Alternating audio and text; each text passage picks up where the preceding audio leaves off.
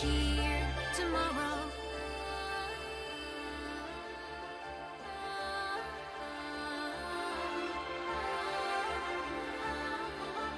Can't you hear the call?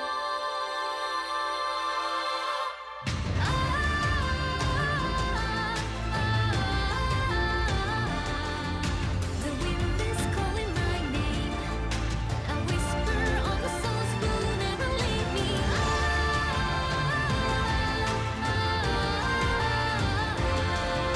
Collect your silver tears. Pray I reappear tomorrow.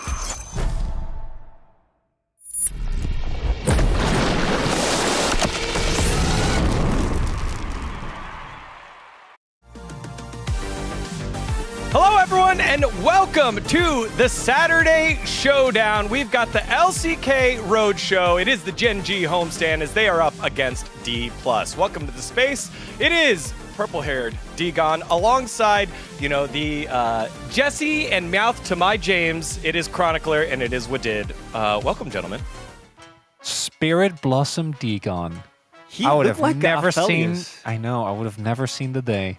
It's unlockable for 6,300 Riot points. Let's take a look at this matchup here, as it is the Saturday Showdown. It is just a 3-game losing streak for D+, and 18 in a row losses here Yeah. against Gen G. I mean, not looking good, Crony.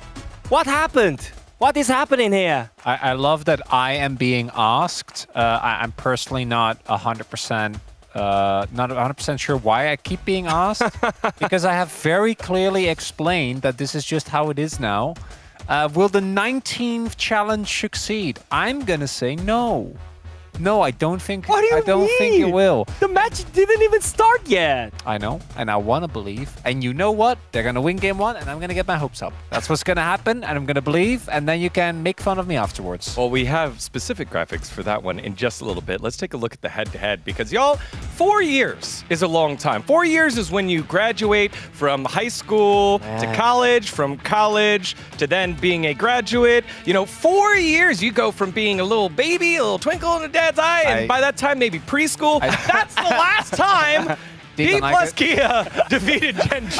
I took 6 years for both high school, and I don't know what you're talking about, and college. Yeah, good old. Well, not all of us are as smart as Chronicler, and that's why. Wait, all no, of it's his the predictions are opposite. correct. There we go. Here's what I was getting to earlier. Oh, man. D plus Kia. Here's the breakdown of all the different ways they've lost, because you know there isn't ways to break down how they can win because it's only been 4 years of losing. Many of the time, it's been this one, the one that Chronicler's talking about. Win game 1 to give false hope. Lose game 2 in a heartbreaking fashion. Lose game 3 in another heartbreaking fashion. 9 times, 6 times it's been that way. Does that mean that they only have 5 good champions, and then after that you're out? Like, what's happening? It doesn't matter. It doesn't matter what doesn't meta it matter? is. It doesn't matter what situation. You know, one of those free twos was the Atlas Hairbet. The other one was a quarterfinals at Worlds. I was there for both, and I was believing for both, and they're never gonna do it again. It's never happening. Oh, I I think today we're looking Can't at be like that. even though I think DK have looked really rough in their latest 2 series, I am expecting just a classic 2-1, maybe a 2-0 if they don't kind of get it together compared to where they were before. Yeah, I mean, what makes really hard about this matchup is I think especially from mid lane, I think mid lane had to have this like so hard after 2022. It seems like it, yeah? Yeah, you notice a little difference. World Champion 2022 Showmaker, World Championship Finalist 2021 Showmaker, and then it's been all Chovy all the time against Showmaker. Yeah, Showmaker was kind of a big ball of fire, just come smashing in, burn brightly. But Chovy has just been slowly building up year over year over year. And he was already good when he debuted, but he just keeps getting better. And for Showmaker, I am looking towards his performance improving. I think he has been one of the biggest issues that we've seen so far. Yeah. When it comes to the individual performance on DK. Yeah, I mean, he's known as a large champion pool mid laner. But right now, I don't feel like he can play one single champion good enough. Right? So that doesn't mean that you have a large champion pool. That means that you actually have a small pool.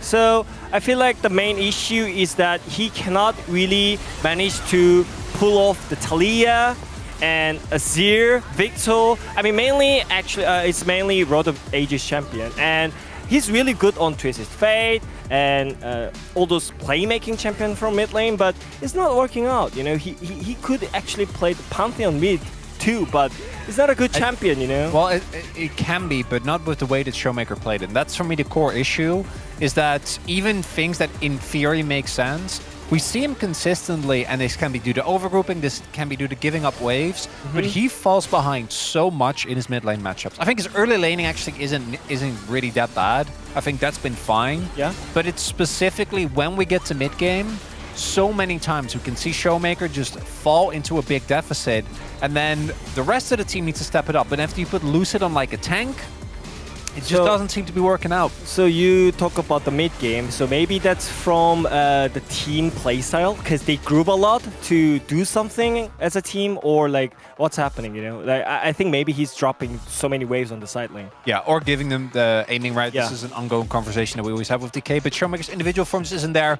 We haven't mentioned Chovy yet, because Chovy is the best player in the LCK, and it's not the world, particularly. probably. Yeah, in the world probably it's not particularly close. I don't think it's probably he is the best player in the world. That's not a Well, controversial we also thing. have Zeus, so Chovy is better than Zeus.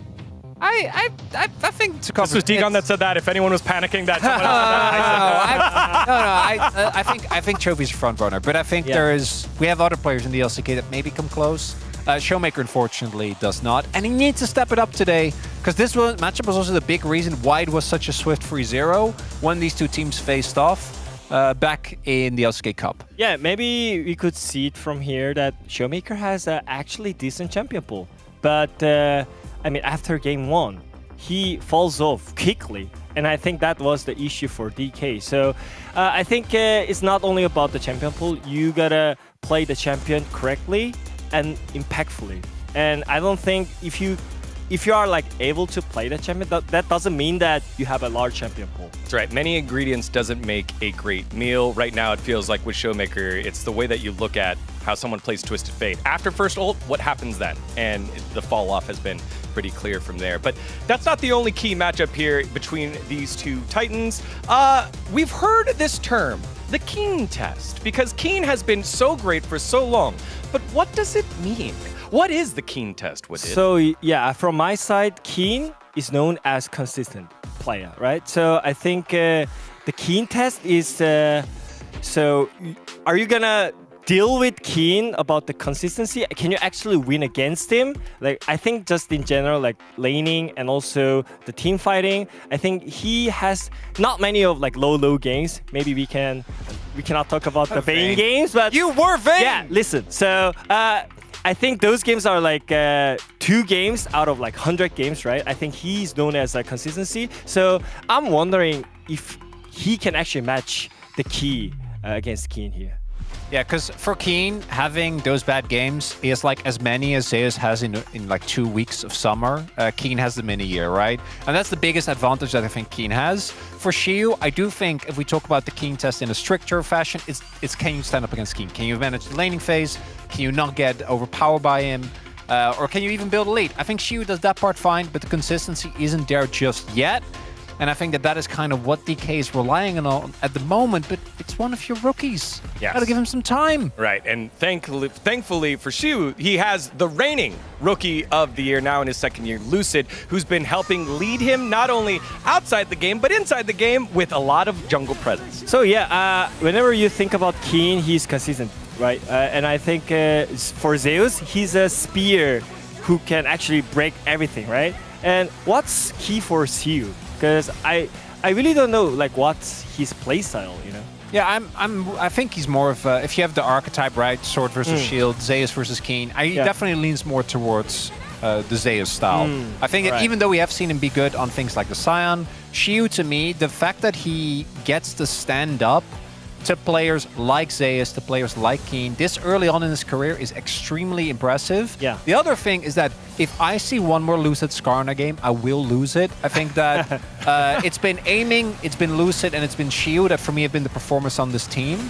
And I'm happy with Lucid playing towards either of those lanes, really. I know it's mostly been top focused, but I do not want to see him anymore on something like the Skarner. It just hasn't worked.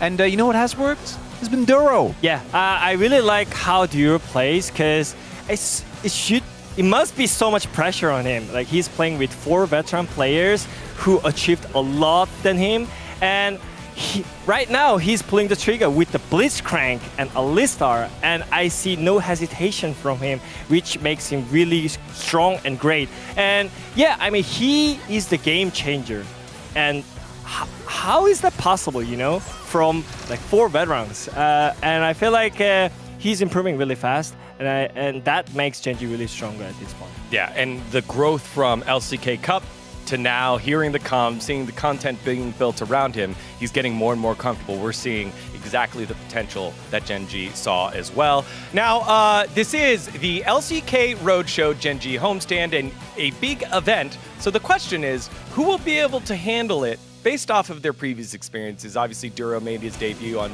DNK DRX last year here in Lol Park. Shiwu made his debut here this year in Lol Park. And Lucid got to go to the Riot Games Arena in Berlin for Worlds, but Yeah, let's really not not talk a about huge that. venue. How does this change things up here? Also not a huge performance. All right, so I have some experience in big venues, and I think the Do you? Do you know what it is? Really? Go ahead. Let Come on, all right. brag. All right. Brag. So I think. Whoa! Oh, the old pictures. Is that the greatest of all Yarnan and time, right next to Perks. Perks? Yeah, Yarnan and Perks. Right next to Perks. Yeah. Yeah, that was actually semifinals at Gwangju Worlds 2018, right? Sorry. Yeah, I know. So many of them get mixed up. Yeah. So yeah, anyways, I think the big issue is that you gotta handle the vibration and the I don't know, the air pressure. You know, you can actually feel people screaming at you, and then after you land some skill shot, they're just like going crazy. You know, like so you can't really actually manage to communicate the detail things. You know, like all you can say is like go, and like oh my god, I hate it, guys, let's go. Like all the tension is like so high up, so it's really hard to focus up. You know, in the game, so you gotta deal with it. You know, maybe after game 1 you feel fine, but for game 1 it's really rough. All right, it's going to be super fun to keep an eye on the player cams on all the players over in Suwon for our game number 1, or series number 1 today. Let's take a listen at what the coaches had to say here in today's matchup, where Coach Kim saying it's always been a close battle against D+. He's a knower. He's aware it's 19 times. They're going for 19 times in a row. I know we could lose someday, but with so many fans watching, today won't be the day that we lose. On the opposite side, Bengi going with, if we can win in a moment like this, I believe we'll gain even more from it. I want to end the challenge today so it doesn't drag on any longer. It doesn't drag on any It's longer. like I cannot deal with this. I need this to end. So yeah, Bengi struggle. so you gotta find a way. Yeah. You know. What is the plan? But so we already know. We talked about this a lot. You winning game 1, that's a mistake. All right. That's not gonna work. So let's do not win a game 1, but Okay. so you play against Genji, right? And you have to deal with Chovy. The forbidden. So yeah, let's go. Fearless tech. So here's the thing. So it's fearless draft. So if you play 5 mid lane champions in game 1, you can actually ban 5 mid lane champions for game Oh, yeah. 2, right? What is this? So ban Azir, Corki, Ari, and then pick Rice Top, because Jungle Talia, and mid Yone, AD Victor, and Galio. now you might say, but Showmaker can't play Yone. It doesn't matter. That's not the point. That doesn't matter, That's not bro. relevant. Game 1 doesn't Aiming matter. Victor? Hell no. Not a problem. And more important, we know 5 bans don't work. That was tried last year at MSI by BLG. You know, 5 people, they send a bunch of people to Chovy's mid lane. That's not enough. But with Fearless, we have new technologies. We can get That is true. unheard of previously number of bans towards a specific player. Yeah. And Chovy definitely doesn't have a deep champion pool and can just whip outside. So Don't worry about it. you might say this is crazy, but That's what I just you said. gotta do something, right? You gotta do something because they You lost need a new so plan. many times. You need a new plan. Yes. The old plan doesn't work. Exactly.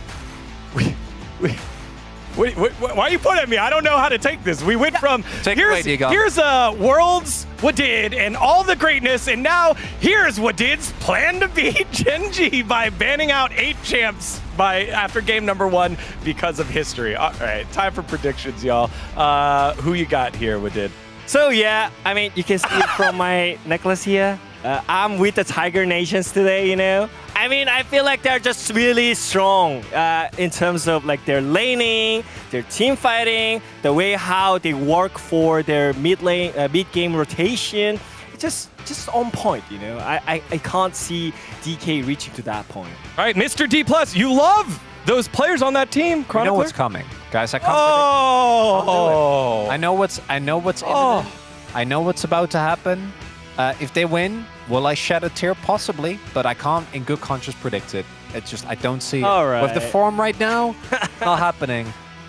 I never want to hear a bro trader Degon comment again because that guy did it. But here we go. Oh my god! Now he's putting, oh my god, the DK Degon jersey. Maybe he's just a green biased. That's what Jesus Yeah, said. mint green, just different shades. I think she's right. It's They're just not green going to biased. be 19 times in a row. There's so much to accomplish in 4 years, and today is the day. It is when no one expects it, and I believe that D+, they've been so close.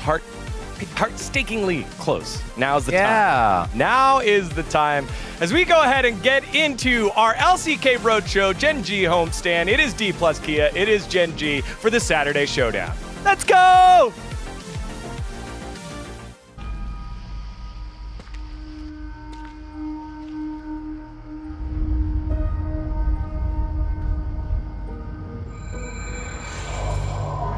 Starting with a whisper,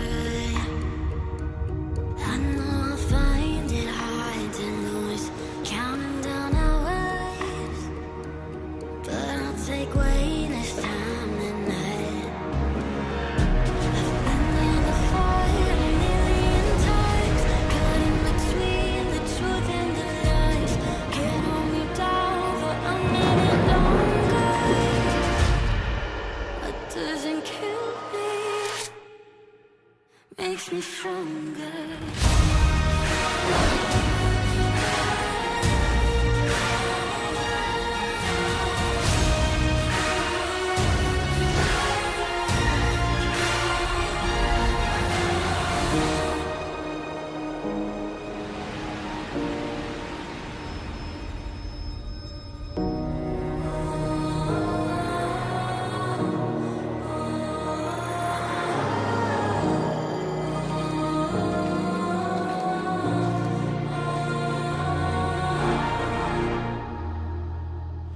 Makes me stronger.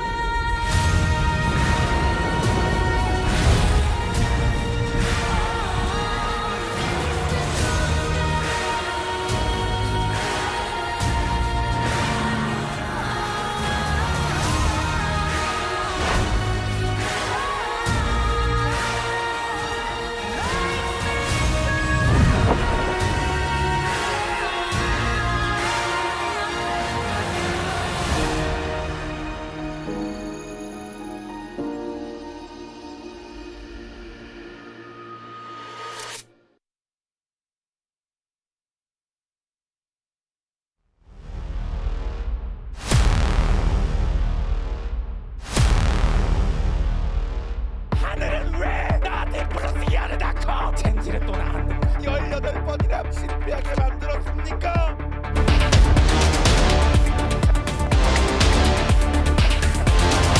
이번 성공도 안 맺고 자꾸 가볼 수 있는 겁니다. 이게 오늘인가?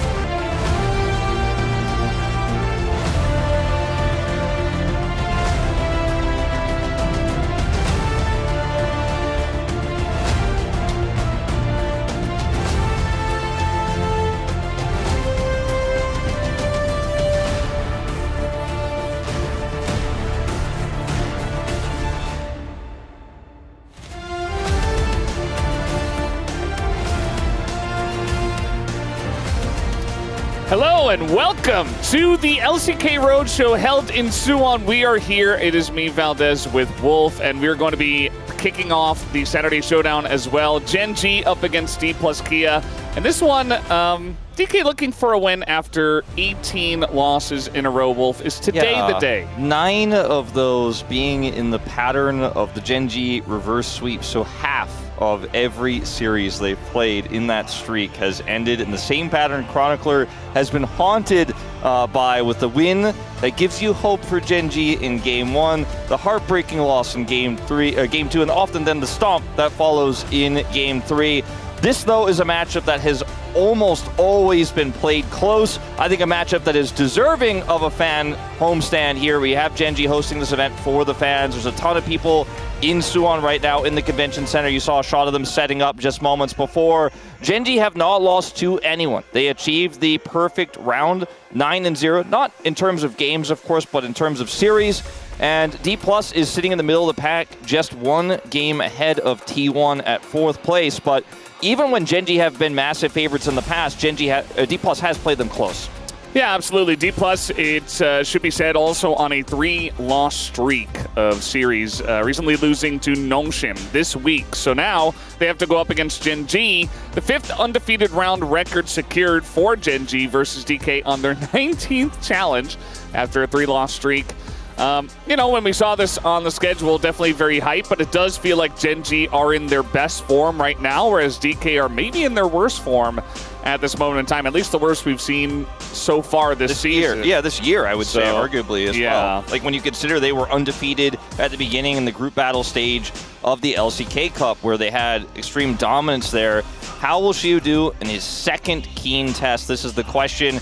You know, earlier they likened Keen to a shield and Zeus to a sword. I was telling you, I feel like Xiu's kind of like a scimitar. Yeah. He's a little curved, and we'll figure out how he does. Maybe he can pierce the shield. Maybe he can find an angle to get past Keen here, because I do think this is a matchup that feels pretty good for D+ right now. It's not that Keen's having an underperformance right now, but he's not really the main character, whereas Xiu is super important. She definitely very important. You know, we had a Pog State recently. It does feel like those two rookies, they're not both rookies. Now Lucid does have a season under his belt, are kind of the ones that are doing a lot of work for the team. Let's take a look at our predictions here as, yeah, so far, 75% going the way of Gen G. Yeah, as of 2:43 p.m., that was about 6 minutes ago. Pretty hefty favoritism for the undefeated Gen G, of course, reigning MSI champions. A team that looks right now just untouchable. A team that is getting 3,000 gold leads before you crest the 15-minute mark and not really messing with their food the way that we've seen Hanwha Life Esports, for example, get huge leads and then just kind of drop the fundamentals and have fun. Gen G just are all business start to finish, which is why they've had such dominant wins, even though they did lose that first game to Gen G, or rather to D+, in that first series they played earlier on. And D+, on a losing streak, momentum definitely against them. I think one of the big things that stands out to me is what we did said earlier. Just because you've played a lot of champions in the mid lane doesn't mean you have a large champion pool, doesn't mean you have mastery of those mid champions. And I think that's haunted Showmaker in a lot of their losses.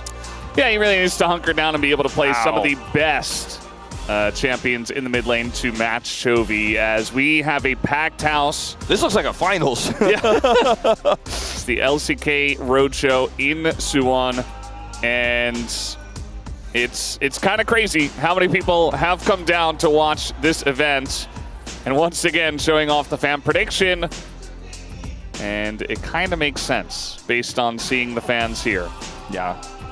A lot of fans here to cheer on Gen G. It's really cool to see that we're having these road shows a lot more often now here for the LCK. We could turn a regular season match that has big implications, of course. These are two titans who have such an awesome history against each other into such a huge event that, you know, Law Park is an amazing venue. It's like the best venue we've had in esports here in Korea, but it's just a local, you know, regular studio, whereas you can actually then push it out a larger crowd like this where everybody can make it, because you know how hard it is to get a ticket for the LCK. They're always selling out. Here, at least you get to have this more expanded audience. There are, of course, D+ fans mixed in there as well, cheering for their squad. D+ coming in as massive underdogs, you have to say, but an upset win here would be Gen G's first loss. And Xiu is going to lead the charge here. One of our best top laners, honestly, frankly, since Zeus' debut, our best new top laner we've had in the LCK. Yeah, it definitely does feel like that, and there are a lot of ways that make this team, you know, tick, makes them actually work. It feels like their bottom lane also very strong at the moment. I think Aiming and Barrel are playing quite well. Really, the one issue is Showmaker. We'll see how he does play tonight. Lucid also up there in terms of junglers, so you really got to give him credit, as Lucid's like, guys, did you pay attention to the rehearsal or not? Lucid's ready to be a star, man. He could be a cast trap for this. He knows where the tape on the floor is. He's like, yeah, clearly right there, not where you're standing. Don't stand so close to me. It's so perfect because of the way it's set up is they're all standing underneath their panels with their names on it. D+ here, I do think, could be prime for an upset. Maybe the 19th time of asking is the time where they get it done. But on the other side, the unbreakable, unshakable Gen G starting things off with Keen. He's given Xiu his second ever Keen test this evening here in Suwon. And he has just been so stable. I mean, that's what the desk was talking about earlier in the pre-show. It's hard to rock this guy, whether it's him playing a unique champion, which he's done so much in the past, or if he's just playing the most boring meta champion and neutralizing a lane. He always has a role to play for this team, and he plays it so incredibly consistently. Yeah, it does feel like Keen, especially in regular seasons, is just the best. You can always rely on him, and really the only issues I've ever seen with him is when it does come down to really high pressure moments. I think that at this one, though, with all the support of the fans behind you, you shouldn't feel too much pressure. So here's Canyon. He gives us the esports arm cross for his pose, and the Polar Bear is looking for another win tonight. So many fan signs for him I saw already in the crowd. A few people asking, hoping that he gets POM today. Maybe they're hoping for a big interview with the man, the world's MVP, when his team did take that title back in 2020, had dominant performances in 2021. His former team that he's facing now was the team he won it on. He's looking to do it again and take his 10th win in a row here at the LCK. Gives us a nice little wave. And here is Chovy. He is, as our space in the pre-show did declare, the best player in the world at the moment. I don't think that is really hard to argue with. Really, there are a couple of other people you could throw in the mix, even Zeus here at the LCK, but I think that Chovy is definitely, based on what we've seen, better than him at the moment. He's just a player who's got no weaknesses, only strengths. And his strengths are higher than the one strength that you might have as one of the other strong mid laners in the LCK. And when he has a robust team around him like this one, it's so much easier for Cannon to do his job. It's easier for Keen to do his job. It's easier for team fights. And he wants you to step up to his level. Uncle Chovy, he wants you. It's great. He's got a new pose. I don't know if he's actually retiring the Church of Chovy. Probably not. It's not going anywhere anytime soon, at least. Here's Ruler. Obviously, one of the best AD carries we have here in the LCK. Did have kind of a slow start, but I feel like he's coming into his own here and trying to get a bit more consistent. Still has some weird Ruler moments, but still a fantastic player. I saw an interview where one of the reporters asked him, oh, your team is undefeated, but you still have had some shaky moments. I feel like you're still not playing that well. And he just paused and he said, who said that? And I'm not sure if we're watching the same, if you guys are watching the same game that I'm playing, and maybe they didn't watch the games. He's super confident, even though his consistency, I feel, in my opinion, hasn't been there 100%. I think he is definitely back on track right now compared to what he looked like in LCK Cup and at the beginning of the season.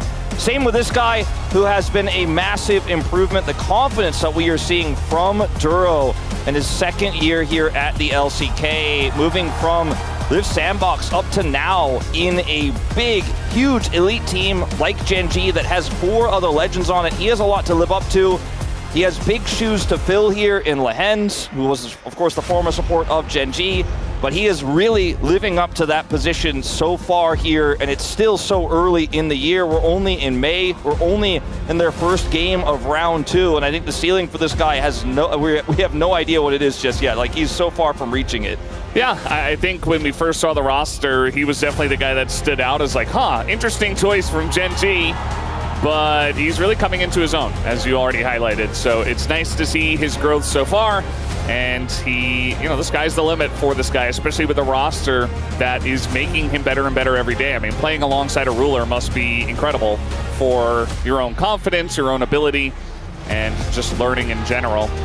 So here's Gen G. All eyes around the world are on this team, because when you are the best, when you have Chovy with insane deathless games, insane KDAs, the streaks that he's had, and no one can touch you in the LCK, it feels like everyone is waiting because they're hyped to see the best League of Legends potentially the world has to offer, but also those out there waiting to see when you will fail, when will you make that first slip up, when will Gen G lose their first game. There's an immense amount of pressure, and every time the streak gets longer, you can feel the pressure build up. So even though right now they couldn't be in a better position, this is a tough matchup here against T+. It's a different environment for a player like Duro, who doesn't have the same sort of roadshow experience as the rest of his teammates here. A big test for him here, and he's up against a man in the bottom lane of support who has seen it all, has won multiple world championships. So I really feel like you couldn't ask for more out of a Saturday Showdown here, Valdez.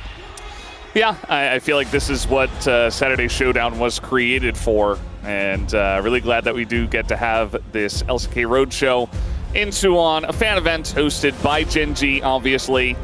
And I liked our little segment where it was on the pre-show where it was like, who can handle the lights? Will Duro be able to? Will Xiu be able to? Will Lucid, who already has a year under his belt and has international experience, will he be able to get it done here? Part of where Lucid really impressed me was actually up against Gen G in his first year in the playoffs where he had that one Lee Sin game. I'm like, man, this guy just doesn't feel any pressure, actually. So I think he'll be just fine, personally. Yeah, the LCK arena is quite large. Even the Challengers Arena, the multiple ones that Duro has played through in his career, are pretty big. But when you sit on a stage like this, and you look just past your monitor, and you could see a sea of fans. I mean, there is just so many, and they all want you to succeed, but they all have high expectations of you. The feeling is just so different. And, when you go into the LCK, when you go into LoL Park, you do that twice a week. You do that for an entire year. For some of these players, you've done it for 5 years, plus. And for Duro, he's now going to come to this big stage, and he needs to keep his calm. He needs to keep his confidence. But his confidence now has been so high that I'm not worried about him, to be honest. We could talk about it narratively, like what does it mean when he's on stage? Like, is he going to choke? Is he going to freak out? Is this much fan pressure going to get to him? Right now, my gut feeling is absolutely not. I think he's going to rise to the occasion. I think this is going to be an amazing series. It absolutely should be. The one thing I don't want it to be is a 2-0. Even if Gen G does end up winning, I hope that DK somehow get a game. If it happens in game 1, then we can just follow the pattern, and probably it just goes game 1 DK, and then Gen G take the next 2. I assume you did predict Gen G. Yeah, what would I did. If you had to give a score prediction right now, what would it be? 2-1. 2-1. You still? Yeah, I would definitely stick with the 2-1. Yeah. I think I'm going to go with the Gen G 2-0. I think this team looks so dominant right now. They also have side selection here, so they've chosen blue side. I believe when D+ beat them last time around, they had blue side since they were, of course, the home team at that time. In terms of the round robin system, before we move into round 3, each team gets side selection once in that system, just like the old LCK splits used to be. So as we move into this first draft here, we'll see if they employ the strategy the desk was talking about. I don't think they will. I think it was a very fun idea, but I think they're going to have to ban Vi because they are on red side, and Vi is not allowed to be played in the LCK. That is just how it is. Yep, Vi is not allowed to be played. We've seen a lot of other bans like Gwen, Callista, stuff like that from the red side especially. Just want to deny it. And yeah, the desk immediately after the pre-show was like, yeah, this isn't going to work because then Chovy can just play anything else. Like, he can play Wei, he can play any, Orianna, he can play a lot of other different stuff. He can play Cassante mid. It won't be the top, that's true, he can play tanks. It won't be the top of the line in terms of tier list, but I think when it does get down to lower tier picks, like Chovy will still have the advantage. So yeah, let's not forget that Showmaker loses all those picks too. Yeah. If they did go for that type of draft. Xiu has had so many phenomenal games of Ambessa. I feel like he's really pushed the limit, the boundaries of this champion. And even though we're not super high on it right now as a pick in general, especially with some of the other top picks it's picked into, I feel like Xiu does deserve the respect that Gen G are going to show here with He's the only one, I think. Yeah. Not even Keen. I don't even want to see Keen play this champion. If there's one person who's allowed to play it, it's Xiu. So I think banning it is actually smart because not even Keen wants to play it, right? Just get it away. Take it away. Yeah. So we don't have to see it. With the Gwen ban here, we'll probably see a Jace ban to follow, unless they want to just let Keen have it and they have an answer, which I would not suggest. They will take that away. That was a lot of strong picks left up and available here. Even the Azir, I feel, is first pickable in a situation like this. The Rumble is the top pick in the top lane right now, and will be hovered here by Keen for the moment. I think it's a wise choice. I mean, Callista and Varus, you banned them yourself. Feels like a very safe pick here. Very blindable. Showmaker will snap up that Azir, it looks like, in return. And we may just simply have the Azir Talia handshake here in game 1. Yeah, I wouldn't be surprised at all. Chovy's Talia has been disgusting. He's on I think he's on a 15-game winning streak with that. He hasn't lost since 2023. It's something ridiculous. We had the stat last time out, and he's going to get a chance to play it. There's no reason really to not play it here. Lee Sin will not be played. There's a lot of other stuff you could pick, like Zhao. Yeah. Poppy, also very high tier. But Azir Xin Zhao just feel like kind of the 1-2 we see very often. The Xin Zhao win rate still hovers at close to 65%, which is just so insane given its prevalence. And the Fury will be locked in here, not with the Ahri, but with that Talia we mentioned. So a lot of burst potential here. And it's very good into Azir specifically because you can go untargetable when Azir tries to peel away with his ultimate, and you can also bait his ultimate out, and there's a lot of cool stuff you could do in that matchup. So I do like this. We've seen so many ranged tops played into the Rumble in the past. Keen also been a Ryze enjoyer, but I don't know if it necessarily fits the bill for this composition. I like the Ezreal a lot more. There's no Kalista, there's no Varus, but we're going to see the Ornn lock in here. Now, this is not a champion I really associate with Xiu at all, but it's going to give them so much scaling later on with the ornaments to come through. And it's a pretty, you lose the lane to Rumble, but you don't really give up too much by playing this Ornn. It's difficult to dive. Yeah, it was a very common counter pick into Rumble. Not really a counter, like you were saying. It just feels like it handles it well, like a neutralizer, especially before it got nerfed like 8 times. But even now, I feel like it is an answer. It's just funny that we see it this early on into the Rumble when there are a lot of other great picks, like the Aurora, like the Ryze, that he could have gone into, but elects to go for the Ornn. So definitely, I feel like the biggest surprise so far of the draft. Ezreal is a no-brainer here, considering they already have the Fury Talia in this comp. So, that's what you lose by grabbing the Ornn, which makes the Ornn pick a little bit more puzzling, because I don't know if Gen G would have been able to figure out that you were going to play this anyways and ban it away from you. And now they've lost the Ezreal here. So it feels like a slight misstep in draft. Maybe D+K considering some other options, in fact, other than the Ezreal for this bottom lane. I mean, in the past, we'd see a Jinx in this composition. I feel like it could definitely work here for aiming, even though it's less commonly played these days, especially by him. But, you get the reset, you pop off later on in the team fight, scales incredibly well, does well with the ornaments. It's one of the best scaling picks, I think, available that Gen G could ban. Also, you could take the Zeri away. That's the other option. Yeah, the other thing is that aiming is fantastic at MF, but the MF doesn't fit as well with the Ornn as the picks that you highlighted, Wolf. So I think that's a good idea. They're going to ban the Kai'Sa instead. Kai'Sa can also be a huge menace in the late game, but there's just too many things to ban, right? You can't ban Jinx and Zeri and Kai'Sa and, MF. They banned Nautilus here, so maybe they just do take the Zeri, in fact, and feel comfortable to do so and leave that counter pick for Beryl. So he has a safe lane here with the Zeri to make sure that aiming doesn't have a rough time, and also potentially a pick he can roam on and start to impact the lanes. Alistar will be the choice, though, going for the upper echelon, the tier list pick here in the bottom lane. Alistar is just really not comp dependent or lane dependent right now. It doesn't feel like, sure, you can lose out level 1 pretty easily, but you don't get as bopped as you used to. So yeah, I feel like it's okay. It's a classic barrel pick as well. 2019 barrel Alistar is fantastic. Xayah brings it back. Feels like she's in such a good place right now. Like we were big Xayah doubters for a really long time, but I actually like both the Xayah and the Jhin here work well with the comp that kind of dives and has that single target blow up. Jhin can follow up from far away. Xayah follows up from short range, but actually does a ton of damage later on in the game. Jhin is going to be a little bit tougher to pilot if you lose control of the game, but let's be frank, Gen G doesn't do that very often. There's not a whole lot of Gen G with a gold deficit, around 15, 20 minutes into the game. Well, game 1 might be where they do it, but, we'll see if that comes back to bite them. I think it's a pretty safe Zeri angle here. It feels like you should go for a hyper carry, but I also wouldn't be surprised if he just locks in maybe his best AD carry at the moment. The weird thing about Misfortune that we've learned, and like you said, it's his best pick so far this season. He's done insane numbers. He had the double quadra kill either a week ago or the week before on this pick. And what we've learned about Misfortune is initially kind of our thoughts on Misfortune. If you look at, they've got Rel, they've got Nefiri, they have the Talia. It's just too risky. You'll never get to channel that bullet time. But they've got an Ornn, they've got a Xin Zhao. And oftentimes, if you all pile onto, if the enemy champions all pile onto you while you're channeling bullet time and the MF dies, they all took bullet time damage while doing so, and then you win the fight with your secondary carry, who's the Azir in this case. So I actually do think this can work incredibly well. The fact that there's always this cone of damage you're going to have to deal with while you have to deal with Emperor's Divide, while you have to deal with Call of the Forge God here, even though it's not a traditional hyper-scaling AD carry, it is fantastic for team fights with the setup they already have. I kind of lean towards D+'s draft, to be honest, a little bit here. I think his scaling is pretty intense. I mean, in terms of making space, everybody does it on his team. So I think Gaming is going to have a ton of space to really rule the Rift with the MF. But Ruler's Jhin as well has been so impressive. He's one of the first guys that really was playing it consistently and has built up to about a 70% win rate for Jhin so far. He's 13-6 the pick, not ruler on it. Hasn't played 19 games of Jhin, not yet.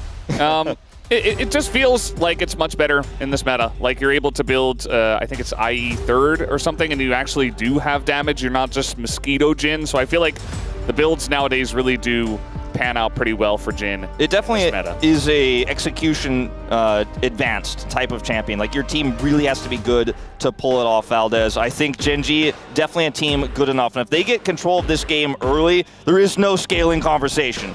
There is no scaling conversation. They do have boats loads of damage as well. We are ready to hop on the rift for game number 1.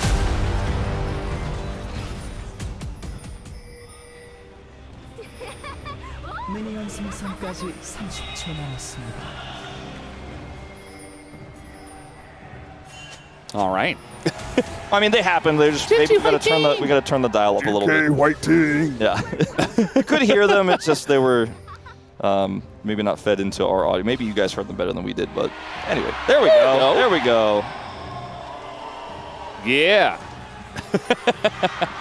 The Korean commentators who are also here with us, they knew to wait. I guess we'll give it a better try in game 2. We got the timing down. We're ready. All right, here we go. This is exciting. This is really a big match. You know, one that I've had circled on my calendar for a while, but now that we're here and it's actually real, you know, it feels even more exciting than I could have imagined. This draft here feels really strong for both teams. And we've seen so many botched drafts in this season of the LCK, but usually not with teams of this caliber. I'm happy to see that's, of course, remaining true here in game 1 of our Saturday Showdown. Alistar going to struggle here at level 1. We're going to try to get that 4th shot in. Just put the pressure on. Oh, nice headbutt. Just out of the brush. Looks like he placed a ward right when he knew Duro would come out of there. Aiming still flashes, so yeah, still a big win here for the side of Duro. Pretty interesting. Maybe not on the same page, those two. Maybe the nerves, you know, this early on, flashing at a minute and a half of the game is questionable. Yeah, at level 1. That's going to feel real bad here for the Misfortune. Not the end of the lane or anything like that, but feels like a freebie if you're Gen G. Yeah, especially at level 1, this lane of Jinrel is going to bully quite a lot, but getting a flash is just a huge bonus. Mid lane, it does look like Jovi is winning against Showmaker so far. Top lane, looks like she was doing a good job of pushing that one in, so at least DK have a little bit of pressure up there.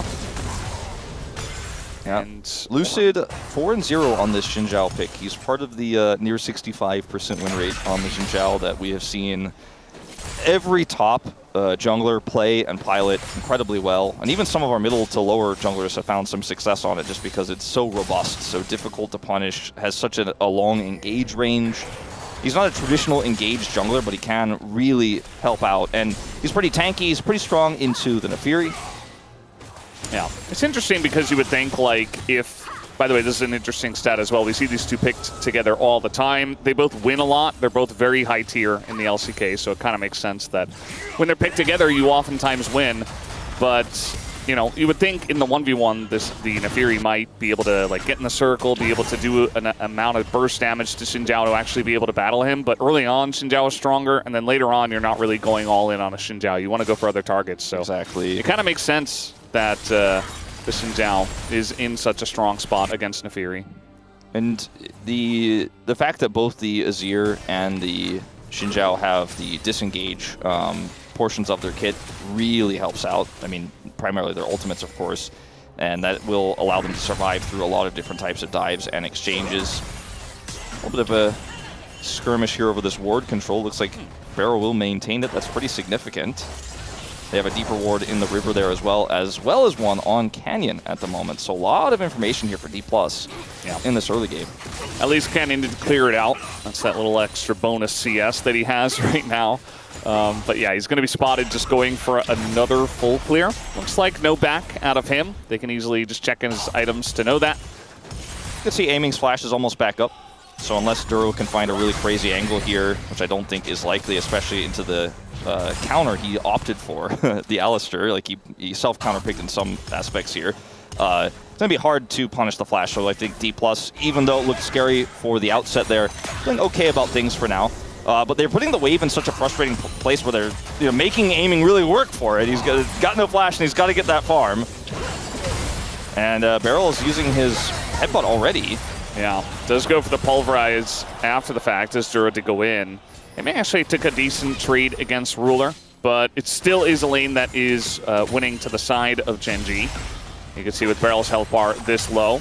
Looking for his trample here as he goes in onto Ruler, and the Sun is actually going to hit onto Duro, but he gets the flash out of Ruler, as Ruler does have to respect that. So actually, does feel pretty good for the DK bottom lane. Yeah, actually going to miss the flourish there as well, so not quite actually able to stop the back. Feels really nice here for D+, and this is while Luzda's taken the Dragon on control vision here, so everything in the bottom side of the map going very well for D+. They also have a ward on the outside of the pit just in case Canyon decided to drop a ward in to see if he could go for the 50-50. They really did account for everything in this early game. We mentioned the neutralization power of Ornn in this lane, so he already has his Negatron Cloak online, so tons of magic resistance already picked up. You can just have for free because of Ornn's passive, and is actually starting to push the wave in. Canyon will look for the cross map here on the Grubs. Both mid laners have already used their teleport, so with the walk back to lane here, I don't think we're going to see a fight, but down here, Vision Toggle. Yeah, Ruler stuck around, and you know what? He is going to be punished for it quite a bit. Can they get the kill is the question. Stun comes in, and barrier is used, and that will be enough. But now Ruler, no flash, no barrier, and sticks around for the wave, and he gets punished for it. Yeah, and they had control vision on the Tri-Brush. They had vision around the Dragon Pit. They knew Canyon wasn't anywhere nearby. This is really good shot calling here from Beryl. Finding these wraparound angles and punishing this flashless Jhin.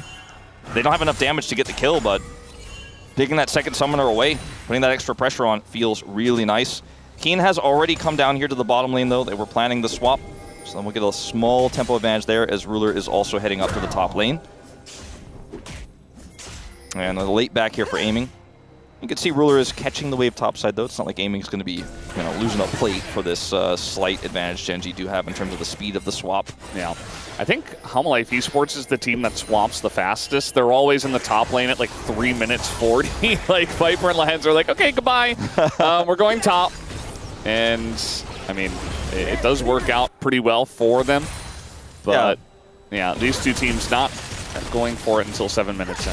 Showmaker really hasn't fallen prey to any of Chovy's attempted shoves or any of that. Has been very stable in this laning phase, even though Chovy's built up a decent CS lead. It's not like Showmaker's under kill threat or anything like that. Not very many opportunities for Canyon.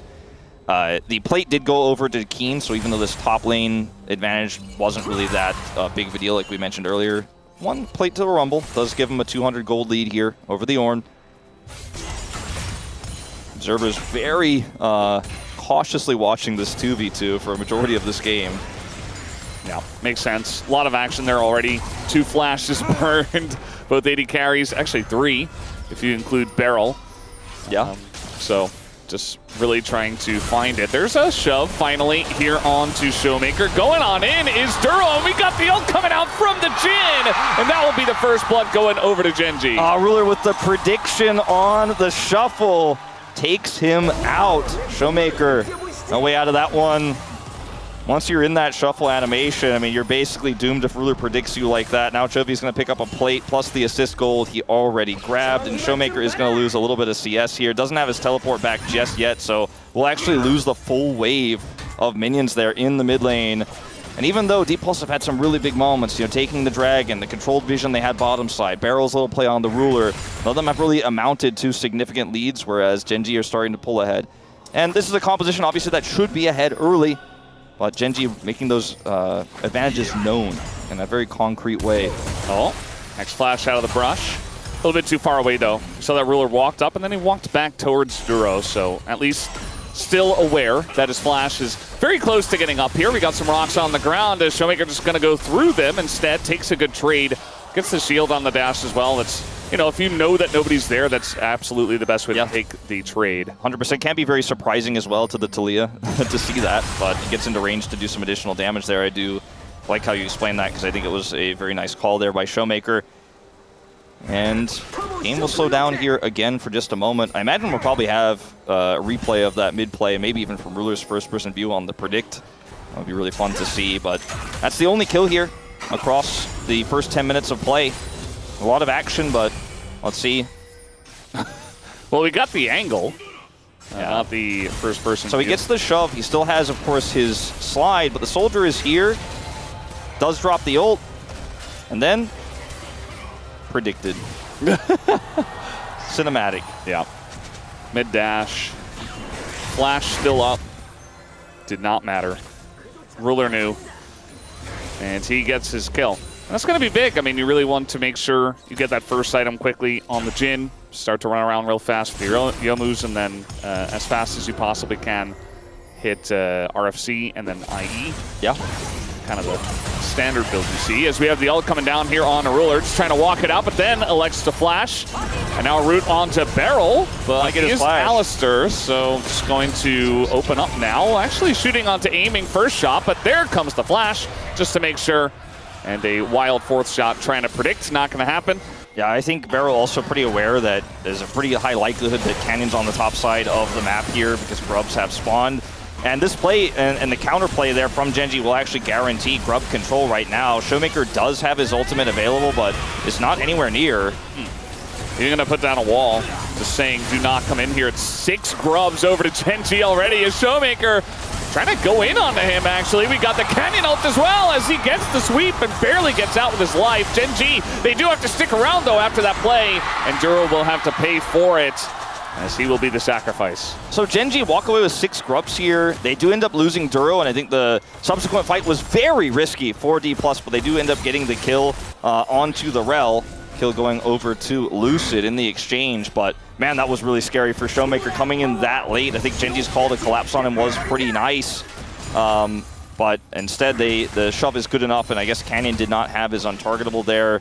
Did end up escaping anyways, and they just leave the Rel, sadly, to die. We'll watch it again. As Showmaker comes over here alone, and I'm thinking, oh, okay, there's no Weaver's Wall, but you're alone, and they have so much engaged here. You see the Fury ult come in right away. The ult from Showmaker pushes Canyon away, so he actually lives. And then the follow-up here from Lucid onto this immobile Rel who doesn't have flashes. A pretty easy follow-up. Shiu also committed his teleport to join here on the play, and then will clash with Keen in the top lane. But Keen gets teleport advantage out of this. So not a play here for D+ where everything goes the way they wanted. And it's still 6 Grubs here. On the other side, it's going to hurt, and Azir would have loved to have some of those for some side lane pressure. Just not going to see any side lane pressure from them. You see Gen G is sticking around this Dragon. It is the next objective that they could get, would give them their first feat of strength. And you see DK, they want to fight over this. Lucid's already over the wall with the Blast Cone, but they don't really have a ton of pressure. Could see a 4-on-4 here. Even a 5-on-4, though, because Keen does have teleport advantage on Shiwu, so... You see up in the top lane, if you look at the mini-map, Shiu actually trying to follow him through the jungle and trying to deny the TP from coming through. We'll see if he can do that, but now the engage comes in from Duro. The TP does get off, and DK are just going to get away. They do get away with their lives for now, but now Barrel, he doesn't have his flash, and down he will go. It's an easy pickup here. Another kill for Ruler as well. Duro, another sacrifice from him as he goes to the right instead of just down. And, well, he'll go down. I suppose, but X-Tech Soul. X-Tech Soul here, picking up this Dragon feels really nice for Gen G now, especially knowing the Soul.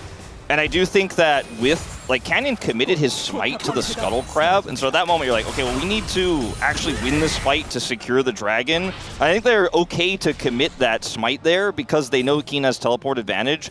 And you mentioned, you called that right away, like, if this teleport gets interrupted, this fight could look different, and unfortunately they're not able to find Keen, so he does get in here. It's Duro's engage, though, that's the most important part of this. They do flip back onto him, but look at how much control Gen G now have, and this is the power of Jhin. You just can't get away. There's no escape. You can follow up on anything. The bullet time does kind of keep Duro out of the picture. He can't actually rejoin his teammates, otherwise he would have burned down by the bullet time. Does end up giving the kill over to Lucid. Both kills in the game here for D+ are Lucid's now on this Xin Zhao, because we have a lurking jungler. I see that pet. Yeah, we see it. Keen doesn't, and he doesn't have flash, so that's part of the reason. You know, you got flash, you got ult here for Shiwu. Could still try to make it happen, but there's a ward here. I think Keen sees it in his mind's eye. I think he's aware that there's a pretty high chance and isn't going to overstep.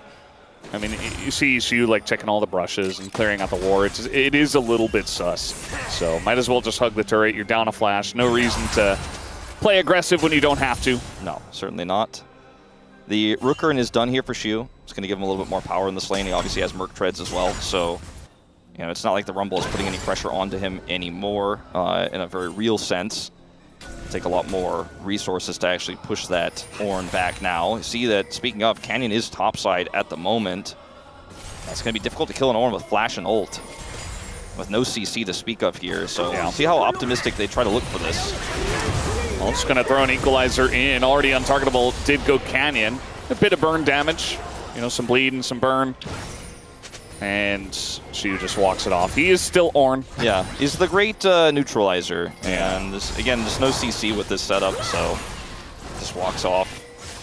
Showmaker is getting some alone time down here in this bottom lane, but doesn't have grubs, as we called out earlier, even though he has the Nashor's Tooth. So I think that Gen.G with Chovy down there pretty happy with the situation. It's a pretty even game, though. 500 gold is not the average for Gen.G at 15 minutes. Usually getting towards like 3,000 in most cases. So at least D+ are staving the pressure off because they have a composition that scales really well with ornaments, with the Azir, and they have so much zone control. We saw it in action on that last Dragon fight. That's why they end up getting the exit kill there onto Duro. Yeah. I'm a little bit worried with nameplates on, though. There is a lot of pressure on Showmaker specifically to be the guy who carries in the late game with an ornament, with the Azir. He's been slumping. Just putting it straight, right? Yeah. He hasn't been having the best time, so he's going to need to perform at a very high level to carry his team, whereas Gen.G have a lot of threats, especially this Jhin, as now Lucid is getting incredibly low, but Duro also is burning down, and that's a Xin Zhao. You don't want to engage onto that, and now a big bullet time to force Gen.G away. DK in a pretty good spot, some low health bars, but they're up 5-4. Maker still has his ult. Yeah, equalizer in 5, which unfortunately not the best timing for Keen on that one. A fourth shot to come down. He's going to miss, actually. Equalizer is thrown in. A root on Shiwu, but that is an Ornn. And DK get away with the eye and the win in the fight. Beryl ends up getting Chovy's flash as well at the very tail end of things. It's a third death for Duro, so D+ already starting to win team fights here. Feeling really good about what that could potentially look like later on in the game because they had the setup there. And we already talked about the zone controls. This could be a dead Rumble. I think it likely will be. Yeah, he is absolutely dead. I mean, there was a ward on the Krugs. I thought he saw Lucid moving over. Maybe he didn't expect 3 people to be coming over. Either way, it's a mistake. With no flash available, he's dead. You can hear the roar of those D+ fans. Even though the crowd looks mostly Gen.G colored, there's still a ton of them in the arena there in Suwon. So big win here for D+. Finally a non-Lucid kill to come across. Let's look at the zone control in this fight. Now, Duro's angle that he takes here is really cool because with the target he looks for Showmaker as well. It's hard to headbutt him away as Beryl, but unfortunately the team isn't quite able to follow up the way he wants to, and that's a Xin Zhao with ultimate. So Chovy can't get the kill on the Lucid here. The bullet time is fantastic, and then it gets a little bit risky here for Beryl, but he decides he wants to go in onto Chovy and avoid these bullets coming out from Ruler's ultimate. Gets Chovy's flash, because remember, Showmaker has his ultimate available, has flash available as well, and Chovy is just not going to stick around for that. They do try to get an exit kill here as D+ leave. They drop the equalizer, but they're unsuccessful. And then expecting everyone to have just backed away, Heen goes up here to push this wave in a little bit greedy, and Showmaker puts his first kill on the board here with help from Lucid and Beryl. And D+ looking very coordinated today. Yeah, I mean, the mid jungle is getting really, really powerful. They have all 4 kills. Lucid has 3 of them, Showmaker has 1. And as Xin Zhao, it's the best jungle on the patch. We also have Azir, which arguably probably the best mid right now.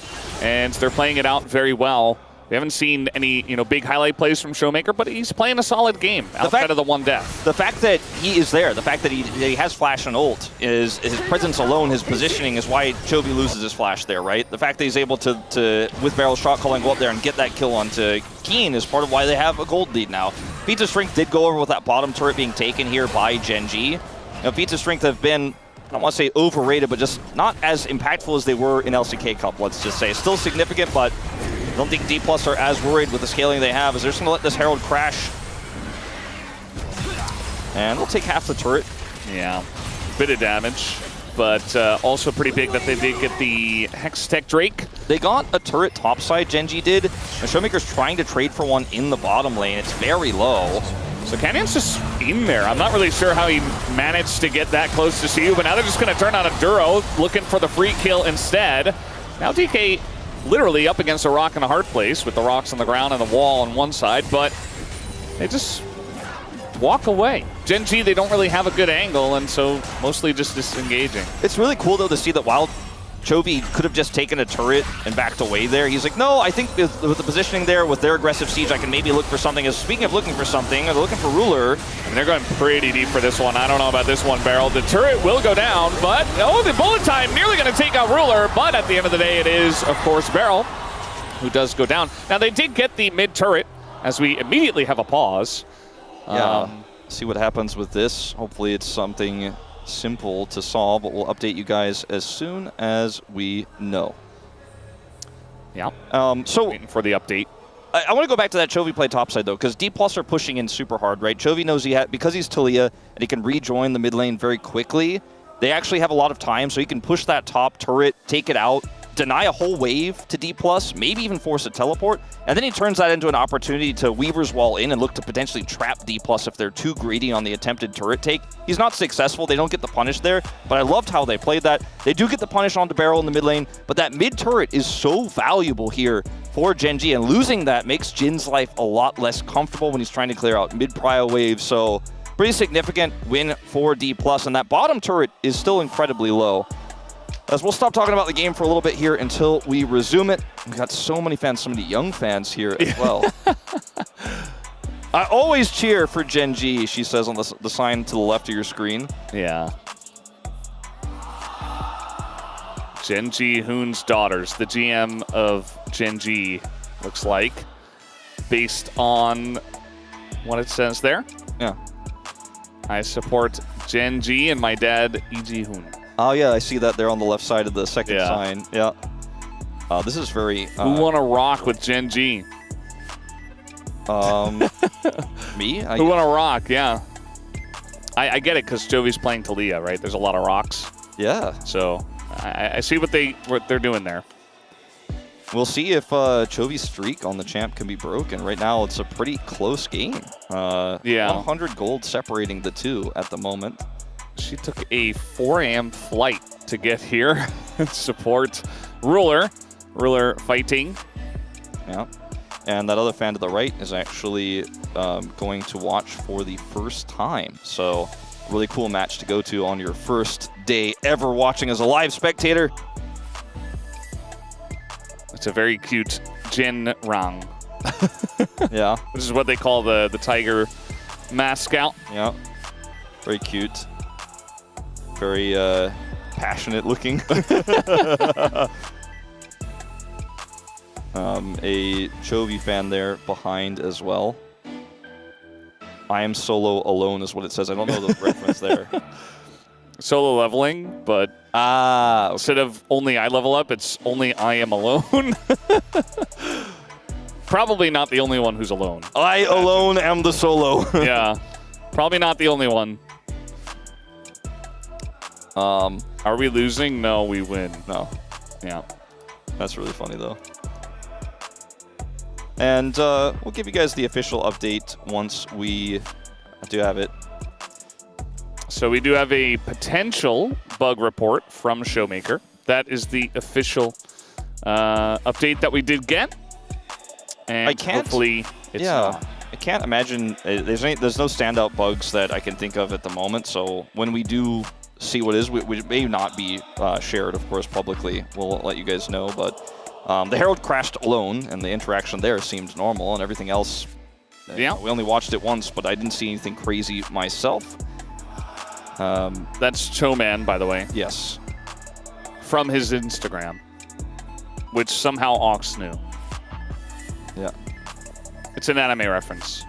I think it's Bleach. It might be Bleach. It does look like it could almost be like sort of like JoJo art, but it looks like Bleach. Yeah, it is. I watched a little bit of Bleach when I was like in early years of high school. I always thought the teasers super really cool for the show, but I could only watch it at my friend's house since I didn't have cable TV. And it's a long show. I just never keep up with it. But the episodes I did catch, I was like, wow, this is really cool. I was busy watching SpongeBob. We do have DRX later tonight up against BNK. Yeah. So should be a fun second match of the night. Could be close, you know. DRX getting that win over Bro Yeah. with some really cool drafting. Do look forward to the next match up of this evening as well.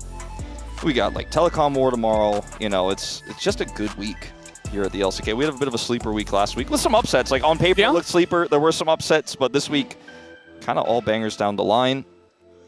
So with things like, obviously, bug reports, there will be a lot of investigation and a lot of checking, so please bear with us if you're just tuning in.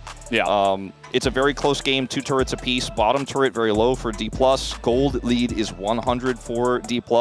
And they just secured the mid turret, but Beryl died in the exchange, and then we had a pause almost instantly afterwards where Showmaker reported a bug. So that is all we know for now. And as soon as we get more updates for you, we'll let you know. But in the meantime, just hang out with us, because you have no choice. That was Solo, by the way. I knew I recognized him, Solo from the Gen G Valorant team. I'm like, where do I know this guy from? He's from the Valorant team.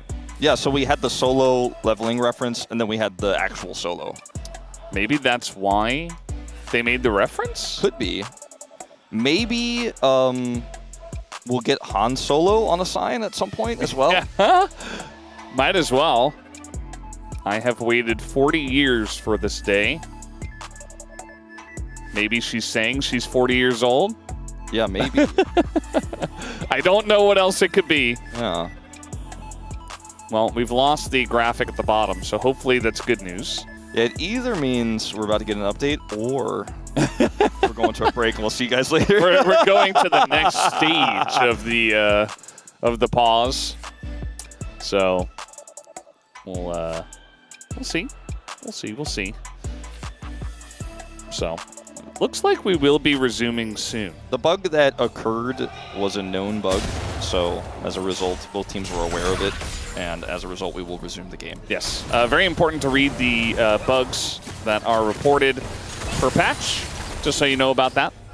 There are forbidden actions with known bugs, and then there are bugs that are just simply known that you have to play around. And every team is aware of them, and we won't discuss the bug here in detail. Maybe more information will come out about it later, but at the end of the day, you know, it was something that will not impact the gameplay because both teams knew about it. And so we're still at this incredibly close game here, Valdez. I'm glad we're finally back into it. That bottom turret, they really want to take it out because the Otacon, of course, spawned in the bottom lane this time around in the bottom river. So we are looking to fight down there. Of course, Gen G already had that first one. His Barrel is alone. Yeah. He's solo. He is alone solo, and he did unlock Hex Flash.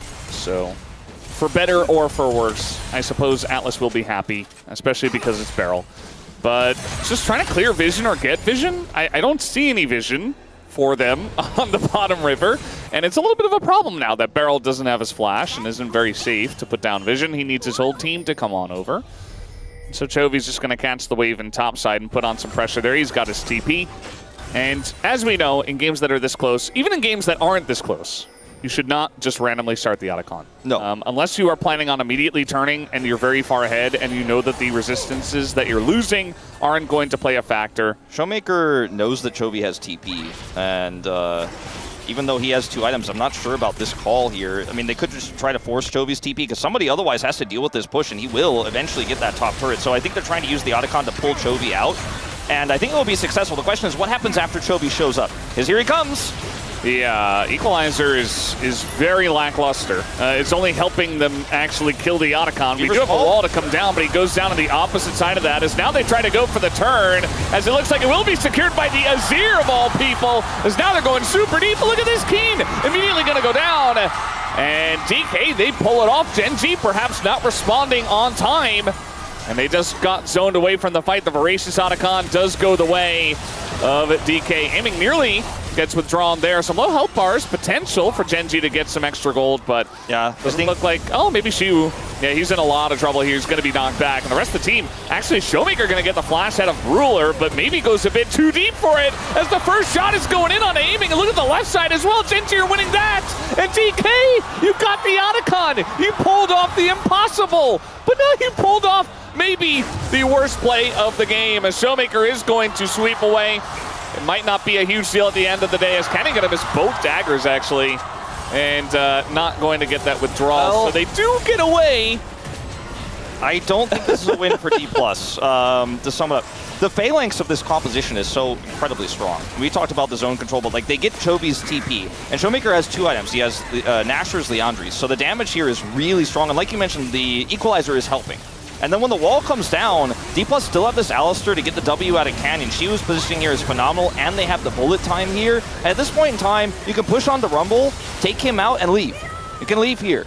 Well, okay, but it gets worse, because it's okay here for Showmaker to get Ruler's Flash. Like, I'm totally on board with that. They clear the way, Ruler steps forward, after aiming ends up getting chunked down. Like, this is fine, but also you could just leave. Now, Showmaker, okay, getting this Ruler Flash, that's the last part I'm okay with. Everyone else is leaving. Get Ruler's Flash, sacrifice Shiu, it's fine. By the way, in live, we're fighting for the streak here. Gen G, they want to go for this one, but Voracious Otacon still up on, it looks like 2 of the members. We have a wall coming down, but that's not going to do all too much. Barrel's just zoning them away. He goes into his ult, and he's like, all right, cool story. We got the dragon. The Showmaker goes in, gets stunned, only catches one, but it's the Jin. It's a massive pick, and now the rest of Gen Z are on the backside, but Toby, a big shove to at least get some of this back here. Lucid has to go into his own ult as Barrel should be going down here. Keen was fighting against 2 people up on the top side, but now finally maybe DK got something going. Kenyon goes in, but a ton of damage goes his way. Enduro goes back in, and that is going to mean that Chovy picks up another kill here, and Shiu is also not very long. Showmaker, what is going on? What are you doing? Oh, he goes back in, and that's going to mean his death, and a shutdown for Chovy's Talia. 2 plays in a row. I'm very impressed by D+. I'm very excited about what they've done. I'm like, wow, you really pulled it off. And then they wanted more, and they should have just been happy with 1 W. They wanted 2, and they got handed 2 L's in return. 1 step forward, 2 steps back on both plays.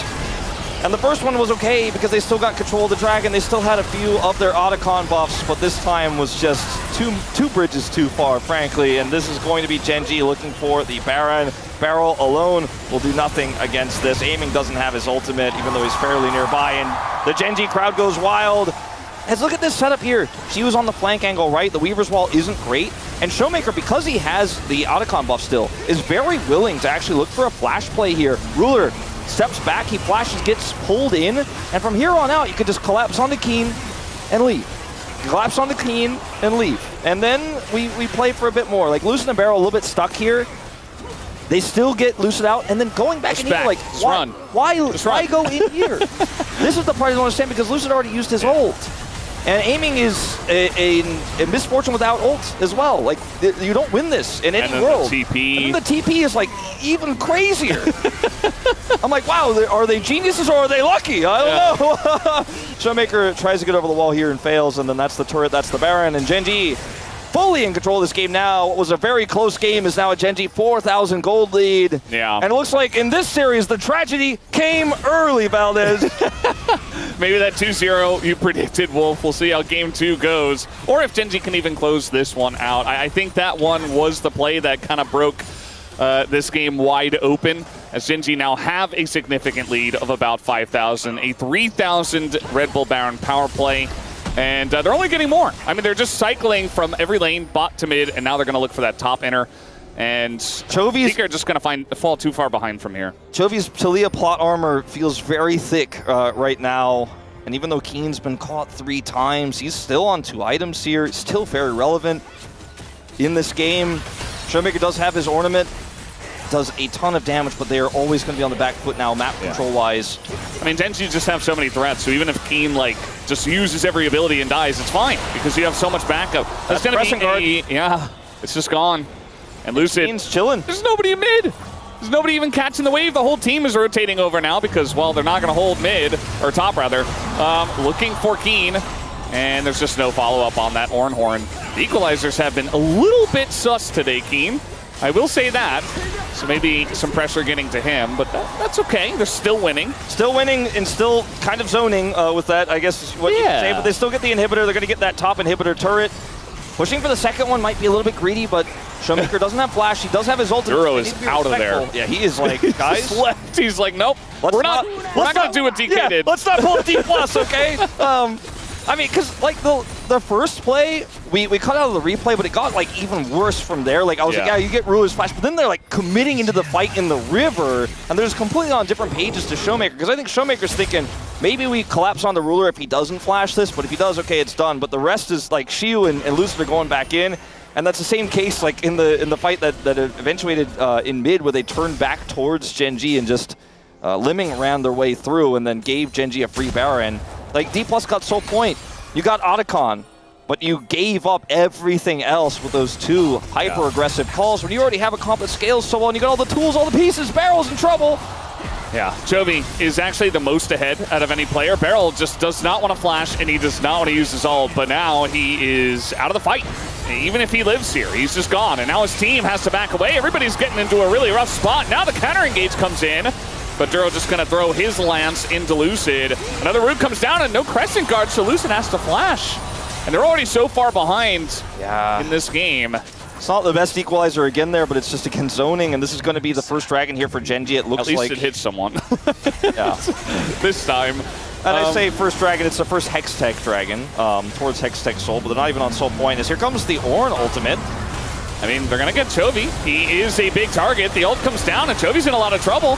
They get Chovy down, but the fight is still continuing. Duro's going in, trying to save Keen meanwhile, as Ruler has a bit of a front line, but Barrel does a good job of zoning, but not quite good enough. Canyon just running Lucid around the jungle, and now he comes out behind aiming like a jump scare. And now we got a couple of tanks here on the side of DK up against 3 carries on the side of Gen G. And Gen G from this far ahead, I think they just have enough money. And they will just plop it on the heads of Lucid and maybe Shu here. As Canyon still on the chase. Meanwhile, Canyon. Ruler just pushing mid. Anthony, maybe you died for the first time at Chovy, but I won't. There's no CC to stop this teleport, but that's still a teleport down here. And he will be able to help potentially defend his base if we see Gen G look for the end. They've got 2 super minions coming through. 10 seconds on Showmaker. I think they'll be happy to take this top inhibitor and then fish for anything else they can find, but they don't have to overextend here. I mean, yes, we are 30.5 minutes into the game. Death timers are long, but it was a bit of a staggered fight where D+ do have those respawns, so don't want to push your advantage too far here. Going back to this one again, it's like, all right, we got the angle on Chovy, we took him out, aiming channels the ult, but Keen's on the back side of this, and Duro actually comes in here and ruins D+'s day, because this buys a ton of space for Ruler, who can now close the gap here. Canyon also running circles around Lucid on the other side of the fight. If Lucid actually just stops chasing Canyon and goes back in, maybe this fight looks different, but he chases Canyon instead, who then rejoins, gets the wraparound on aiming you mentioned, and then from here on out, it's a wallet diff, but also it's a numbers game that I don't think you ever win as D+. But a good start, at least, of the fight, and the Nexus is still alive.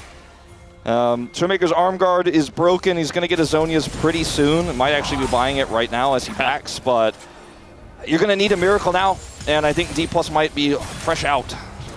Yeah, I definitely did want to talk about items because Chovy, he didn't even go for what could be seen as standard as the third item Zhonya's. You know, sometimes you see players rush for a death cap, but instead he just went for a Void Staff and then maybe into a death cap or a Zhonya. So playing very much the damage game. You know, he was the most fed member, or at least had the biggest lead on his team. Now we got Canyon in a weird spot here. Doesn't have untargetable anymore. Just going to go forward because he can't go anywhere else. A lot of damage done to the outer members. Chovy getting low though as well. Shu not able to do too much with this ult. Finally gets the knock up here on a Chovy, but down goes aiming, and that means that a ton of damage is just gone from this composition. Showmaker's already dead, and so Gen G kind of just get to do whatever they want. Lucid, he's so tanky. He's actually quite fed in this game from his first 3 kills, but he can't do it alone in a situation like this. Oh, he's gonna get denied from the kill on the Chovy as well. He's gonna have his GA by a little bit more time. I mean, they need time here, or else the Nexus is just gonna explode. Like, there's a super minion on the Nexus turrets here. Gen G know that the respawns are coming through. They have several super minions pushing through the top lane, but with the health bars the way they are, they're just gonna settle for a Baron to then push to end after that. As this fight actually looks a little bit okay here for D+ at the initial outset because Canyon already uses his untargetable. They collapse onto him. And the equalizer.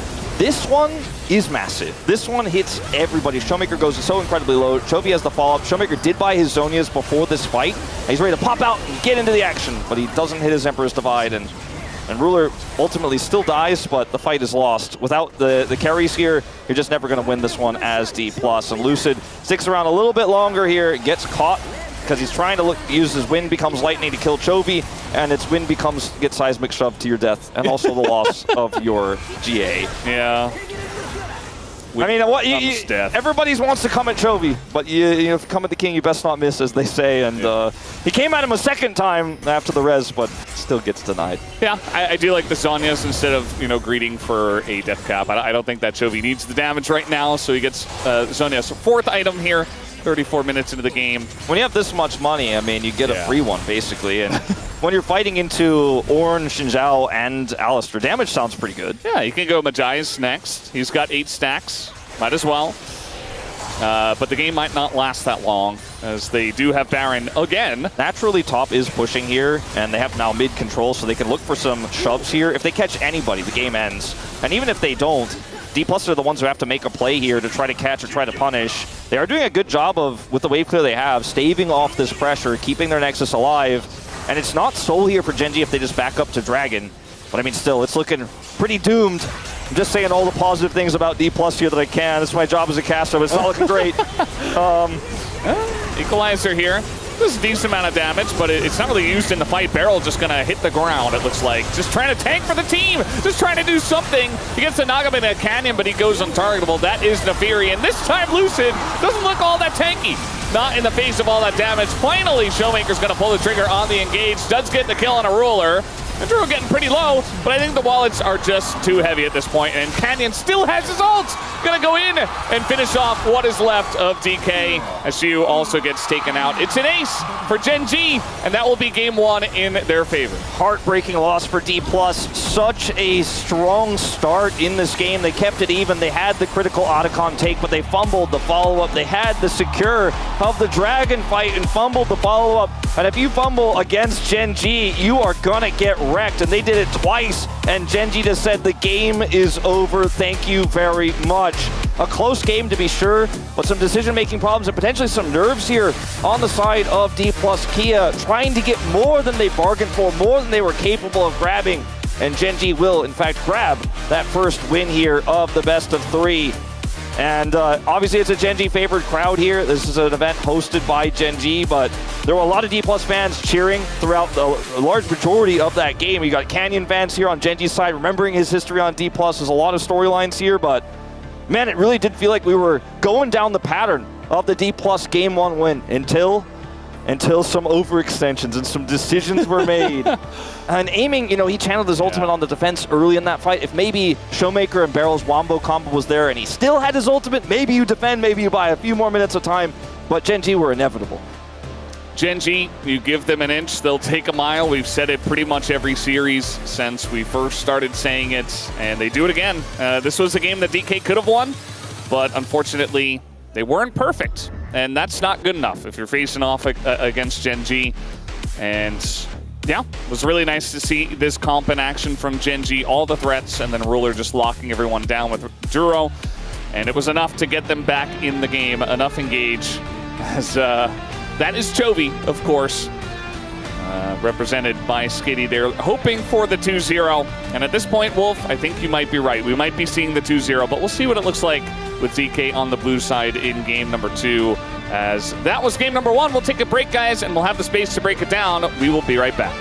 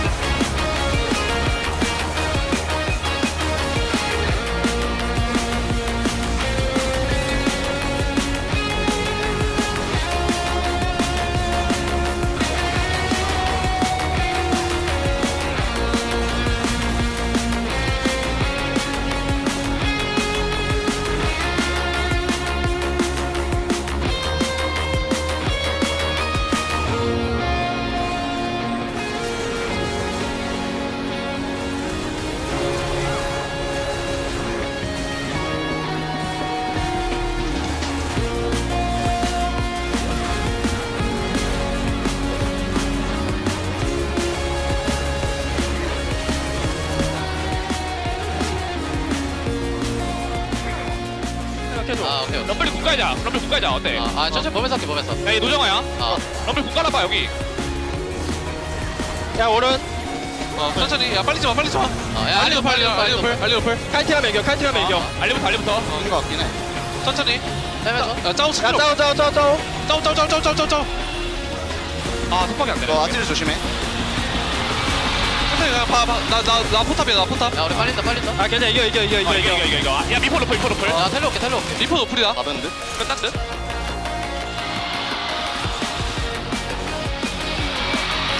나 마지막에 이퀄 거리가 안 되긴 했다. 아, 그래? 마비. 나 되는 줄 알았어. 형, 근데 여기서 이렇게 가면 됐을 것 같은데? 마비.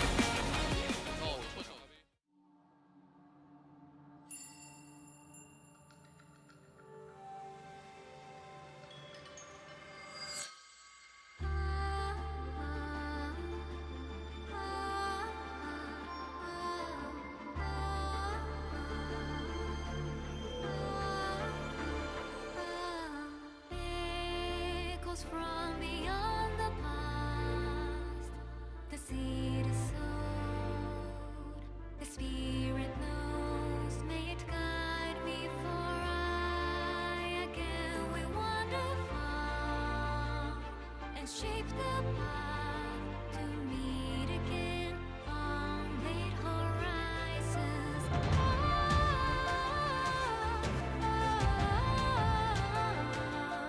The wind is calling your name. A whisper of the souls who never leave you.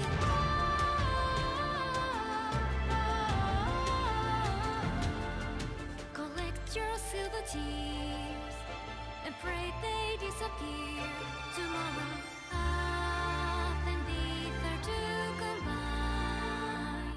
The light it shows, the dark it knows. Our tethers, spirits haunt the restless mind, but seek to find. We'll meet again. Can't you hear them?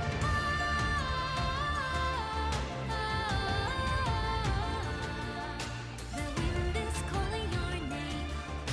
A whisper of the souls who never leave us.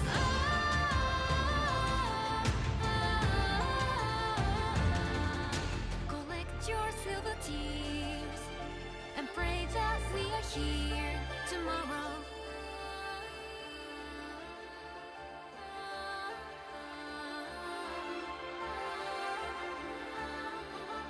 Can't you hear the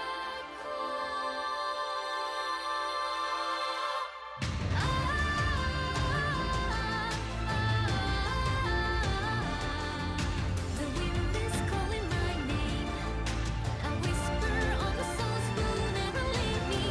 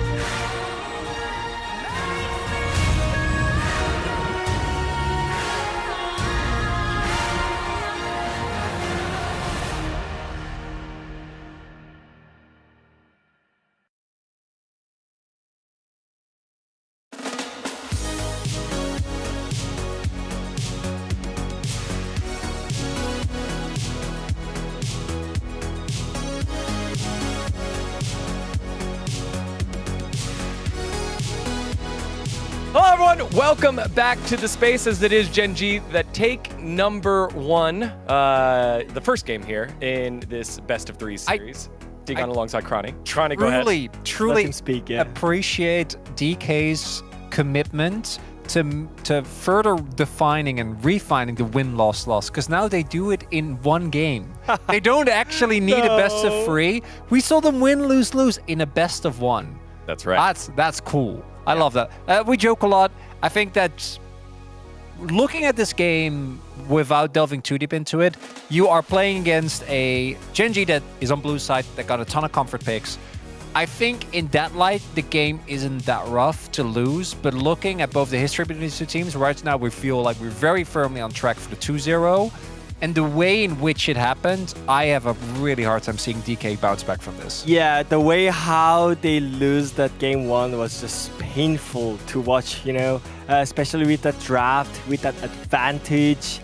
You saw one situation that where actually DK had so much advantage from all the game. They just threw it, like literally just threw everything on the mid lane, just TP'd into death, and like it was just so sad to watch that. Yeah, well, both pathways are still alive, a 2-0 or a 2-1, but the DK classic of win game one, lose in heartbreaking fashion, and then lose game three miserably is now over. Let's take a look at the draft here. Cronny, you wanted to point out the it's orange. distilled, right? We just do it in one game. Yeah. I think this is a good draft from DK. Like, I don't mind this. You get a grade 1-2. The Ornn counter pick actually ended up working out. I think that the Rumble Prio, to me, the more we see of it, I don't really feel like it should be as highly prioritized as it is.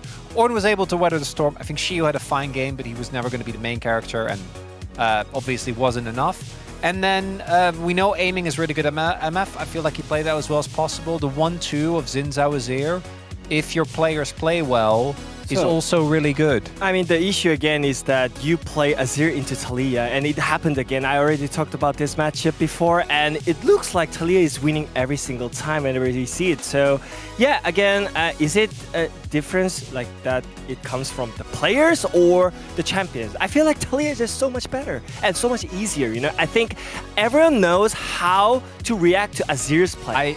I think, right? I think with Azir you can get away with it, but with Showmaker's level of play, no. If the matchup was flipped, tell me that Chovy wouldn't still find angles. All right, you're right. But I'm with you. It's definitely a favorite. That's what I'm saying. You know, maybe take the easier way.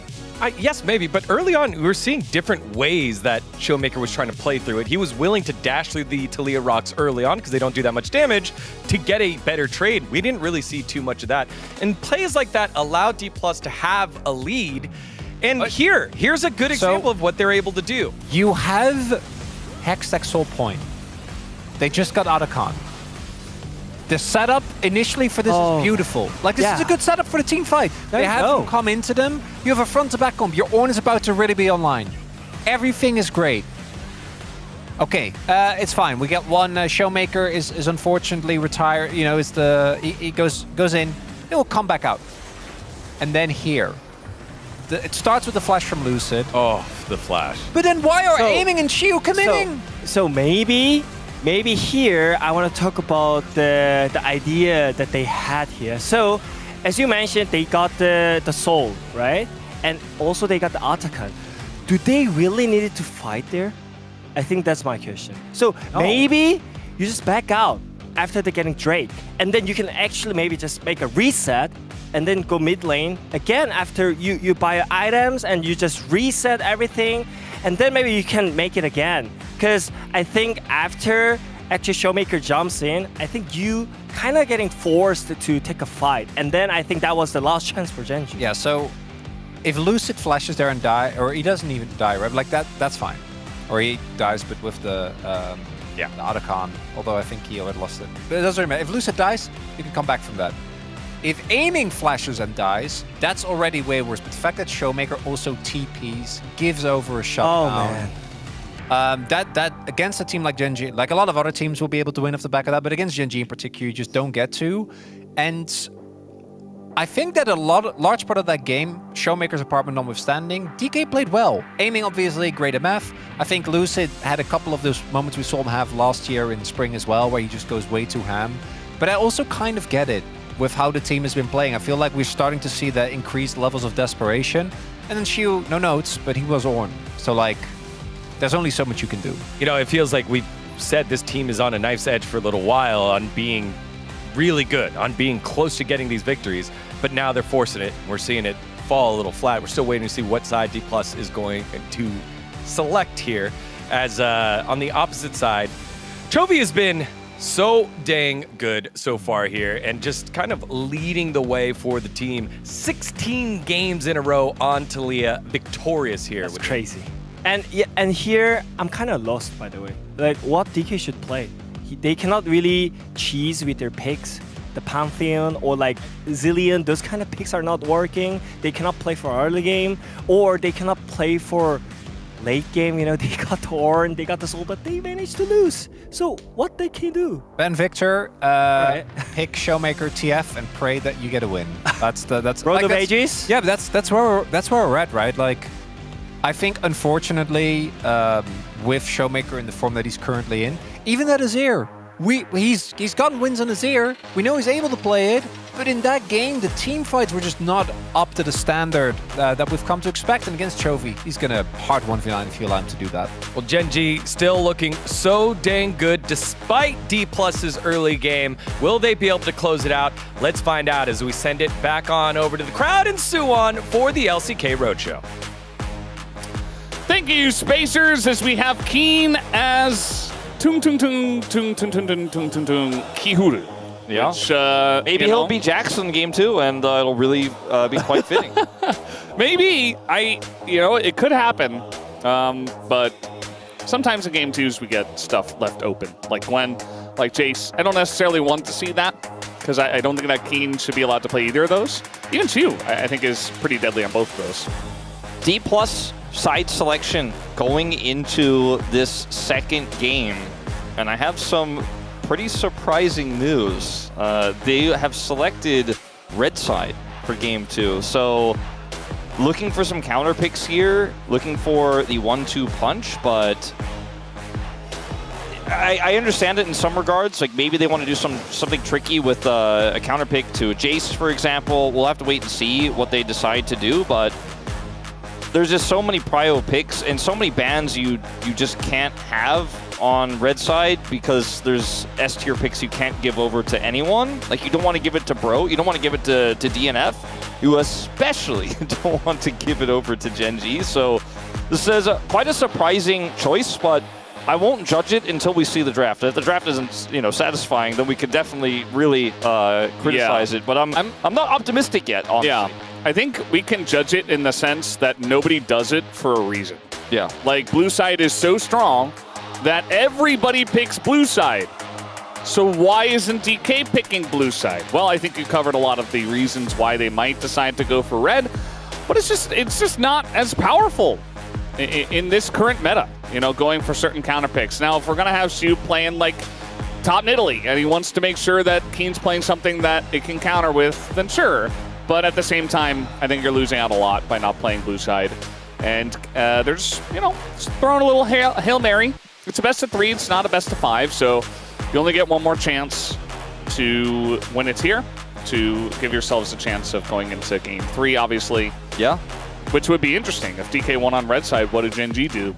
Yeah, they pick red side? That is an interesting question. I mean, we could have 3 games of the same side, which is so incredibly rare in League of Legends, but you may want to take it away from D+ if they have a cool strategy, but because it's fearless, like, you can't do it twice necessarily.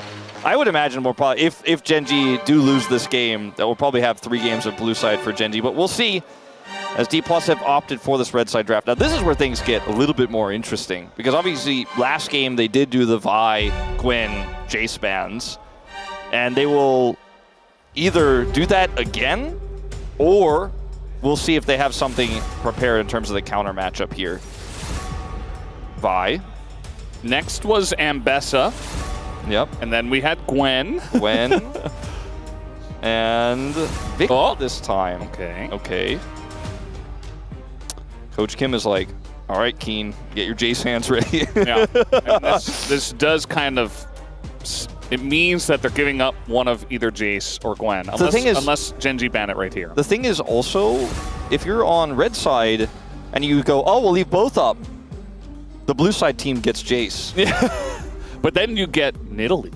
Right. Okay, see the angles? Slow down, Kingen. See the angles? Let's see what this final ban is going to be. It might be another mid ban. What if they ban Jace, and then Keen picks Gwen, and then Shu plays Diana? It's not going to happen this game, but that would be a weird timeline. Well, I just have this crazy idea that Keen's going to play Lock and Jace right now. How can you know? I have a feeling How could you about it. possibly have that information? Wow, Wolf, the prophet. I mean, they do call me Wolfstradamus. We actually do. Not for this call specifically. Oh, wait! Oh! That is not what I expected. You cast or cursed yourself. Well, now Shiu gets to play Jason to Gwen, so I guess that was the idea about red side all along. Or he could play Diana. No. He's going to play Jace. He's not going to play Diana. He's going to play Jace. Now, what do they get here with the Jace is the question. You know, if you grab a mid lane pick here at the same time, can be a very strong 1-2 punch, but Victor's taken away, the Azir, the Talia are gone.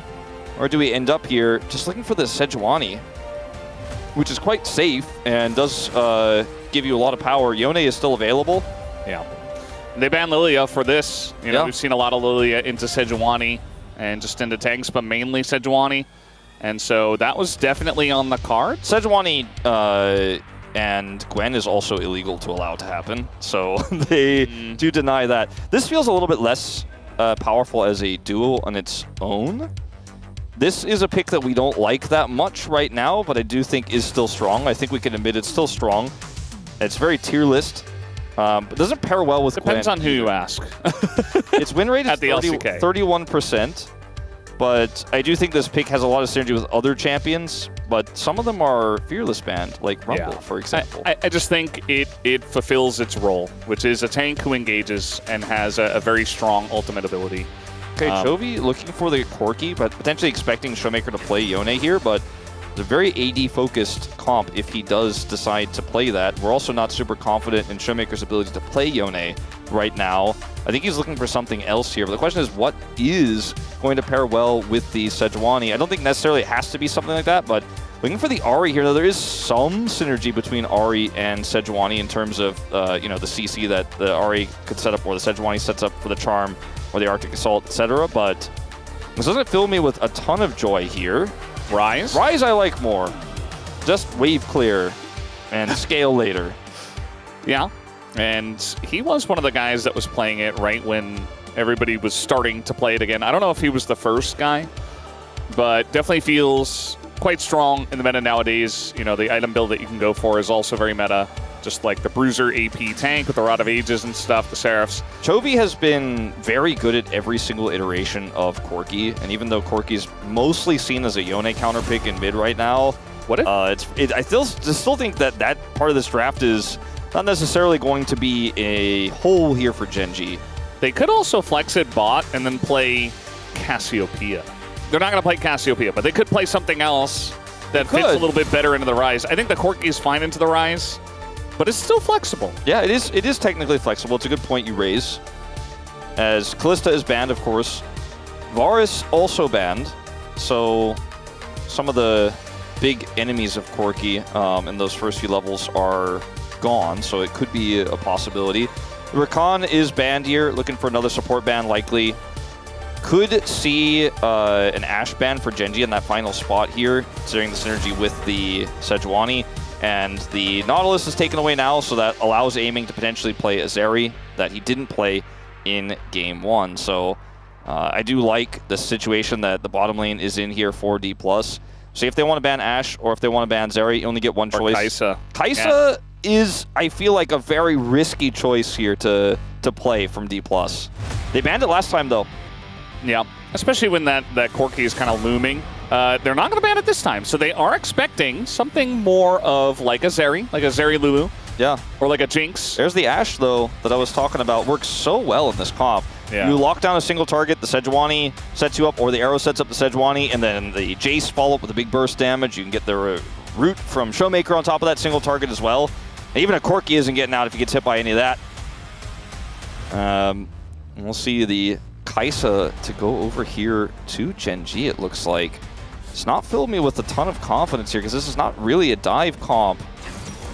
Yeah, it doesn't really fit the comp very well. And if you want to go for like the Kaisa poke, it doesn't really work out in this draft, I don't think either. Yeah, Xayah felt pretty good. You know, you're very safe. Kaisa generally safe, but lower range and a lot more all-in with her ultimate. You can go cleanse and you deal with a lot of the CC on their side, and then maybe you just get in the close range and you know a lot of damage. If they lock Leona here, we'll say the words, fellas. Kind of love a Braum here. Oh no! Oh. Braum feels like it rounds out the composition so perfectly. Like I absolutely love the Braum here. You said the words. So they're gonna pick instead the Renata, which is pretty good into Skarner and Gwen in general because you're melee and you're running at the champs. But Braum is also good into that kind of stuff. But this Braum is good in lane, good at level 1. But in lane, when you have ranged Renata Glask as well, she is very oppressive into the Leona. And the early game feels great in the bottom side of the map here. Top side of the map is going to be skill-based and how this Keen Xiu matchup plays out. Like, I do feel like Xiu skipped the Keen test because he played Ornn in game 1 of the Rumble. But now he's got the makeup test, okay? Now he's got the real test. He's showing up. It's, first week of summer vacation, but he's going to have to go take his final. And the rest of his friends are out playing, but he's got to fight Keen. And Keen gave him... inside playing, actually. Well, you know what? Keen is... he opted into this Gwen as well, so he's going to have to prove that with Jace up, he can win this matchup because just like game 1, I lean towards D+'s draft here. I think they got a more robust set of 5 champions here, and the Jason of the Gwen feels favorable to me. Would agree. It's still Gen G, and that is a big issue that DK have run into 18 times in a row. Now 18.5, you could say. And here are the comps on the board. You're going to have Chovy playing Corki, and we'll see how that does work for him. Both the Corki and the Skarner not very high on the win rates here, as it's Gen G versus D+, game number 2.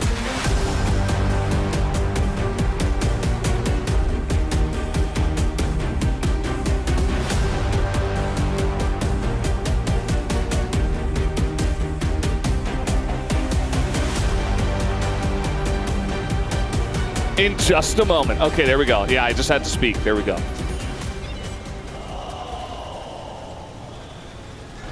소환사의 협곡에 오신 것을 환영합니다.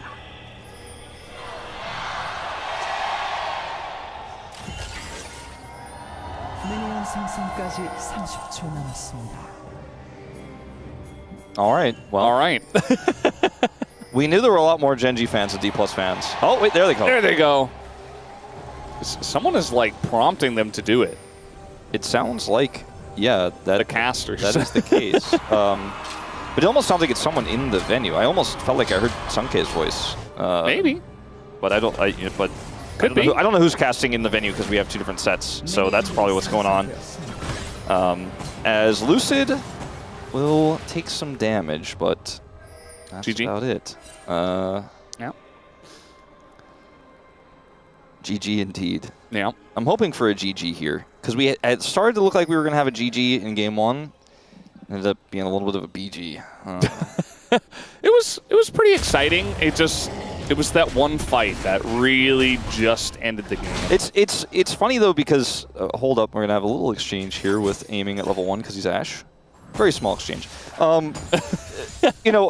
Against Gen G, if you make those mistakes, they will punish you. But it definitely felt like D+ gave Gen G the game back more than Gen G earned it, you know what I mean? Yeah. And that's the kind of feeling that if any spectator who's not a fan of either team, like just is a fan of, the best possible League of Legends, gonna make you cringe a little bit inside and see if D+ can get it back, because they had such a great start in the last game, and they played the mid game beautifully, and they were so confident, but too confident, in fact. You can see another perfect win rate here for Showmaker, 3-0 on this one. I mentioned Lucid's win rate on the Xin Zhao. No longer perfect. We'll see if Showmaker can keep his. Beryl also perfect on the Renata Glass because he has not won or lost a game yet. We don't see as much Renata. nowadays, but this did feel like a very good spot. Obviously, they were thinking about the Braum, but it just felt like Renata was just a bit better. I think both picks have a very similar role to play in this draft. And Renata didn't come to mind instantly, but it feels very good into Skarner and Gwen specifically. Yeah, they very much have to take direct lines towards your team. So, by the way, Canyon is the only person to win on this patch. A 10% win rate on 25.8. Yeah. And the D+ fans see that stat, they're not sure, or the Gen G fans rather, they see that stat, they're not sure whether they should be happy or worried. yeah, probably worried just because it's just not finding a lot of success nowadays. But like I said during the draft, it's still a tank that engages. It fulfills that role, and that's the role they wanted. They weren't going to get Sejuani, which would have been the best, but it was taken away. And they should have known that as well with the Lilia ban that did come through. But Valdez, it's fearless. He could have played anything. Yeah. Why would he pick the tier list champion? That is the way it goes here at the LCK. Lucid is going to take this crab away. And, I mean, Showmaker has a little bit of control here in mid lane. They're going to look for something. Yeah, Canyon stunned out of the wall. Little root over it as the flash comes in, and Canyon has to flash to the cone, and oh, the disengaged cone will get the flash out. Here's Chovy looking for the 1 kill on the Showmaker. Will get it with the auto, and now guess who's here? It's Keen. First from the top lane, and that is going to escort Lucid out. It's another play here, though, for D+. It starts off great and then ends up kind of backfiring. I do think that a kill for a Sejuani versus Chovy getting a kill here in this mid matchup definitely favors Gen G. And at least Lucid will get double crab. So there's that. But Lucid super fed again? Yeah, I guess so. Showmaker actually missing that final Q. We'll watch back here is actually going to really come back to haunt him because this actually connects before the blast cone goes off, then they can just leave, and Lucid actually doesn't have to flash. He can stop Chovy from going in. Chovy has to leave. Keen comes down, and they probably just get out, right? And instead of getting a trade back kill here, Lucid also had to flash for the play, which is super frustrating for him. But, you know, at the end of the day, it was a nice setup. I really like the idea, but we went a little bit too deep. Yeah. You see that Canyon was really trying to posture to not get double scuttled, and that almost cost him his life alone. Yeah. Thankfully, the team was able to trade it back. Still DK with the gold lead. A lot of that just in the bottom lane and in the jungle. Here comes Canyon now into mid, as a rock will be thrown at Showmaker, but it's Rise with Phase Rush, and you don't have any hard CC with those two just yet, with the Skarner at level 4. Nice teleport back to lane, says Chovy. It'd be a shame if you had to to walk. Instead, Showmaker does have a refillable pot here, so he's going to be okay. Looked for a moment, though, like maybe he was going to take too much damage there. Didn't have his flash, so a really nice gank opportunity there for the fast-moving Skarner that doesn't need to flash to get on top of a Rise. And Showmaker will still maintain his slight CS advantage. Very fast swap back to the bottom lane here for Ruler. Keen going to head up to the top side. Grubs on the table here. And Canyon, with this play here and the swap back to the bottom lane, is just going straight for Dragon. They have a Gwen, so surprised to see that this is where they want to commit. You know, this is where they want to put their eggs in the objective basket. Is the Dragon eggs in the objective basket, I guess is what I'm trying to say here. Because Gwen with Grubs feels unstoppable in the side lane. She's fine without them, but, you know, I would have figured that would have been the angle. Yeah. Gwen with Grubs, Jace with Grubs. Feels like both of those are extremely strong. Showmaker getting in there, blocked by a bunch of minions. Chovy was the one who was taking the aggressive trade and actually kind of lost it towards the end. So, kind of not happy with that. Mountain Drake goes over to Gen G, and we have another Chemtech Drake. Okay. Be interesting to see how the Soul does turn out. Hextech again. Could be. Could end up being Infernal, which would be really fun in this game too. As see another swap, you know, we're just kind of trading lanes here a little bit. Gwen does not have teleport. Shiu's gonna have his a little bit faster. He has that top push, but Ruler's gonna catch the wave. Chovy finds himself dead even in CS as long as he hits both of these, which he will. And it's a very even early game again. D+ small advantage. See this plate gold actually Going to be denied. He Yeah. does not pick it up. I feel like we're very zoomed in here. Yeah, I kind of. Do you feel that? Yeah, no, I don't feel know. that as well. Okay, there we go. I think Donut Strong just realized too. I'm not sure if he was doing it just for a dramatic effect on the turret. Probably Yeah, I was. think he wanted to see if the yellow line was going to go in. As Lucid's up here with level 6. Yeah. Bit of damage comes in. Not going to throw an ult though. Yeah, wants to maybe get a flash out of Duro. Ruler had cleanse, so he's not really the target you necessarily want there. Because he doesn't pull the trigger, he doesn't get any summoners, but he does, of course, get to keep his ultimate. And a little bit of pressure up there on the top side, but nothing too impactful as the early game continues to be relatively quiet here. The most recent Jace versus Gwen we had was yesterday when it was Kingen up against Zeus, and it was Yeah. it was rough. Yeah. It was rough. Just because the Jace for Zeus was incredible. Spacing was amazing. Now it's a Gwen versus an Ashe and a Renata Glass, which the needles do come out. Beryl trying to tank this one up here as the ult does come down. Bit of damage goes back into Keen, as eventually without his ult, he's not going to win that 1v2. Yeah, Now we got Lucid down here. Don't think he can stay around, in fact, without knowing where Lucid is. They are going to push this top turret, and because Cannon's up there, they're like, okay, if Lucid's top, then we deal with this and push on the Jace. So it's kind of like top laners aren't allowed to play the game. We delayed the lane swap, but ultimately we still ended up with this. Lucid! Oh boy, Chovy way too far up. He's going to try to flash, and Valkyrie, it's not going to happen. Lucid and Showmaker put it together. It's so difficult to get away from both Rise and Sejuani if you don't have the cleanse. And now TP's coming in. Keen has done a huge amount of damage to both Beryl and Aiming already. I don't know about this. Yeah, Keen's just going to back away, but now we got Realm Warp coming in. Trying to get on top of him. Lucid here as well. Maybe a stun to come down, and under the turret, Shield just knocks him back with a flash. And it's another kill to DK. Yeah, they end up making it work here. Now they're going to get a TP here out of Chovy into the bottom lane. Do they commit for another one? There's only a few minions here, but actually the next wave comes over. This could have been too much for Chovy. Yeah, I mean, he's here very early, and now we have the bailout. Beryl is going to go down, but so does Chovy. I mean, Chovy got a kill, but so does Showmaker. So my biggest concern for this play here for D+ was not that they would end up losing people in the exchange or trying to dive too far. It was just that the push from the top lane was just going to be unanswered. She was just like, okay, you can have this. I hope we get things to work out in the bottom lane. I hope the Realm Warp is good. I hope we get this kill because it needs to work out. Otherwise, you end up losing way more. You can see, look at the state of the top lane right now already. Like, before this even happens, like, he is just having a rough time. Like, the Jace is completely pushed out. That's why Gwen has a CS lead. Not because she's winning in the 1v1. They're just winning on the cross map. But then he commits the TP here, so you're really going to lose out in the top lane if you don't find success here. Like, this absolutely has to work.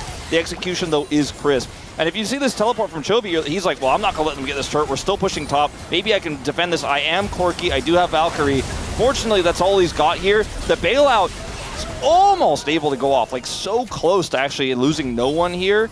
And yes, Chovy does get a kill back, but it's a big win for D+. I thought the play was incredibly risky, though. But luckily for D+, the execution was good enough to make up for it. And that's what Rise can get you, is that extra man in the bottom lane. Yeah. It's just nice to see DK taking risks again and having it pay off this time. We'll see what happens with these grubs. We do have Genji on them at the moment. It's just the two of them, though. And I feel like DK could absolutely fight for this if they wanted to, as now coming over is Duro. Gonna engage a bit on Lucid, but again, Lucid's pretty fed, as now we got a join from the side of Ruler. They want to take the fight, in they go, on to Lucid. He is just so dead. Even an Impale utilized, and the collapse came in so quickly that DK could not really respond in time. Yeah, Showmaker does show up here, and we'll kind of push them away, so it's not going to be more than that first grub in this initial attempt taken. We'll see if they can actually get the next two, which will put them on 5-1. Chovy sitting alone, getting a little bit of that extra one grub power here. We'll be able to pick up a plate, but they're pushing mid at the same time. Good macro plays here from D+. I don't really mind the fight there for them because they had the Renata ultimate. They were in a good position to contest. They will actually end up conceding their grubs to Canyon, so it'll be a 3-for-3 split. But ultimately, the fight was played out better by Genji. And the problem with this for D+ in general is that Duro, yeah, great target, like it's a support, but it's Leona. And a lot is used on this Leona, who is just so incredibly tanky and tough to take out. And then the follow-up here from Ruler is fantastic. It's after the ult has already been used for Beryl when Ruler goes in. He was able to follow up there and take that kill. So I think it was just a good play and outplay from Gen G as Ruler flashed. Yeah, he's flashing on that auto hit a minion. We'll see if they can still finish him off. They absolutely can. Meanwhile, down on the bottom side, DK get another kill. At least Duro will trade one back, but I think that kill over to the side of DK will be certainly more valuable. Yeah, I think the kill went to Lucid, but still getting any kill onto Chovy at all has been quite rare, by the way, in the LCK. Feels good, taking him off the map. And yeah, support trading the kill doesn't feel as good, but you're winning on 2 places here as Gen G. We'll see how it all eventuated, because we kind of had a late zoom in onto the flash, but I think it's just the fact that Aiming has these oppressive slows, and Ruler did not have cleanse, so needs to try to buy some space there and still ultimately goes down. We'll see how this did eventuate. Well, maybe we'll take a look at the bottom lane play first instead. It's just Lucid who hits Chovy before he Valkyrie, so even though he buffers it, he's stuck in place. Duro shows up to try to save him. A little bit too late, gets the kill, but Chovy does not survive. As yeah, watch this again. Just an arrow, and he didn't have cleanse, okay. And I saw the arrows on cooldown, but you never know if it hits or not when you don't see it with your eyes. But that was just as simple as what happened there. With no cleanse, good angle for aiming, good accuracy. Yeah. It's, you gotta be careful when you're alone. It's not technically the Ruler spot, but it's very close. Looks like he was approaching it as well. Still, Gen G are not too far behind. DK have a nice, about 1,000 gold lead, but they split the grubs. There's no Drake that did go over to DK just yet. Yeah, the Chemtech Dragon has just certainly not been the priority of these teams right now. Yeah. Leaving it alone. Not very surprising. What's interesting is I actually find, hold up, Duro gonna get ulted. Yeah, I don't know about this one. Aiming. Lucid getting a bit overexcited. Yeah, Aiming was far away, could arrow, but could not auto. Well, ult comes down on Aiming, but he's got cleanse, and not only that, he's got Mikhail's from Barrel. So now that he doesn't have cleanse, he's got Barrel's item. So he's never getting locked down by Leona is essentially what they're saying. Yeah, either CC will be, or either item can cleanse, so when one's down, the other one will be up if played correctly and doesn't get caught by anything else, but there really isn't any other big cleansable CC. Who's going to take this Dragon? I was going to say, I find Chemtech Soul to be much more valuable than individual Chemtech Dragon. Like, Chemtech Soul, I think, has its place, and it is, in some cases, when you have, like, a Gwen, for example, I mean, damn, that's really powerful, but Chemtech Soul on its own, one single dragon, is kind of like, It's one step to a soul, and it's Ocean Soul. So I think the dragon interest not going up too much in this game. Turret interest, though, is still peak. You know, it's still high. It's a good time to kill turrets. And yeah, Gen G are going to look for this turret here. Barrel is shadowing, but I think they have to just go.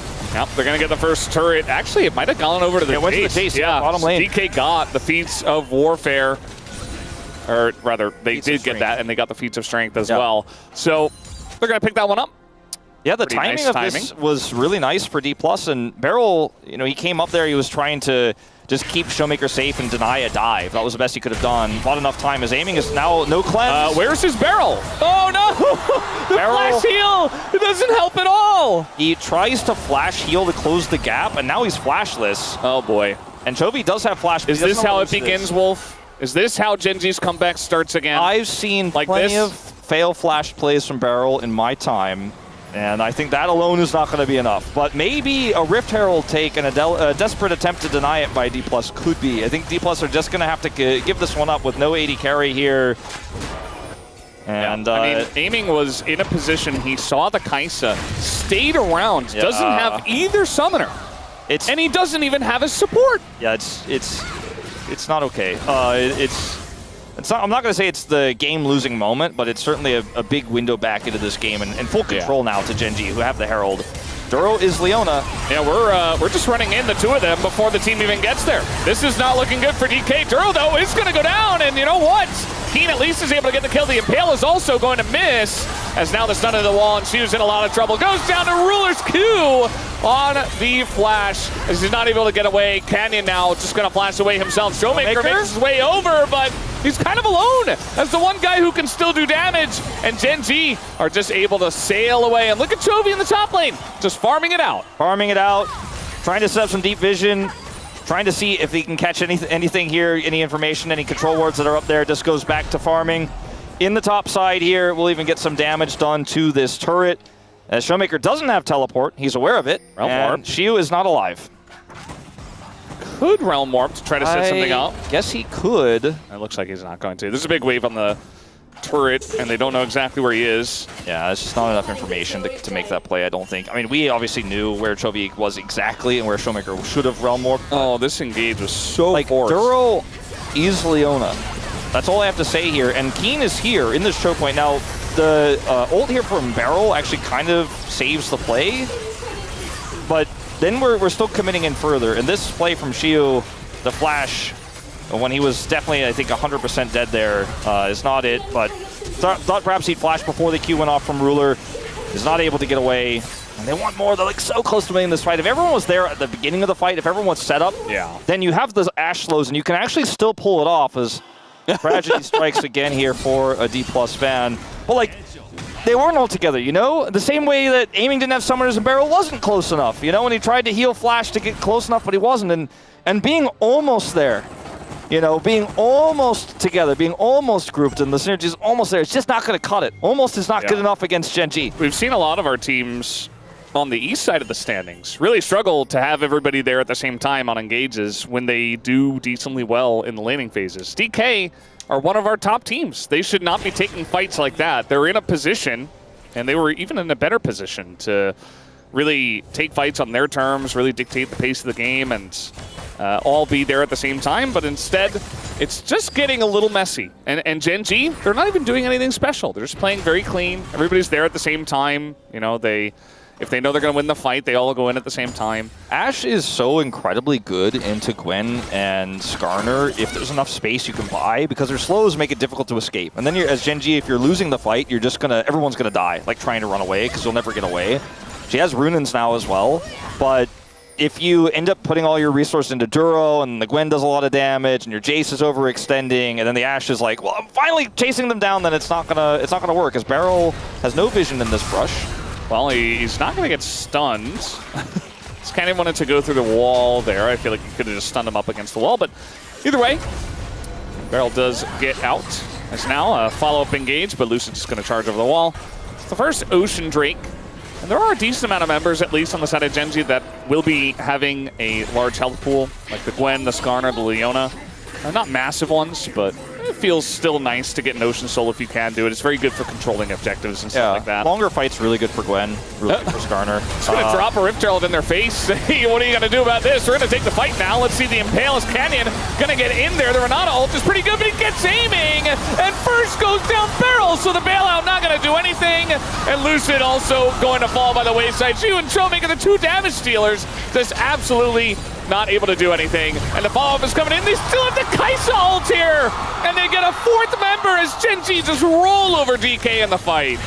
A very decisive fight win here for Gen G, and this starts to feel like the straw that breaks the camel that is D+'s back, as they're just going to be able to take the dragon from this. They grab the turret in mid lane. A very close game until it was a 1,000 gold lead into now a 4,000 gold lead. And here the angle for D+ is like, okay, we got the turret, maybe we can get out, but Gen G have so much follow-up here, and they have a Skarner, and even though the ult goes off from the Renata here, it feels way too early. Maybe they should have waited until Gen G collapsed closer to the turret to go for it, because the follow-up Impale is still there from Canyon, and it's just so easy to clean up the turret from here, and then guess who's coming? You know, the long-range engage comes through from Ruler. Showmaker is able to at least Realm Warp away, but so much turret gold goes over. Showmaker will get at least 1 outer back in return here, and his Rod of Ages is completed. All right, trying to collapse on a Keen, but he's got a lot of help now, and he has his needles available, so he is not killable. Now an ult's going to come down on a Ziwu, and it's just getting worse for DK. They're getting caught in the side lane, trying to collapse onto a Gwen, who is in a very fed position. And, I mean, there's not even a Baron available, but it feels like Gen G have Baron with the ability to just roll over these lanes. Yeah. You know, from here, Showmaker just stays, like he gets the inner, that's a lot of money to arise. But I'm worried about what happens next when we start moving towards these objective fights, because the leads that Ruler, for example, has, that Gwen has in this fight is so big I don't think that a Rise that picks up 700 gold is going to fill that gap, you know? And yes, he is the only one who's ahead over Chovy, but Chovy still hit his 2-item spike. And he's just one of really 3 carries in this team fight, damage output-wise. You know, the Nashor's 2 that was done for Keen for a while. And trying to kill a Gwen, I can respect it. You know, I respect the hustle. But I feel like... It's very nice of you, Wolf. It's second, I think, to trying to kill Leona, which we already tried that one. And Gen G, when they have map control, they're just going to be there faster, especially when your Rise, ultless Rise, with no teleport, is pushing an inner. He's not going to be able to help. Everyone else, though, on Gen G is going to be able to collapse faster. I think just trying to defend the Gwen more directly instead of trying to all in on killing her would have been a safer option, so then you could maybe trade up on turrets. But this is Otacon time. Aiming does have his ultimate, but no summoners here. Trying to see where Duro's coming in from. He is going to be spotted now. And he's on a ward, so he figures that out now. Ruler is nowhere near this fight. If they identify this, maybe there's a window. They would have had to engage right away, but at this point, a bit too late. And he can also join from so far away. I think D+ are just simply going to have to give this one up. Chovy is just going to stand guard here with Duro on the cross, so there's just no way. There's no entry point for Lucid. Yep, Chovy's just clearing wards in the face of the enemy team. There's not really anything that they can do at this point in time. Just going to burst this one down, and, well, they got to get in. The arrow's not going to hit anything somehow, and they're just zoned away. Not going to be able to do anything, and now the engage comes in from Gen G. Getting onto aiming once again, who does have the bailout, but he's still getting just burned through it. It's not enough, and the wallets of Gen G are just gigantic once again, and they should be able to take this game from here with the Ruinous Otacon. And they are insane lead 24 minutes in. Yeah, forget your Rod of Ages. Petals are the new Rod. Yum, yum, yum, yum, yum. Snipping them up. That's a pretty efficient way to get rid of those flowers and put them across your whole roster. The fight here is just so, like, the zoning is so good, the positioning of Chovy is so good that by the time he gets pushed away, he's like, well, I'll just go help secure the objective. And then D+ are stuck here. They have to use the Renata ult aggressively, which is always going to be a quite difficult challenge to get value out of, right? Like, you want to use that to turn fights. Sometimes you can use it to deny dives, but the dive comes after the ultimate because D+ are kind of stuck there, pushing into a choke point against a Gwen, so they have to drop it early. And, like, you don't want to give the Otacon, but it was never going to be a winning scenario for them. It was just a lose-lose. Can't really criticize them for that. You're going to have to wind the clock back pretty substantially in this game if you really want to criticize D+, because from here on out, the choices you can make are so incredibly limited against a team that makes very few errors. We have a collector third for Chovy now, so yeah, he's going to be collecting some souls. We already have IE and a Zeal for Ruler. Like, he's just so far ahead on this Crit Kaisa. He does have 18 wins over D+ in his collection already. I think he's looking to collect the 19th. Yeah. He is a collector himself. Yeah. They're just, once again, it's like Chovy and Duro hold the line, because Chovy has an escape, and he can get out. And they don't really have great engage outside of the ult from Lucid. So, like, Duro and Chovy are the right people, and Keen's on the flank, and this Baron is just gone. Lucid's in. They're just throwing everything at it, and it's not going to be stolen. Nice try by Lucid. I don't even know how he got in there, but man, it just feels like the game is over from here. Keen doesn't have his ult anymore, but he's just snipping away at Showmaker's butt, and he will take him down. Meanwhile, she was bot. Never really found a reason to TP in there because the fight was just lost. Like, Ashe ult went in, Renata ult went in, and they just didn't do anything. Yeah. I think this is the expected result, Valdez, for me as a 2-0 Predator. But with the game one that D+ looked so good, and in game two there were certainly some moments. It looked like there was hope, but I think this is the end. They're just smashing him now, as Hugh did at least come back to the base to participate in the last fight. But Gen G 2-0, nothing to see here, actually, as there were some decent moments for DK in early games, but eventually a couple mistakes here, a couple mistakes there, and Gen G just looked like the obvious victor. Yeah. A well-fought battle, though, by D+. I do think they gave Gen G a real run for their money. I think they pushed Gen G like they haven't really been pushed most of the season, like they did in round one, and like Hanwha tried to push them, of course, in round one as well. But the streak continues, now up to 10, their first of 9 here in round two to get the perfect season. They've had so many perfect rounds. Chovy has been a part of all of them. We'll see if they can get 2 in a row here. As it's not a perfect season really because it's a new format and you're gonna need there's 5 rounds and you know what I'm getting at. But it would have been a perfect split in the old format to go 18-0 for 2 rounds in a row.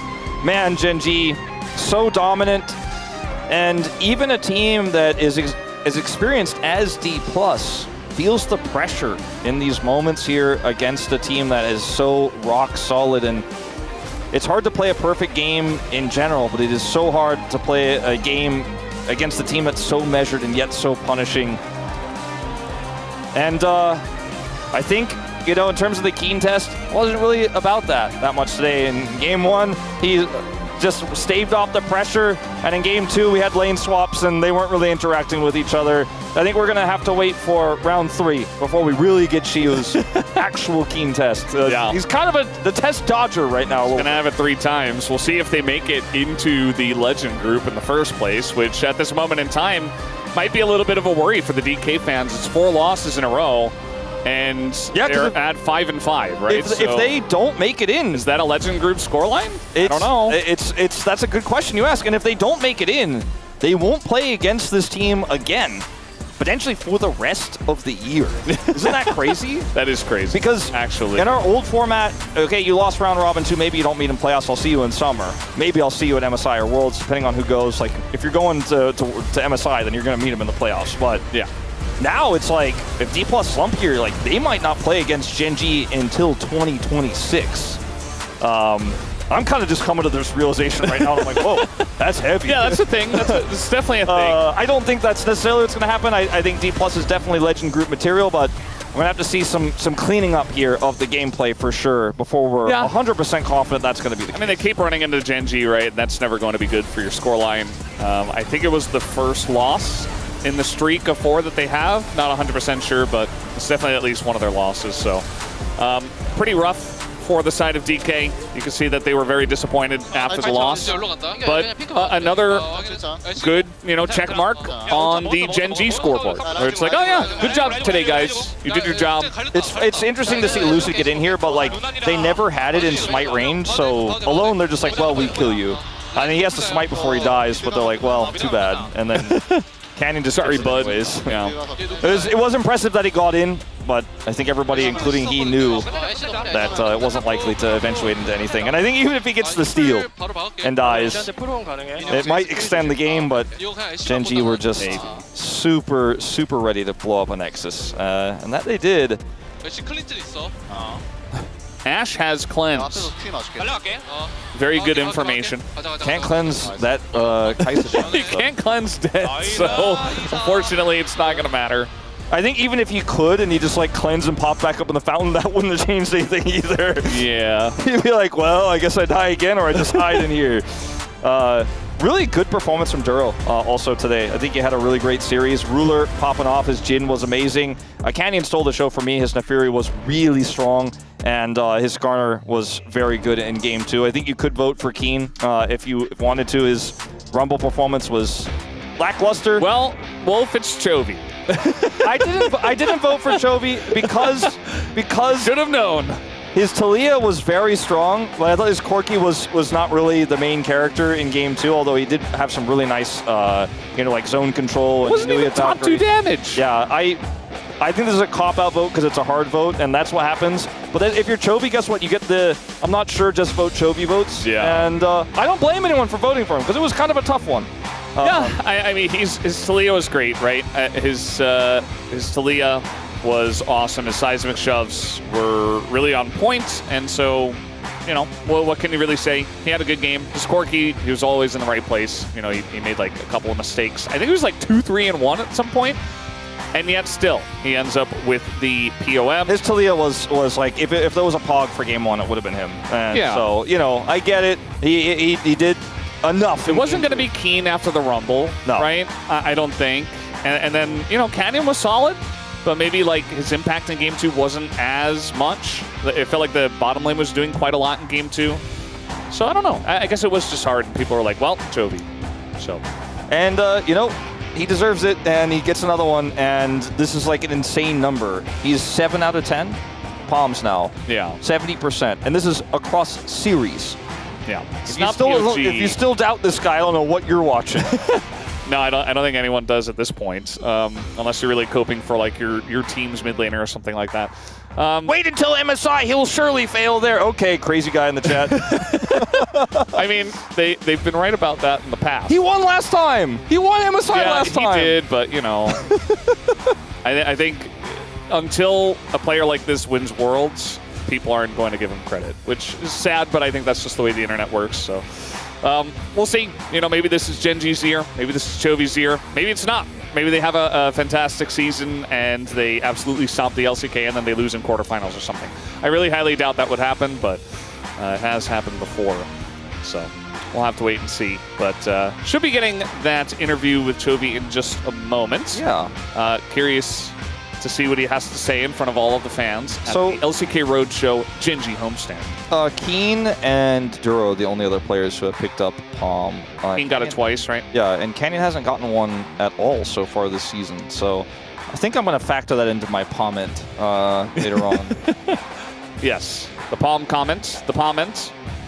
Coined by Chronicler himself. Yeah, Chronicler's good with words. Yeah. Who would have thought? He's really good at combining words together. He does it all the time.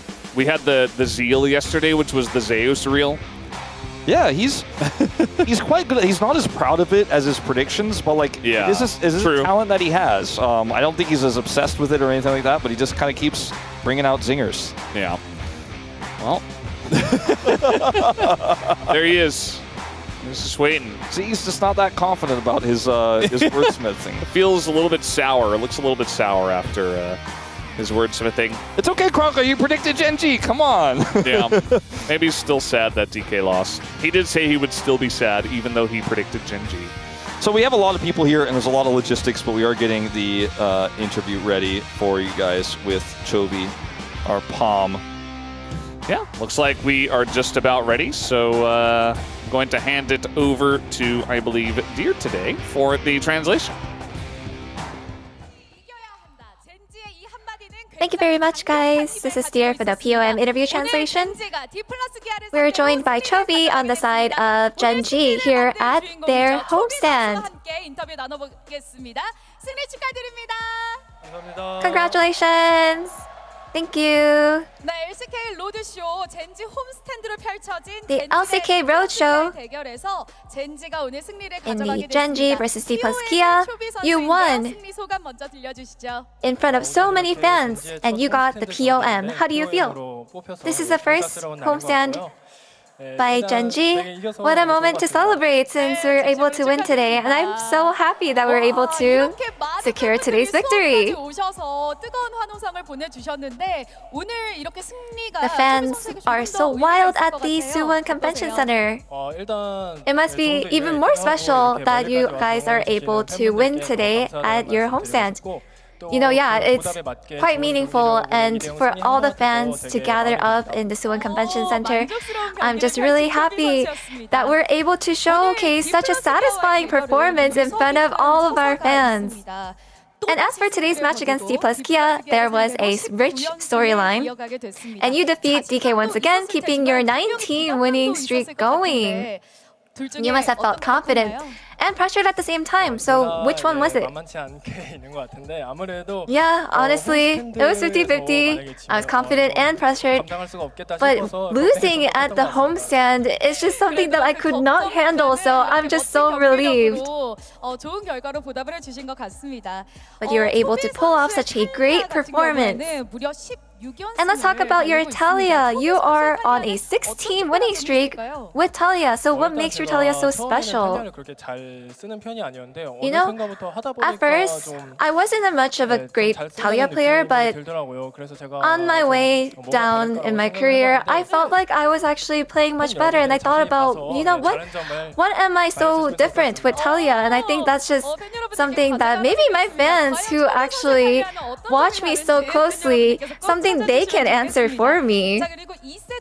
Hopefully we can have our fans do their homework and answer that question. And did you predict that DK would select red side today? So in game 2, when DK selected red side and picked Renata Glask as the last pick, how did you guys react? You know, selecting and picking the last support pick. You know, we just thought to ourselves, maybe they just really want to get really good bot prio out of that Renata Glask pick. And you guys are actually undefeated on blue side in 10 games. So do you think blue side gives you a clear advantage? Yeah, blue side gives you a pretty good advantage, and I'm not sure if we actually do capitalize off of that advantage, but I'm just so glad that we were able to win that. And at the LCK Roadshow, at the Gen.G homestand, there's so many fans visiting, including fans who took a 4 a.m. flight to be here. So would you like to say anything to your fans? That must have been so difficult, and that's just so much effort put into coming to this convention center to see us. I hope that we're able to stay consistent and perform well, and I think we're just able to repay all of your love by just playing well. And in front of so many fans today, would you like to show us a victory ceremony in front of all of your fans here? Please go ahead. I'm so nervous. 괜찮아요. 네. 하나, 둘, 셋. 1, 2, 3. 네, 오늘을 초비 선수도 그리고 팬 여러분들도 Wow. 오래오래 기억하실 수 있을 것 같습니다. I hope that Chovy and all the fans can remember this amazing ceremony. 이제 T1과의 경기를 And what an amazing victory today. Your next opponent will be T1, so what is your mindset going into that match? No, despite our win today, I think we just have to put our minds into winning the future games, the next games, and all the rest of the games that we have ahead of us. So we will keep on trying our best. And that's the end of the interview with Chovy. And back to the space. Thank you. Thank you very much, dear Ayaya, and Yejinim as well. Just making sure that everyone does all their poses. It's Chovy. That's right, Chovy getting the POM after a 2-0. Nothing to see here by Gen.G. Let's take a look at the votes, and they were relatively split, including two gentlemen here going for Ruler along with the VN cast, kind of based. Yeah, what'd you make of your POM result? I think there were a lot of great choices. I think Chovy by default is always valid, right? That's kind of been the ongoing theme in the LCK for like 4 years almost now, 3.5. Yeah. But I think Ruler's Jhin in particular, we were both really impressed by. The Kai'Sa was a little bit win more, but I do think one of DK's big win conditions is their bot lane. Not today though. Partially due to Ruler playing well, partially due to Barrel. Yeah. How do you feel about the support performance we did? I mean, you know, I watched the game 1 especially on the bot lane matchup. I feel like when Beryl charged up his stun as Alista, he like flashed in combo, right? But Duro denied that combination with his Rel. So I mean, that was actually the close moment where DK could win the laning phase, but he denied the play from Beryl on a big stage, by the way. So that proves that he has no fear on the big stage as well. So it looked really well. Barrel also lost fights to walls, unfortunately, this game. Flash heal into the wall didn't quite work out. Roughy. Yeah, let's get to the comments and then we'll get to Chronicler's feelings on D+. Let's go first here with Chronicler with Ruler. I think Ruler played really well. I think he was a big weakness for the team in LCK Cup. And I'm happy to see him slowly get to the form that we know he always has had. I think since 2023, I don't think he's been consistently as good. I think 2024 was kind of a off year for him. I think the start wasn't great, but I'm glad to see him slowly ramp up. Yeah, I mean, everyone is hyping Chovy and he deserves it, but you should never forget that you have this guy on the bot lane, and he's in my heart as well, you know. I like Ruler. I mean, I love him playing so many good AD carries. I mean, he's the, I guess he's the textbook of AD carry, you know? It's a critical hit on Dagon. Oh, God. What are your Valentine's Day's I plans mean- for next year? We did. I mean, That was very I'm a romantic. romantic guy every time. You I'm known romantic as guy? romantic guy. Hashtag legend, hashtag romantic guy. Can we get hashtag romantic guy in the chat for Wadid, please? No more romantics! No! Not for me! Yeah. All right. All right, let's see who else we had. We had Wolf's comment, I think, hopping on in. He voted for Canyon. Again, one of these votes where everyone played well. Doesn't a polar bear deserve at least one POM after consistent performances? He was consistent. I think it was Jonah Strong that also voted, which very based. That's when you know you stand well. Yeah. Canyon was good. Definitely in either game, but I think particularly showing that his impact on team fights is still great, something where Lucid really struggled. Yeah. Let's see, on the Korean side of the comments, Helios going with Keen. Man, we're going all around here. The man Helios wants to duo with Keen. He did his round 1 LCK awards, and one of the comments is, one of the awards is, who would you rather duo with the most? He voted Keen. I think Cloud Templar voted Canyon. So basically, you know, 2 peas in a pod there. Great job there, Helios, with his comment. Prince, the Keen test, come back when you're older. I like that. Yeah, I really like that too. I mean, yeah, he couldn't really manage to pull that off against Keen, you know, and he was consistent again. And that makes Genji really strong. Even in the counter matchup, right? The Jace Gwen still did his job, did not fall too far behind. Here's Cloud Templar with Chovy. Heaven beyond heaven, mid beyond mid. It's so funny because mid has such a different connotation, and then you have poetry, and on the other you have pony. Sorry, I am strong. I appreciate the all caps. I am strong. I love it. It's true. And Chovy's not a all caps guy, but Yeah. this is perfect. I love how we also have a revolving meta of like, sometimes we try to go really poetic and sometimes we just dumb memes. This is just, now I just imagine Chovy just stomping around being mad at people. Yeah, I mean, he's the guy, he just tries to open up the bottle, you know, slowly, but he breaks the bottle, right? So, I mean, he's just overpowered at this point.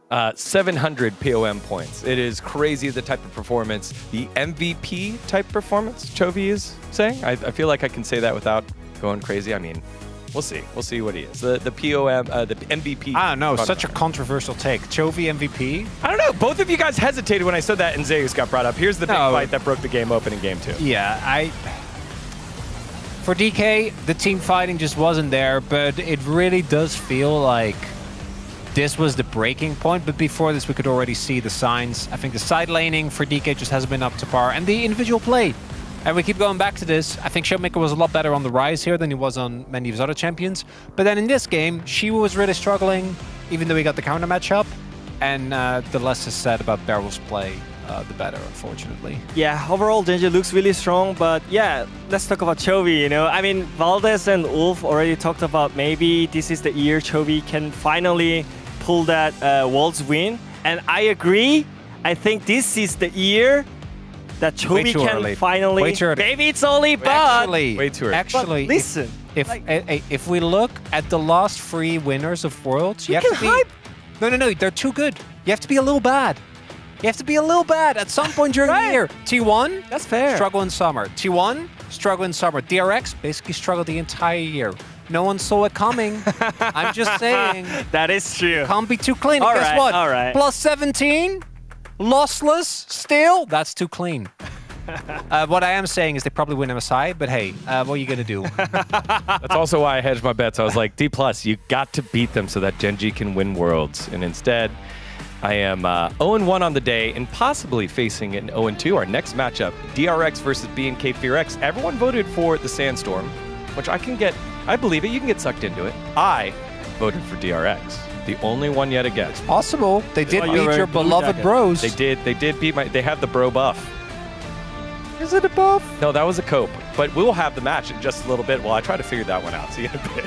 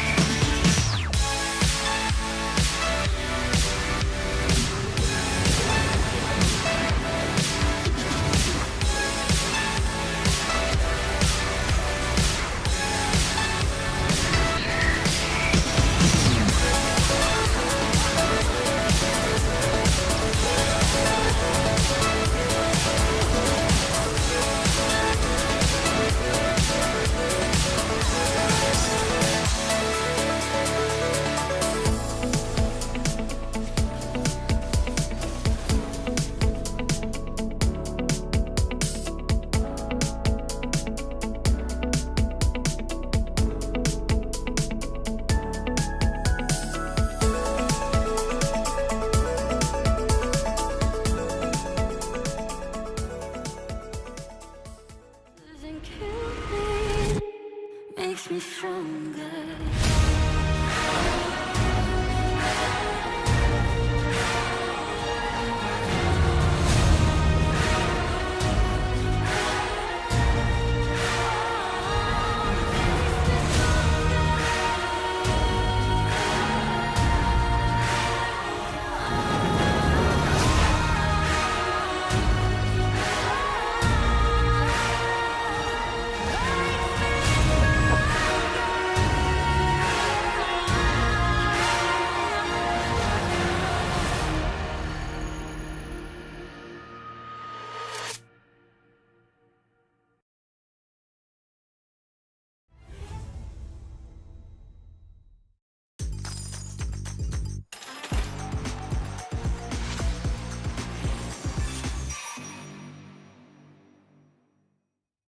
Welcome everyone. This is Secret Newsroom Agent codename Cartographer. As round 1 of the LCK is wrapped up, leagues around the world are heating up as well. What intel have we gathered today? Let's dive right in. Our first report comes from the LEC. On April 26th, the LEC road trip headed to Spain at the Madrid Arena. Movistar Koi went head-to-head with Fnatic in front of their home crowd. But let me be honest, you'll want to brace yourself for this one. The crowd, the fans, the series, it was all absolutely insane. Alongside the hype of the crowd, they went into Game 3. Fnatic is desperate to close it out, and they charge straight for the enemy nexus. A massive teamfight broke out, and kills were traded back and forth. Fnatic with a huge game-ending 3-for-2 exchange at their base. Look who's still here, El Yoya. Movistar Koi make their last move to head towards the Baron.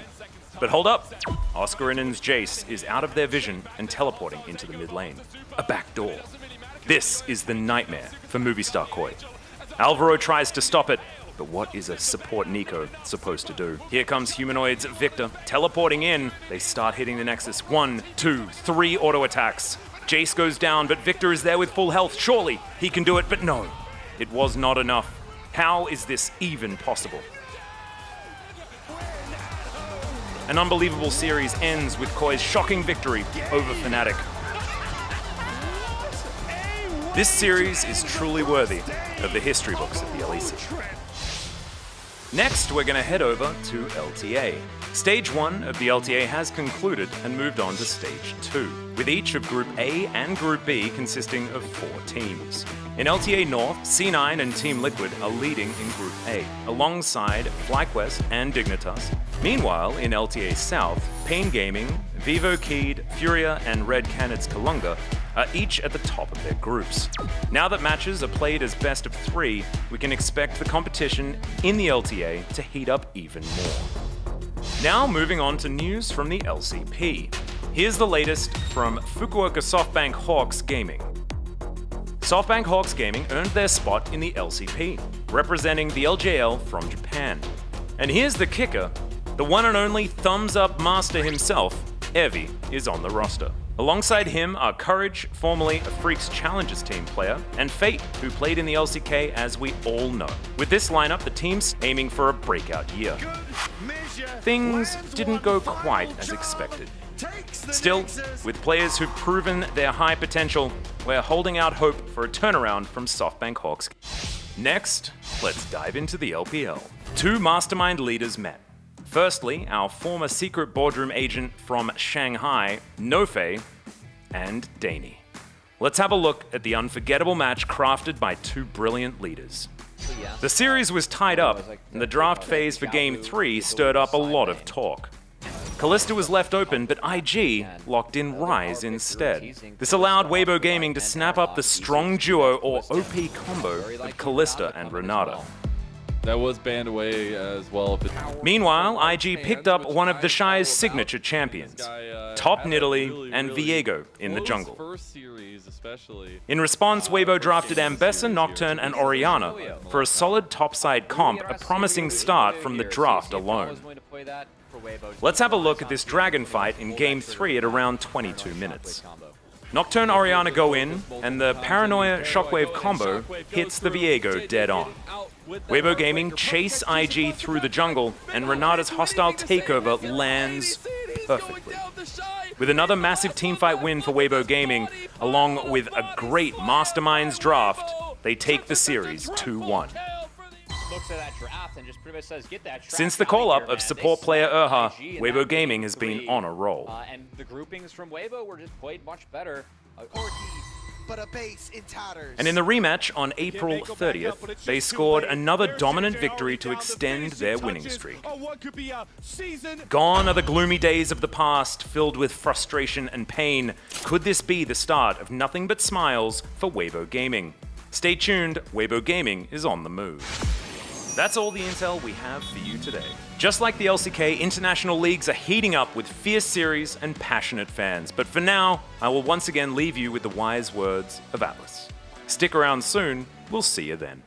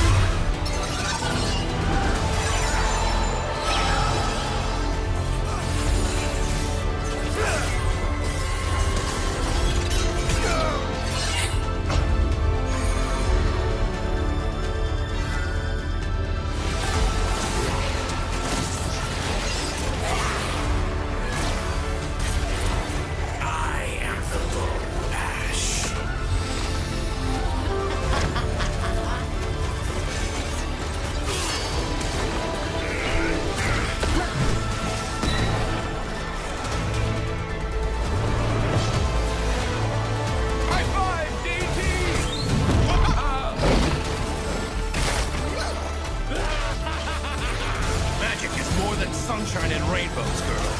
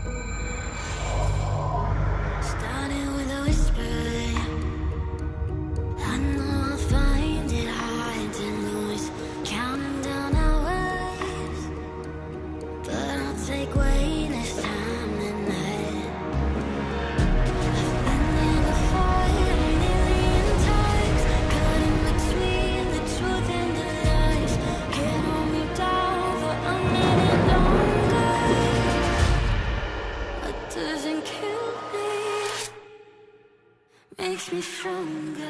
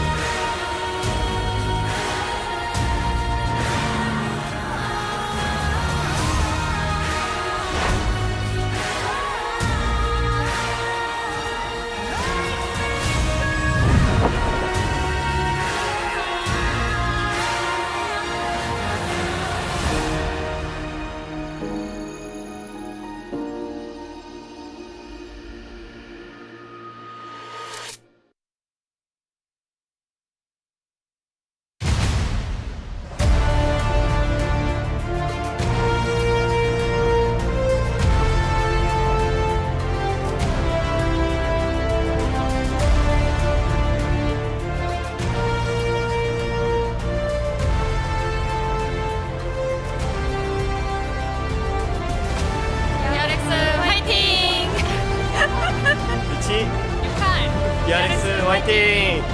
DRX 화이팅! BNK DRX 화이팅! LCK 화이팅!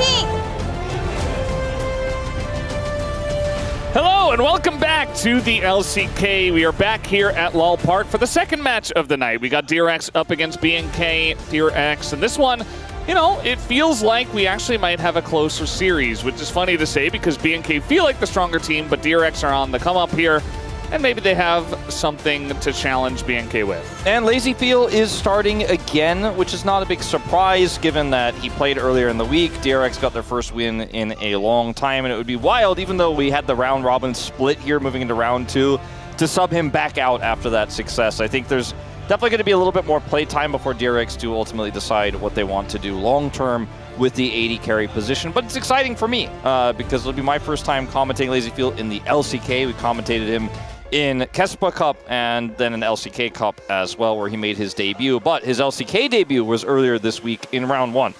DRX are only 2 match score behind BNK, but it started to feel a little bit hopeless. You can see there are 7 games between these two teams. DRX getting a lot of 0-2 results. But at the same time, BNK sliding down a little bit. It feels like while DRX are looking a little bit bolstered with their new young Vietnamese 80 carry. So I do think this matchup could go the distance. I still give a pretty big edge to BNK, and they were my official prediction before the week began. Yeah. But I'm feeling like, you know, a little bit differently about that prediction now. I mean, we always say you never know when a sub is going to come in and really just change the entire framework of the way the team plays, you know, with all the different players and stuff. And I think that we had a kind of a fresh look of DRX, which was nice to see. Everybody seemed like they were playing their best game the last time out up against Bro. Lazy Feel up against Diablo, dual kill leader with fearless confidence. Diablo is definitely over-aggressive, but it works for him. Lazy Feel definitely a bit more measured, but is not scared to get into the thick of things, so might have some fireworks in the bottom lane. And both of these players are incredibly young, but I feel like based on what we have seen from Lazy Feel here in LOL Park, to combine results, of course, Diablo does seem to be more consistent so far. He able to carry.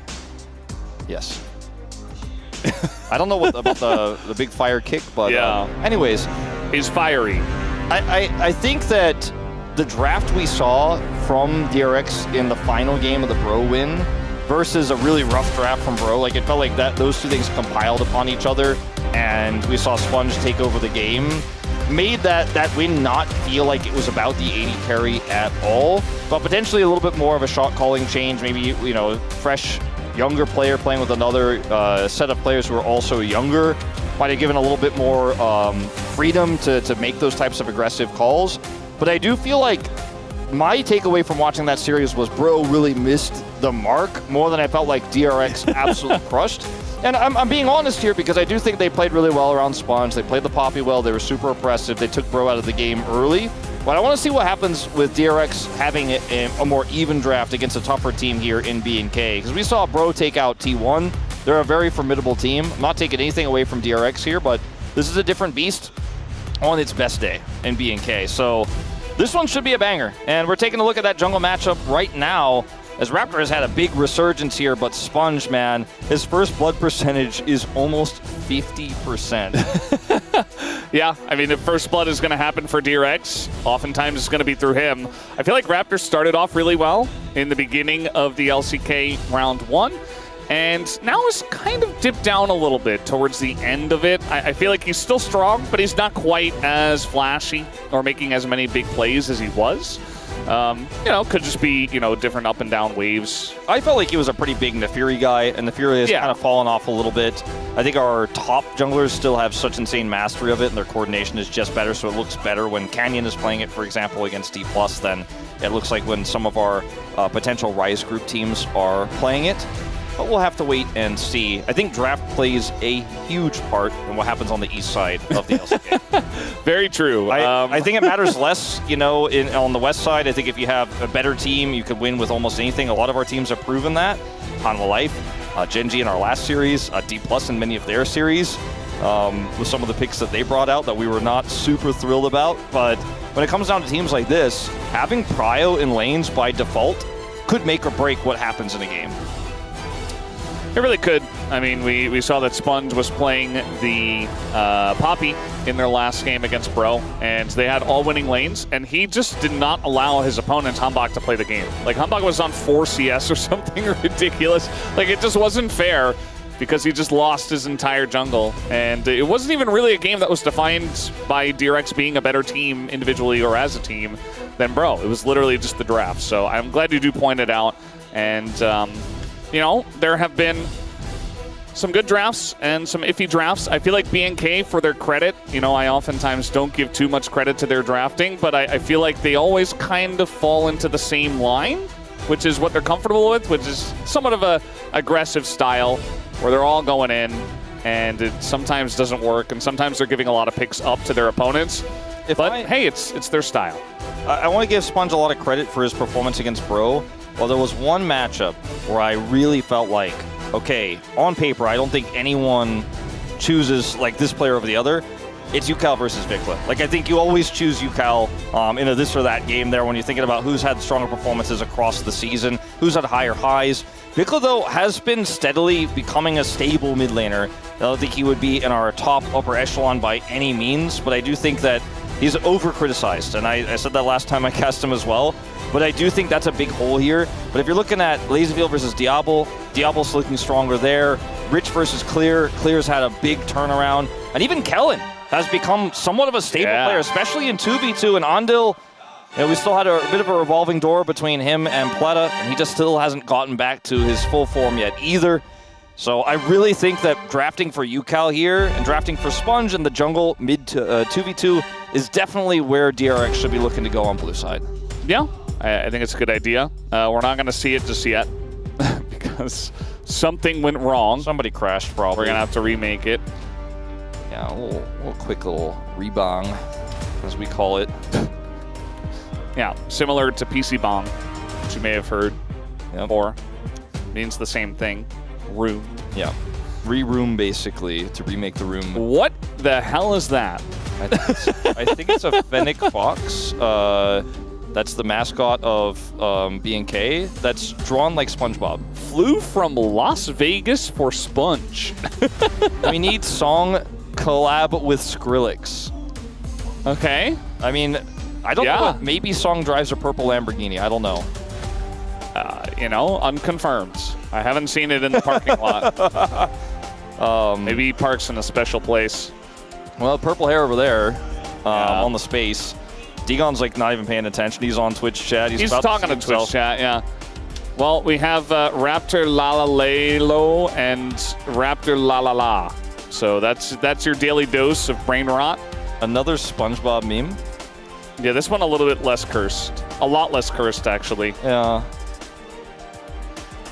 There's our Seraphine that we had earlier, who did a great job. She's doing it again. I can't hear from here, but I heard it earlier. It was pretty impressive.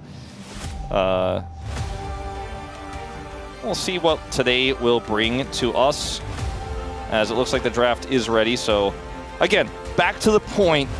Mid-jungle. Okay, Sponge and UCal. So you're saying first pick Ambessa. I'm saying probably looking for a Talia angle. Talia, maybe Ari. How about Azir? Fine. Xin Zhao first pick. Xin Zhao first pick is okay. That's actually good. Yeah. Yeah. Ambessa first pick. Ambessa is a meme. I've been commentating Rich for over a decade, but still don't think you should first pick that. I have a massive appreciation for your skill set across multiple titles, and he's played multiple roles in his career in League of Legends as well, but I don't think that's it. So, Poppy ban. Sponge was a Poppy abuser, he knows. He's like, look, we can't let them have the tech. It's OP. It's definitely OP if you have no prio. What's this final ban going to look like? Alistair. Kellen has had some of his best games on Alistair. Some of his least enjoyed games by his fans as well on the pick, but more recently it's been the good ones. So it's a fine ban here from DRX. On blue side, you get to flex some bans. You know, Varus is pretty common, but Talia will be taken away from UCal. Jace and Gwen. Rich picks Jace in this scenario, I think. I'm going to pick Xin Zhao. Jace in this scenario. How about an Ambessa first pick? No! How about an Afiri first pick?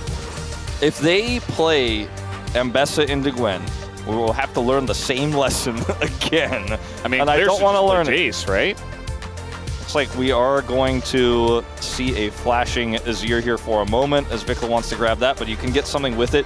I agree with you that I do think Jace is the preferred pick of these two, but there's been a trend and a belief. I think our views on Jace on the global side versus the Korean side are like you can only play Jace if you're an elite top laner, kind of like how we feel about playing top in Italy. And we have seen players like Morgan just completely shy away from it. Doran as well. He did lose that one game and then shied away. They'll take the Gwen with the Nefiri here. And what does Yukao want to take into this Azir? The Talia was banned. He's just going to grab the Aurora.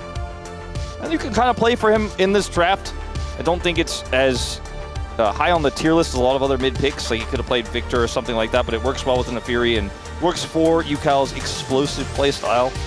So is it Jace? Jace. Or are we rumbling? Because Rumble could be the answer here, but it just hasn't worked out as well as it used to. Yeah. Clear has really preferred to play the Rumble in a lot of different matchups this year. So this isn't surprising to me. Although I don't know if I feel like it's personally optimal.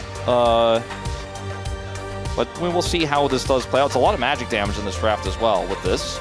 Yeah, for both sides, it does feel like I think Jhin would work pretty well for the DRX side. I'm not sure about it on the NK side. It's a fantastic Jhin angle for Lazy Field, I do agree. And maybe they'll ban it. This is the kind of draft you want to play Jhin with, where you just have this insane front line. Even the Aurora Ultimate basically buys you space and allows you follow-up. I think that's a good shout by you.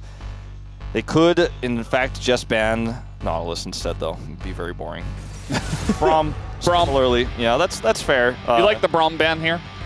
I would have liked it for DRX as well, to be honest. Maybe they've got their eyes on a Renata angle here for Kellen, because he is Kellen after all, and they are melee champions trying to run at you. So that could be a thing. We'll see if they make it a thing. It's not going to be with the Callista, of course. Ezreal. And Ezreal's gone. What are we playing? We've got a lot of scaling. I would love the Ezreal here for Diablo. Doesn't feel good to like blind pick a Kai'Sa, even though the Kai'Sa I feel like goes well. So it's just a support pick of Leona. Interesting.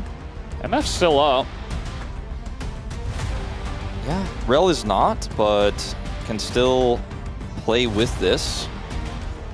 Well, the drafts when we get on the east side sometimes get a little bit funky. Gonna go for the Nautilus into Leona here. With what, though? Something that follows up like a Jhin? Feel okay. Feel like it's pretty good into Leona because you're never going to be in range of Solar Flare unless you miss position. And they're on the same page as us. Yeah. You called it out a long time ago. And DRX know exactly how this comp can work. I think this is a good draft. Well, what do you play into this? I mean, trying to just play a scaling pick like the Zeri could work out. You know, you just end up out-damaging them. You have the Azir. Or just go Kai'Sa because you have a Leona and you're going to try to follow up on your Xin Zhao and burn people to death. Yeah. I'm pretty low on Kai'Sa myself at the moment just because I feel like in order to play her well, your team has to be winning. Otherwise, you don't have a lot of agency. I guess that's kind of my 80 carry bias is against like MF oftentimes when you don't have great setup. And I feel like it's a pick that you're not really doing things. You're just waiting for your team to set you up to do things. I do think that into Jhin, you can get on top of them from really far away. The Solar Flare works well with this. This is definitely one of my better Kai'Sa angles. But when you already have the scaling Azir, if you went all in on the late game, the front line you already have with the Xin Zhao and the Azir disengage, would have liked it more, especially because I feel like Diablo is the kind of player who has the hands and the mechanics to carry your late game team fights with a hyper scaling pick. Yeah. But if your fight's a little iffy and Kai'Sa's like, I can't go in, then Diablo literally means nothing. His abilities are wasted on those types of fights. Yeah, I mean, could have looked at something like a Xayah. You know, there's definitely a lot of threats on the side of DRX, but just wanted to be in the fight, and I think that's very much Diablo's play style, where he's going to be looking to Killer Instinct into the back line and just blow people up. And they have boatloads of damage. You know, he can go crit Kai'Sa, and it really does shore up the lack of AD that they had. But yeah, like this draft from DRX as well. It can be a little bit flimsy. but I feel like Gwen can do a decent job of frontlining as well. I think Vic has to get a lot done here for BNK's draft to work. Now, we'll see if he can do exactly that. Game number 1 on the cards, ready to go. DRX up against BNK.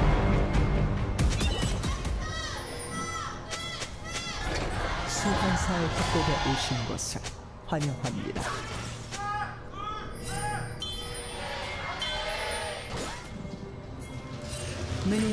Alrighty.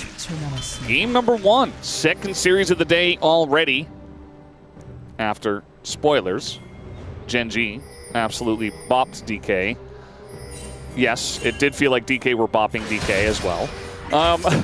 Andel just going to walk the correct direction, so he doesn't have to burn anything. Wow. Very impressive. Hot dog skin. Yeah, I'm not sure what's up with the hot dog trend when we do have the, what Atlas likes to call the Okami skin. I mean, just the Japanese word for wolf. I just think they're both good. Yeah. I like the hot dog skin. Since you're with Wolf on the desk who doesn't like the hot dog skin and also is Wolf, he's kind of leaning the other way. When I have to play the other side. When the dog is a very Wolf-like character but isn't really leaning into that by being more like a dachshund, I'm kind of, eh. I mean, it's funny though. She's a hot dog. That's funny. There's mustard. Dog, yeah.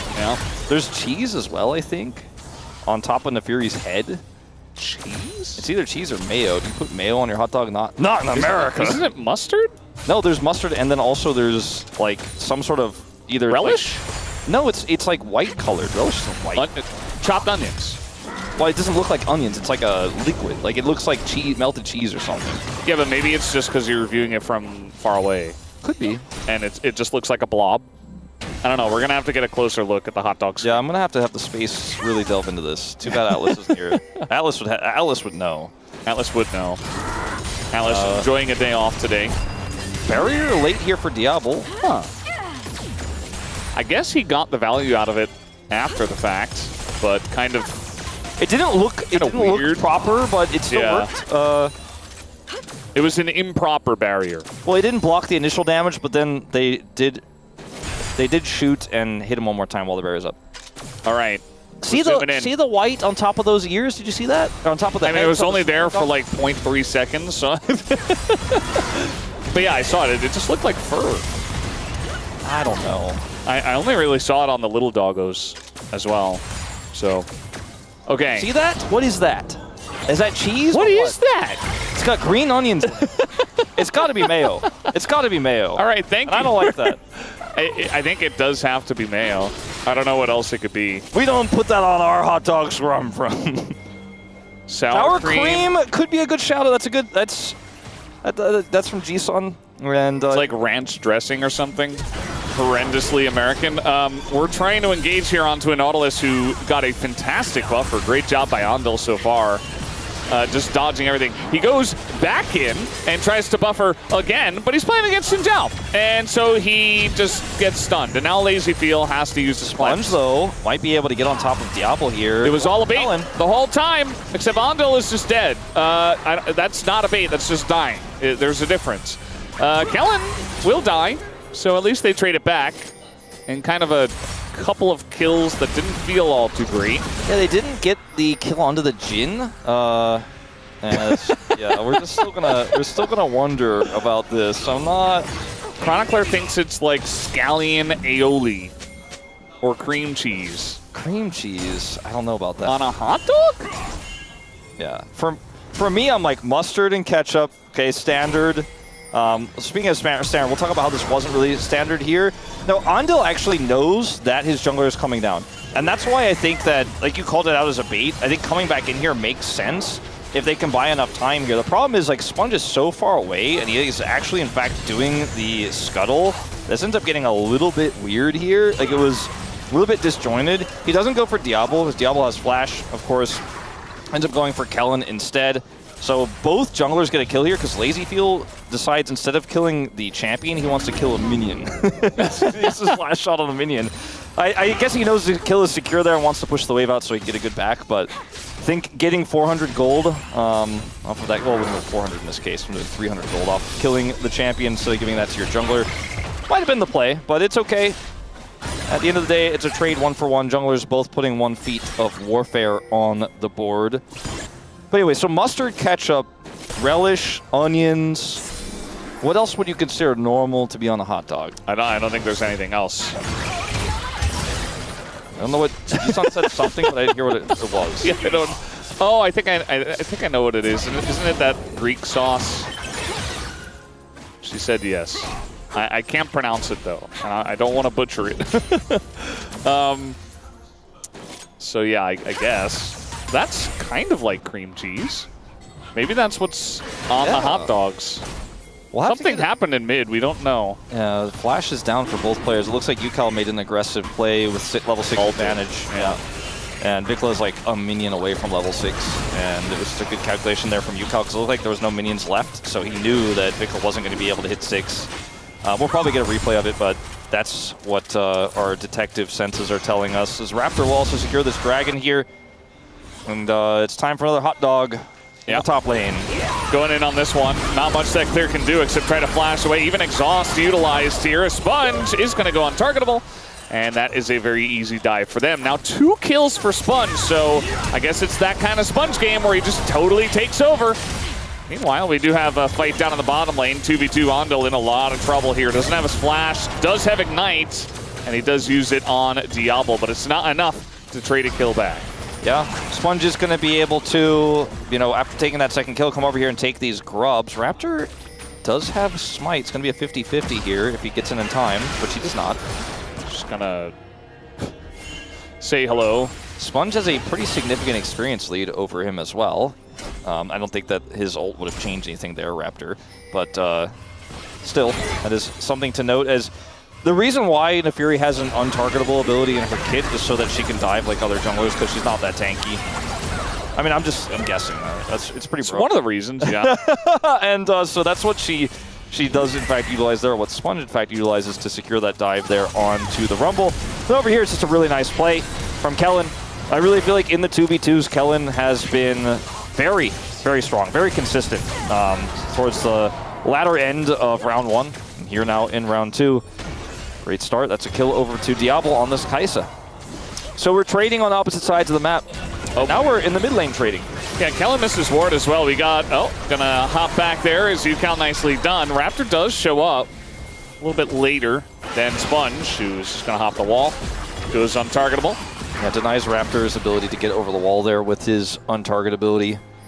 I should probably learn what that ability is called. It's untargetable. It's the untargetable /W slash hot dog jump. Official name. Yeah.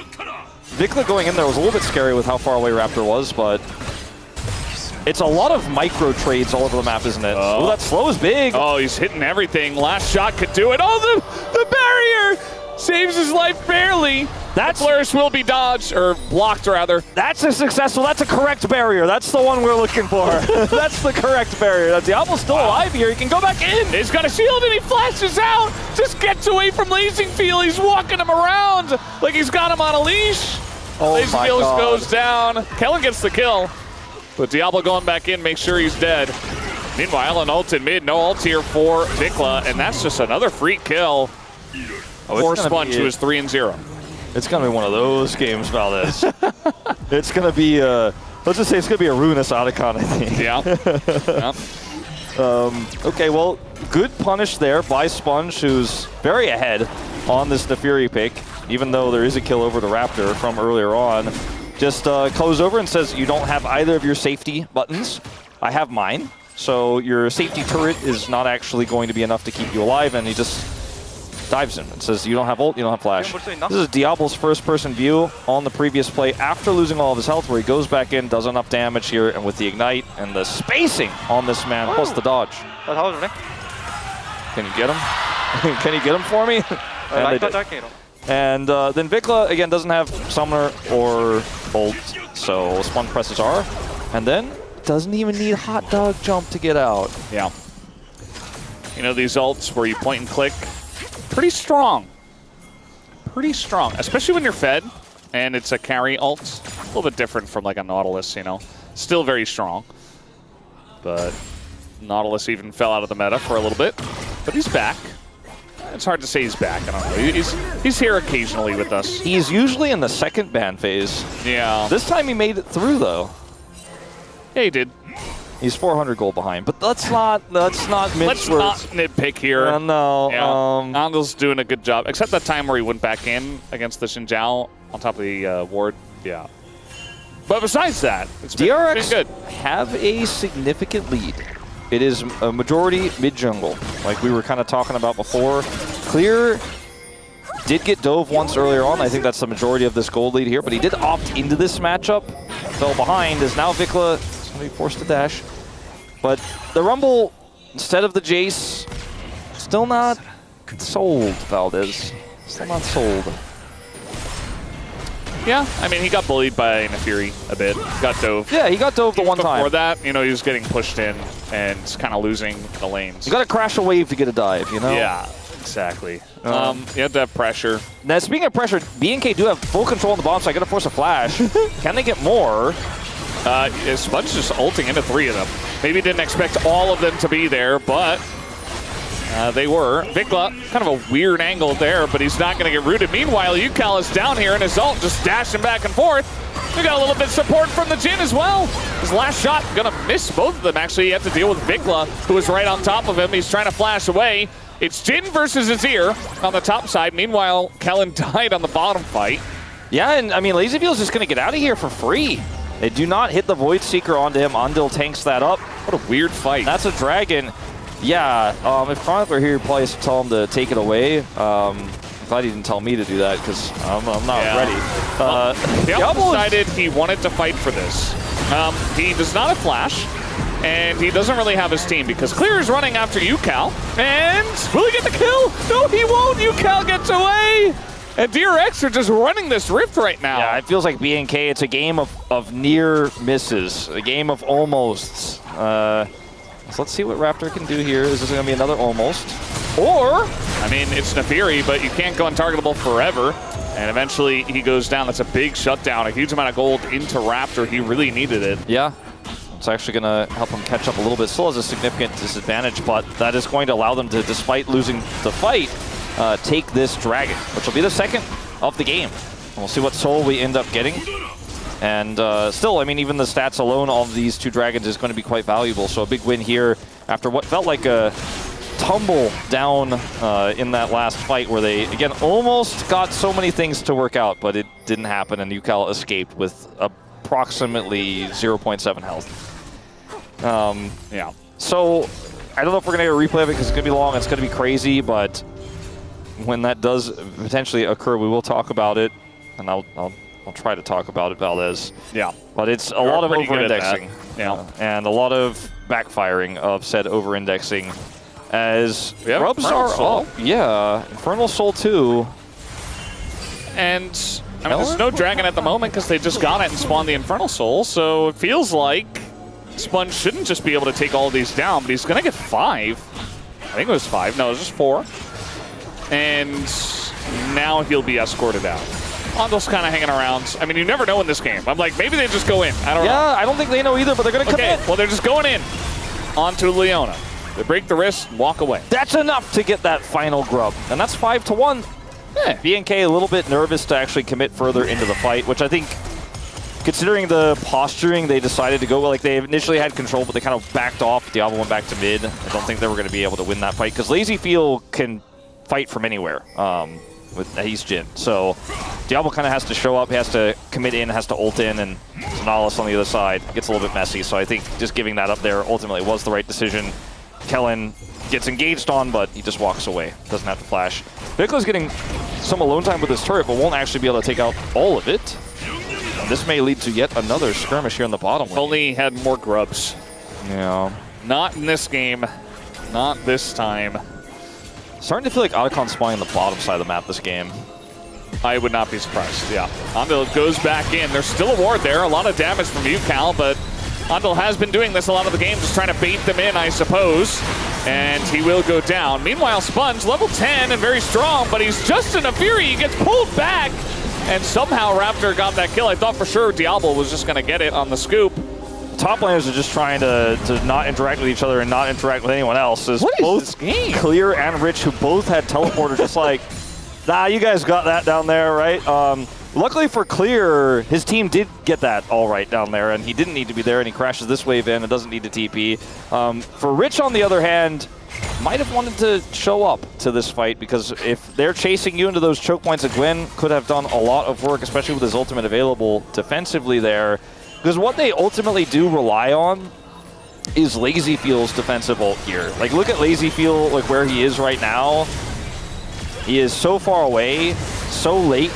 Tries to toss out the Flourish here, and then they lose the Nautilus, and they just drops his all out, and he's like, well, I could just offer a pittance of damage as they were outnumbered us. Looking back at the play, though, Rich was actually walking from top lane into mid. Could have, again, committed the teleport, but was very far away, further than I thought, because in the replay it just came out he was in mid lane. But anyways, he is going to now try to start off this Herald. BNK back in the game. With a 2-dragon lead, maybe even a contest here on this Herald.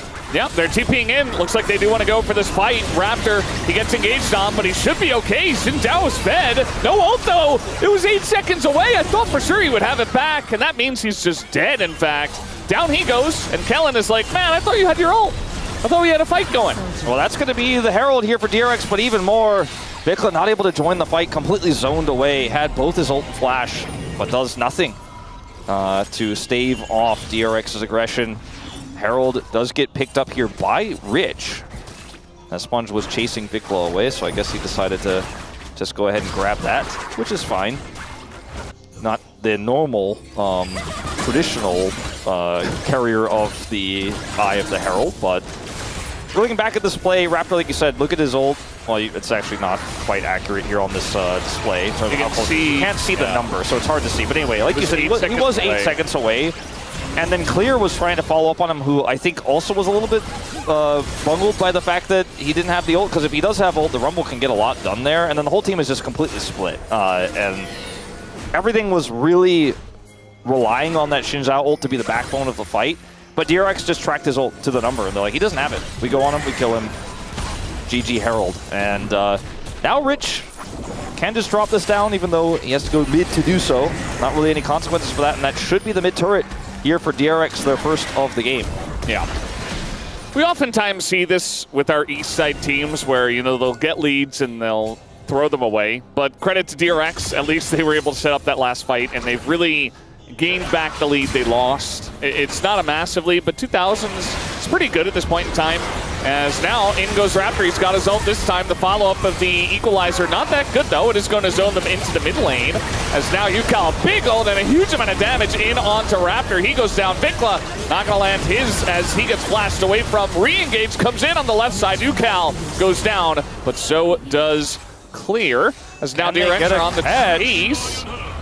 No ult's available, and now we got a Sun turret, so just gonna let it go and maybe just take the Infernal Drake. So no flashes outside of Sponge left here for DRX after that exchange, but they ended up getting 2 from BNK as well. The Gwen is the 2,000 gold lead, by the way. Rich has picked up so many kills. He picked up a 4th one in that fight, had 3 before the fight broke out. And he wasn't even really hitting the main part of the fight. He was actually just keeping the Rumble at bay. As the fight gets really messy, it's not the greatest equalizer here. And then LazyFeel can actually buy a lot of space here. The Nautilus ultimate hits 2. It's fantastic. Sponge gets blown up instantly as his ult goes down. The Emperor's Divide completely whiffs. Like, this fight is just a big mess here for BNK. And Rich is just like, well, I'll kill the Rumble. LazyFeel has to flash, but you guys won that well enough. You bought enough time. It doesn't matter. And then the rest have to run away. It was not the most clean fight from DRX either, but BNK really got split there. And Andil, pretty fight-changing ultimate. And obviously if Vikla's ult had hit multiple targets there, maybe that could have been something that turned the tides, but he did not. Game is weird, Valdez, yeah. It's a weird one. It feels like every fight has been broken up in one way or another. There's been like multiple things going on. Otacon is top for some reason. How did that happen? I don't know. I guess it's determined a little bit earlier in the game than when a lot of those bottom fights happen, so I guess that's why, but like we know the reason, but it just doesn't seem right. Yeah. Trade of turrets. One more. Let's go over to DRX. little bit of burst here on a Vikla. We got a TP coming in as well. UCal even thinking about taking the 1v1. And we got supports in it, and yeah, Vikla, he doesn't have a salt. He doesn't have a way to dash out of this one. Finally does get straight into the Nefiri and just dies. As now Kellen will also go down. So there you go. That's what happens when you try to save your mid laner who is wildly out of position. And now DRX is going to take the Otacon. I do feel like, and I've said it many times, there have been many games where Vikla is beating the allegations. I'm not sure if this one is going to be on my list. Very far forward there. Did have his ultimate, but didn't really have anywhere to go because he would say you would always choose UCal. I did. I also did say that. I did say that. I just feel like Vikla's over criticized, but I think he will be receiving some deserved ones for some of the plays here. But like, he's super far up in the lane here, gets chunked out by UCal, and then from there on, it's like, where do you ult here? I mean, he actually played up almost as well as he could have. Like, he ults and barely gets into that tiny wall, but there's still players over there that are going to kill you, like the Nefiri's there. So he got away from some of the members, but the problem was not his individual hands, his mechanics there, was just being that far up. It was the decision, and not the micro mechanics. So he dies, and that is a lot of swing over to DRX on the play. Yeah, speaking of swings, we have had a lot of peaks and valleys in this one, even with BNK taking a lead at some point in the early to mid game. Everybody's did not stick for very long though, Wolf. Yeah, everybody's starting to get a pretty big experience lead after that play as well. Rich up a whole level. And UCal is doing the damages. Yeah, we don't see a lot of Aurora mid nowadays. This number, by the way, like, he is 4,000 ahead of the second highest in the game, Vikla. He has so much more than everyone, basically. That's not like a mid-gap stat. That's a UCal is just doing the most out of anyone in this game kind of stat. Yeah. I'm glad to see that he's kind of back in form. Really had a severe dip for a while there. You know, a lot of DRX did. They did go on, I think it was a 7-game loss streak, or they were 1-7 at some point. I don't know if they were all in a row. I think it was in a row. I think you're right. But it just leads to losing confidence for pretty much everybody, and that includes UCal. So it's nice to see he's back. I look at this game state, and I think, yeah, DRX in a great spot. I look at how these fights have looked and the decisions that have been made in this game, and I go, well, I'm going to tell you right now, we really don't know anything. Like, I want to tell you guys that it's a really comfortable position. UCal's actually, despite doing a ton of damage, 350 gold behind this 2-kill Azir that's spent most of his time in the side lane and isn't behind in experience because of that. The Gwen is 3,000 gold up and has 5 kills, but you know, if it's just kept at bay or there's an awkward team fight where Rich is either side laning when he should be fighting or fighting when he's alone or being caught. So 600 gold bounty. Oh, he's going to be caught with a 600 gold bounty, Wolf. And guess who gets all the gold? It's Diablo on the Kaisa. So we really That's an issue. We just don't know anything. But I told you, like, never over until it's actually over. I told you how it could happen where they get the bounty on him and stuff. You know, I was like, we might know a little bit about how we don't know anything. Immediately happens. Yeah.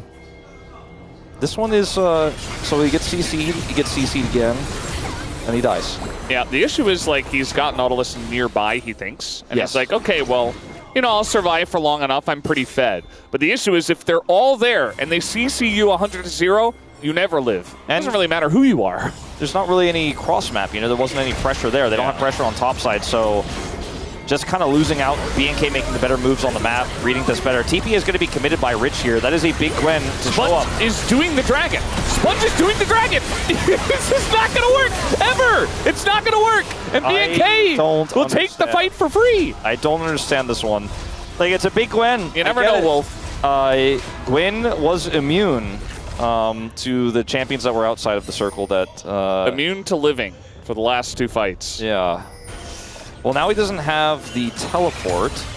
The good news is they got the dragon. So he TP's in here. He's obviously not going to be able to save the turret, but they're hoping that with Andal's engaged here, they can, you know, end up winning the fight. I guess that's what they were thinking.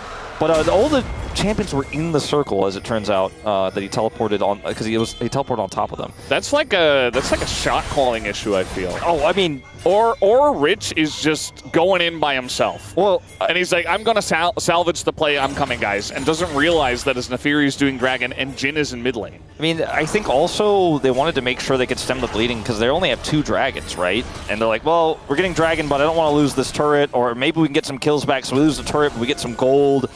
But this Gwen that had the massive lead is kind of, fumbling it a little bit here. It's a decent ult from Vikla. Yeah, it's a 1v1 for now. UCal is seemingly losing it. By the way, Clear's TP was so deep as Vikla is going to get taken, or he's going to get the kill rather.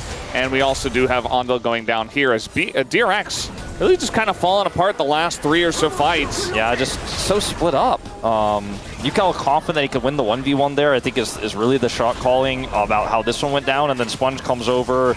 Maybe he helps clear it up, but then they can't because BNK are deep in the jungle. BNK just making overall the better decisions here around the map, like punishing Rich, then going for the topside play. They have a 2 Drake lead, so it's not like Infernal Soul's on the cards here for DRX, so they make the play topside to try to get more valuable gold and more control on topside where Baron is spawning. They get the kill on Rich there, and then UCal loses out in the 1v1, then it's Baron. It's just, look at the mini-map. Guess who doesn't have teleport? The Gwen that teleported into 4 people and died moments before, so this is never going to be a fair fight. And so to be this far up as UCal was is already risky alone. And then, again, Lazyfield can be there from far away, but your Gwen never will be in this scenario. As this is Vikla's first-person view on the play, finds the angle, max range on the Emperor's Divide. UCal plays it as best as he can, but he can't get away. And that time going in for that play was actually good because he knew where the enemies were and he had his teammate pushing into the jungle, so he knew it was almost definitely a 1v1. Worst case scenario, there's someone else over there and his team wins the other fight. Yeah, he just was very aware. It was good shot calling. Yeah, so good on him. He's able to spare his own blushes from early on in the game as in goes Ondel. And the Equalizer is going to actually zone away the rest of the team from joining on in Clear. Actually relatively tanky, has a Banshee's Veil, is going to live as he flashes back to his team. And Raptor trying to go in onto multiple, trying to take a 1v1 against the Gwen. Not really going to work, but the rest of BNK does show up. And it doesn't really look like Rich and Lazyfield can stick around.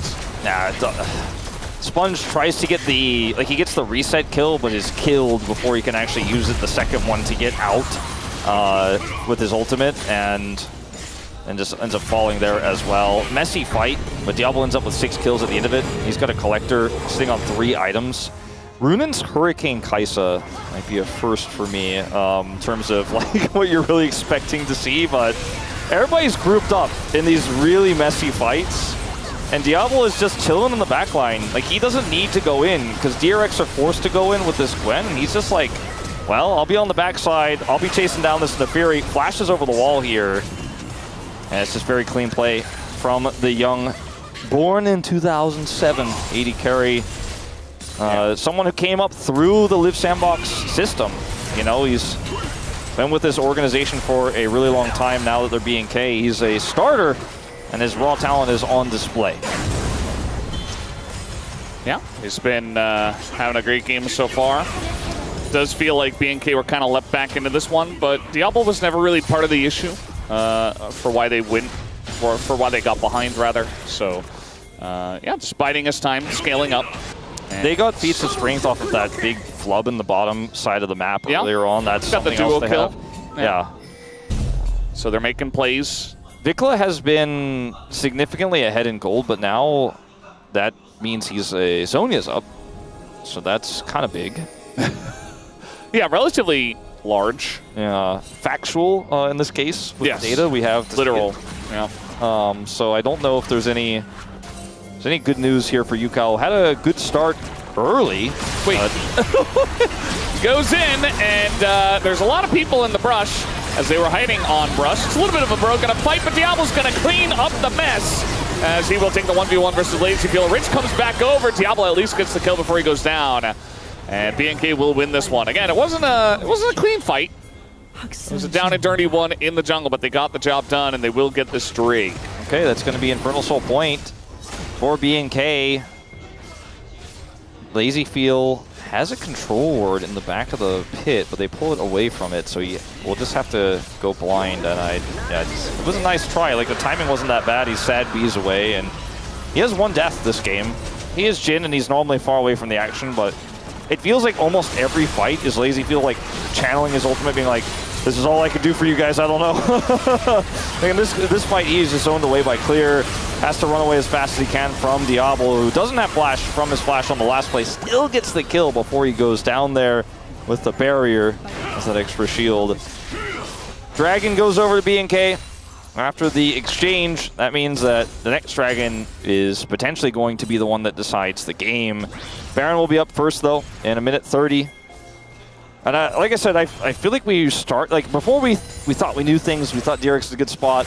I feel like we kind of know things now. I think BNK, we know, are in a really controlling position in this game with a 3-item Azir, with upgraded Sork shoes, and this 8-kill Kai'Sa. I'm feeling like I kind of know. Is that wrong of me? You think you know? Is it wrong of me to make such a statement, to analyze such a game? We're knowers, yeah. I think we're in the know.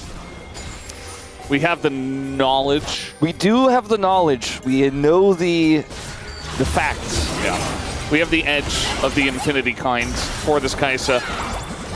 Rich taking a 1v1 against Vikla. It's a lot of damage, actually. Vikla isn't really in this fight, and so he's calling for the team to back away. He wants to back. Meanwhile, great angle for LazyFeel. Yeah, they're getting roasted by Clear, but actually it's getting roasted by LazyFeel. It was quite far away. And so 1 kill goes over. Nice call from BNK, though, to immediately abandon ship. We've seen other teams just go in. Does he just TP back in, though? I am a little bit worried about this. He has full health now. They've done some damage. This is an engage onto Kellen, who is quite tanky. They throw everything into Kellen, but it's enough, and they get the kill, and now Raptor goes in, Vikla goes in. They're both getting melted, and the low health bars don't matter when you're down so many members. DRX, they win a fight with 4 people. I thought we knew things. I thought I had the knowledge. I thought I had the facts. We don't know anything. I thought I had the info. But guess what? All it takes is a misposition. All it takes is a bad setup. And I think the composition here of DRX is just more robust overall than BNK. It has a lot more flexibility in how you set up. As we're going to skip the good part and go to the sad part where Vikla TP's back in and they kill the Leona as they're trying to exit. Why are they even fighting this? Because Vikla TP back in, and everyone's low, and he's big, he has a lot of damage, he wants to do the boom boom, he wants to get the pentakill, but I mean, like, realistically, that's actually why. They're like, okay, hold on, we have a Leona, she's tanky, we want to turn, everyone's low. If Vikla TP'd a little bit closer to them, I don't think DRX can chase like that, because Vikla's going to do a ton of damage, and he's going to wipe them out. But he teleported really far away, and then Kellen's like, well, we got to keep them interested, like, can you hurry up and get over here, and then the bigger issue is what happened before that, to be honest. Like, that was kind of an extra layer of problems, but the fight that happened before that where LazyFeel was exactly in the right spot and they committed in to try to kill the Gwen and Clear died, that was the bigger issue for me. Well, we might have a 7 Elemental Dragon game on our hands if DRX can maintain control. We are 33 minutes in. We still don't know who's going to win. This could be a kill record-breaking game as well. I think we're like 7 kills off or something like that. Well, we have 41 so far. Yeah, 7 kills off. 48 is the record. Okay. Yeah. That fun game. Huh, 24 to 24. Just yesterday. In that game. Yeah, pretty interesting. And Baron is going to help them siege here with a composition that has pretty strong wave clear with the Gwen going to rip through turrets as here comes the ult. Do we know if DRX just close out from here? Do we know anything? I thought I knew things. I thought I knew. Yeah, I thought we were in the know. That we had the knowledge. Instead, I had the facts and the data. Yeah. Now it just feels like we're in the dark. We don't know anything. I just want Chronicler to say very loudly, "That's challengers, baby." That's all I can hear. Yeah, he's probably saying that. I don't know if we're gonna get a Elder Flip in this game, especially if DRX gets this Dragon. I think they will get it. That much I thought I knew, but then I was a little bit scared and I wasn't sure, but I was like, as long as they hold on to the prio, which they did because they didn't commit to killing inhibitors, even though they had Baron. They're going to use the last minute of this Baron to wait for BNK to come over. The Dragon isn't spawned for 20 seconds, but they want to make sure they don't mess this up. Like, they're in a really good spot. And realistically, I think they want to make sure that, you know, there's just no way they overextend. There's no way they throw this game away. Well, Sponge is the main guy that's going to be peeking in because he has Neferi. He's very slippery. He can dash away, he can go untargetable. And he's been doing this all game to Yukel on the flank, you know, to mix success. Yukel is on the flank, goes on in, drops a gigantic ultimate into that backline, but he immediately gets sweep and just dies. Vikla goes golden, but now he's not doing damage. Do they have enough? It's the question. The answer is no. As Rich, he goes untargetable, and he kills the rest of them alongside a Sponge. The two Fed members on the side of DRX, they get the job done it might at the very end. Have an 80 carry, a traditional one. You might just have Jin, who's in the middle of this fight feeling real awkward. But when there's about 9 people standing on one single hex of League of Legends and Rich presses Q, he's gonna do big damage. And we are now tied in total kills here with the Hanwha Nongshim series from yesterday, and I guess it's gonna remain a tie because DRX are gonna end the game here at 35.5 minutes after a disastrous fight for B&K. Kellen shows up, but he won't die, so the record stands at 48. DRX, though, riding the momentum of their win against Bro here, and they bring this game back. And then drop it, but then bring it back again towards the end. They drop it and they pick it up again. It's falling out of their hands.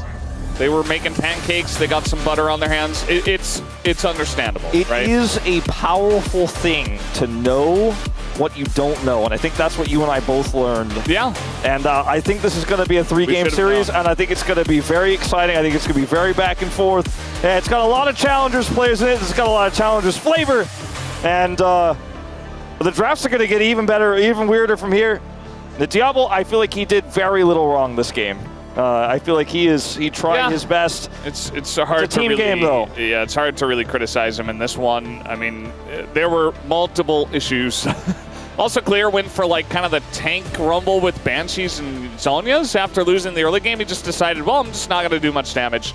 I'm just going to try to survive. So they didn't really have that much unless Diablo was really putting his face into it. I was worried for Yukel when he went for the all-in that last fight and just instantly died, but Gwyn was big and did exist, and so it doesn't matter that the other damage source was a Jin. The real carry was the one with the scissors. Yeah, this one says, please get a winning streak, and maybe they will.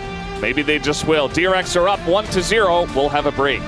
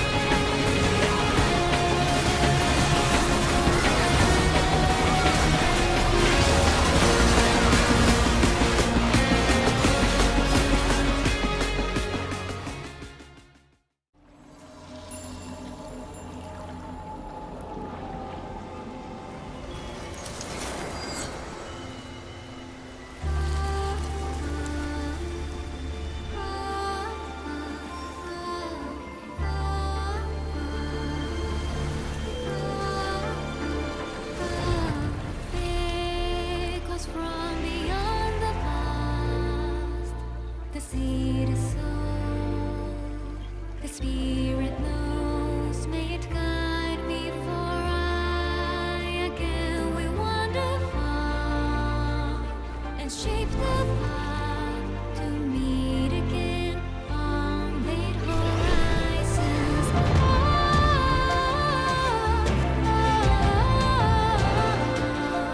The wind is calling your name. A whisper of the souls who never leave you.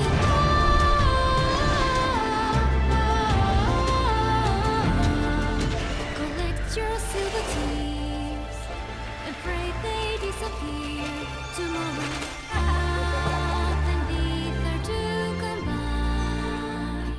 The light it shows, the dark it knows. Our tethers, spirits haunt the restless mind, but seek to find. We'll meet again. Can't you hear them?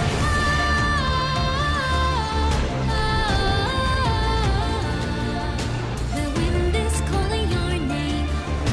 A whisper of the souls who never leave us.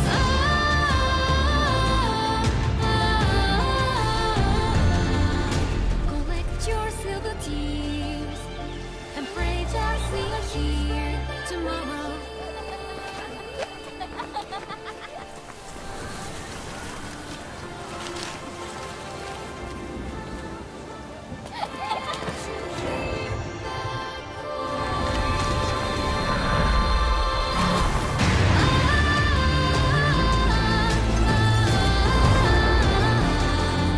The wind is calling my name. A whisper of the souls who never leave me.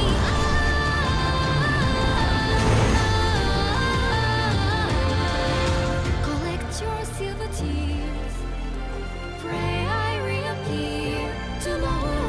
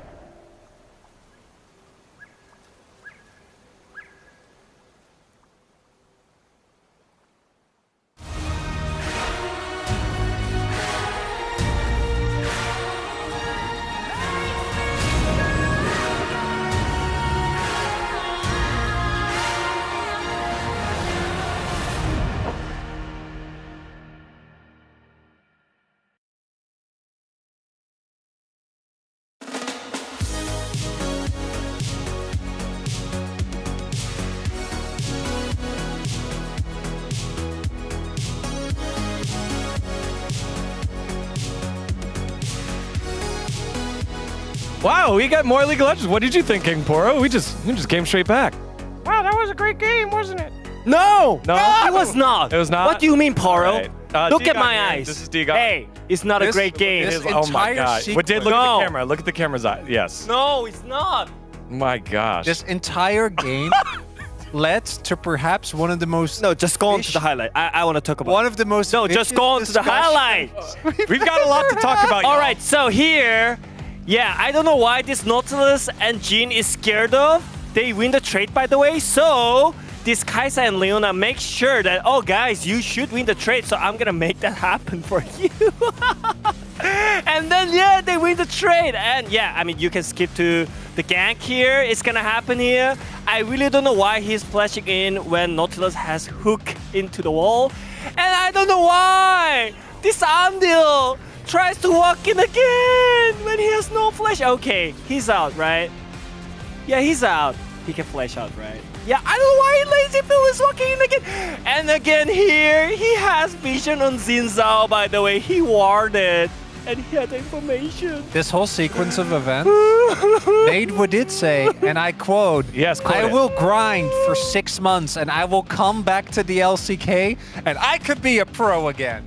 That's what it's okay with it. It can't hurt you anymore. Oh my god, what's happening? We rewatched that like multiple times, and then we got to the final fight. Again, we've got a lot to get to, so let's get through this last highlight here. Hey, what's that? How was is the this game decisive close? I don't know. I don't know know, either. gang. Yeah, DRX we don't was know. dead, and then they are back, and then the flash away, and yes, slow-mo everything. Boom. I really want to highlight, because we're memeing a lot, right? And we're not done with the memes, don't you worry. But for me, this game should have been a complete blowout for DRX. And DRX need to figure out what is causing them to take one game stage and just punt them. It's insane. Like, no other team does it. I'm a DK fan, and even they didn't do that consistently as DRX. It's actually crazy, right? It's the mid-game decision-making of this team needs a closer look, because this game was so free for them, and they won. But it was not clean. It was not great.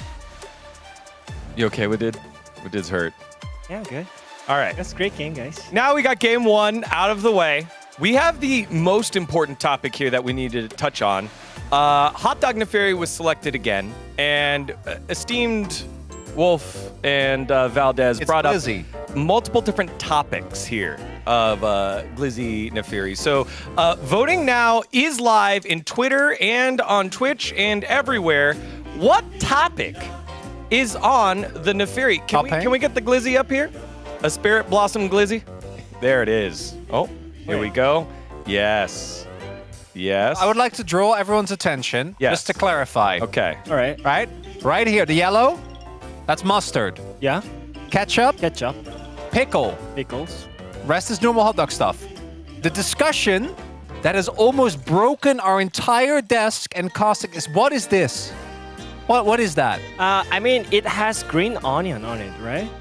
Yes, So- it's definitely scallions. Like it's clear. I don't think it's chives. I think it's specifically scallions. Has to Or be spring sour cream. onions. It Sour has cream. to be. All right.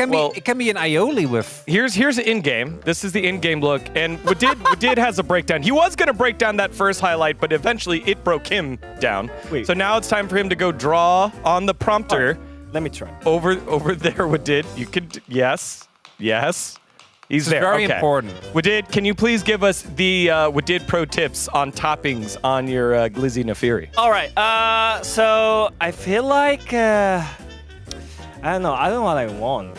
I want actually sriracha more than this sour cream. So I want to put like sriracha here. You know, like Where is it? There it is. It's on the left. Okay. You don't like sriracha sauce? It's really good with mayo. No, I don't mind it. So, But I Widid. Okay, I know you're the pro and everything. No. One second. Widid. I like Wait. sriracha sauce with No. mayonnaise. No. Widid. There's actually a Dutch. So there's a Dutch sauce called curry mayonnaise or curry ketchup. All right. Which is fire, and you can use it in the same way as ketchup. You can even combine it if you're really crazy, but I wouldn't do that. And you can just cover the entire. We do this a lot, actually. You can cover the entire hot dog in. So, It's hold on. actually Are hot dogs? Hot dogs are like a. Am I just so American that I'm like, yeah, they're an American food, like, or are they not? And I'm just wrong completely. And so all of this feels weird to me. But actually, I'm just looking at it from the wrong perspective the whole time. I don't know, as another fellow American who grew up with hot dogs in New York, like Mr. Brendan Valdez. Yeah. I don't know what that would be other than maybe mayo. Also, did you guys notice that the mini dogs are actually just pigs in a blanket? Yeah. They're not even really hot dogs. Wait, don't go inside his face. We went inside the hot dog. So they have pigs in a blanket here, which is the hot dog inside of like a croissant, basically, type, bread. And I want to, in response to that, Wolf, because I always talk to you guys about culinary stuff. I want to introduce you to the Dutch hot dog. Because you're saying, like a true hot dog, we see that as America. I want to show you some Dutch cuisine. Yeah? Give me Dutch cuisine. Show me a Dutch banger. And every Dutch person will look at it. And even if you... Is that what it looks like? No. Just wait. You might see this and you might think, nah.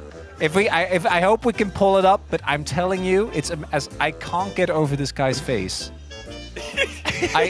So this is what Dutch cuisine looks like? No, Is that what I'm you're telling trying me, to tell Chronicler? you, but maybe it's, I don't know. The thing I'm describing to you. The poll is done. The winner was sour cream by a mile. Cream cheese got 1 vote. Only 1 vote. Cheese? I don't even know why we put cream cheese on there. What else was on there? Ranch. Ranch was on there, I think was fair. Tzatziki? Well, it's not tzatziki. It's not green enough. Is that how you say it? Tzatziki, yeah. Tzatziki? Yeah. Like tzatziki? Yeah. Okay, tzatziki. Oh my god, this is actually so cute. Actually, the more we're seeing, it's not cute. It's horrifying. What do you mean? So cute. It is actually cute, and I want to see like someone try a cosplay on his dog. Maybe one day. I don't have my dog, so do you have a dog? No. No? I don't, unfortunately. Yeah, I want to see that. We could cosplay it here. One I mean, we've day. seen it a lot in the LCK. We could be the LCK. I will Neferi post Zone. on Twitter a picture of peak Dutch cuisine. I'm going to do it. I'm going to show the entire world. It's raw onions, it's mayo, and it's curry ketchup. Like we said It's in great. the previous series, It's just wonderful. because Showmaker has a lot of ingredients doesn't mean that the chef is always cooking. And in this case, the Neferi is not always cooking. But in the last game, I guess it won, so never mind. Let's give it over to Wolf and Valdez. Thank you, Spacers, for your in-depth knowledge on hot dogs. I don't know if you guys noticed there were also tomatoes on the hot dogs. I don't know what that's about, but that really confused me. I forgot to mention it earlier. Whoa. We're getting married if you put me on camera, it says. But who? I can't see who the other person is, so. Wow. It kind of feels like a proposal, but not 100% sure if that's what really went down here. Yeah, I don't know if she's accepting it as a proposal. It looks like she's pretty okay with the idea, based on the sign. Yeah, and he's got his wedding band on his left ring finger. Can I just say, I think on the back of this sign here has a list of all the people who asked Chronicler about Dutch cuisine. What was he making that whole segment about Dutch cuisine? We're talking about the Neferi hot dog. He the whole time. Let me show you my cuisine. I'm pretty sure on the back of that band sign was a whole list of all the people who asked. They're not showing it to us for some reason. I mean, I'm kind of curious since you mentioned it, but it really did kind of come out of left field. Well, I guess it's going to be on his Twitter, so you guys could go look at Chronicler's Twitter if you want to see about Dutch cuisine. For all the people who are really hankering to see. It's at OxCasts, if you're curious. That's where you can find them.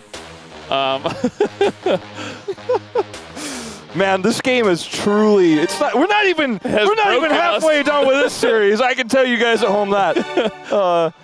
Okay, here we go. Blue side for B&K. You would expect that after that game, they're going to be very angry. It's not going to feel good, and they get blue side, and they're just going to bop them in game 2. I don't think they'll play Rumble into Neferi or Rumble into Gwen this time. Yeah, they can't because they're both Fearless banned. Yeah, so that's a good. I think we're already moving up. Yeah. Okay, I do like the ban of the Lilia when you're looking for a first pick. Sejuani, Sponge will not get to play it if they do not ban it here. I mean, if they ban it here, won't get to play it, but if they take it away from him, he loves to play as Sejuani, of course.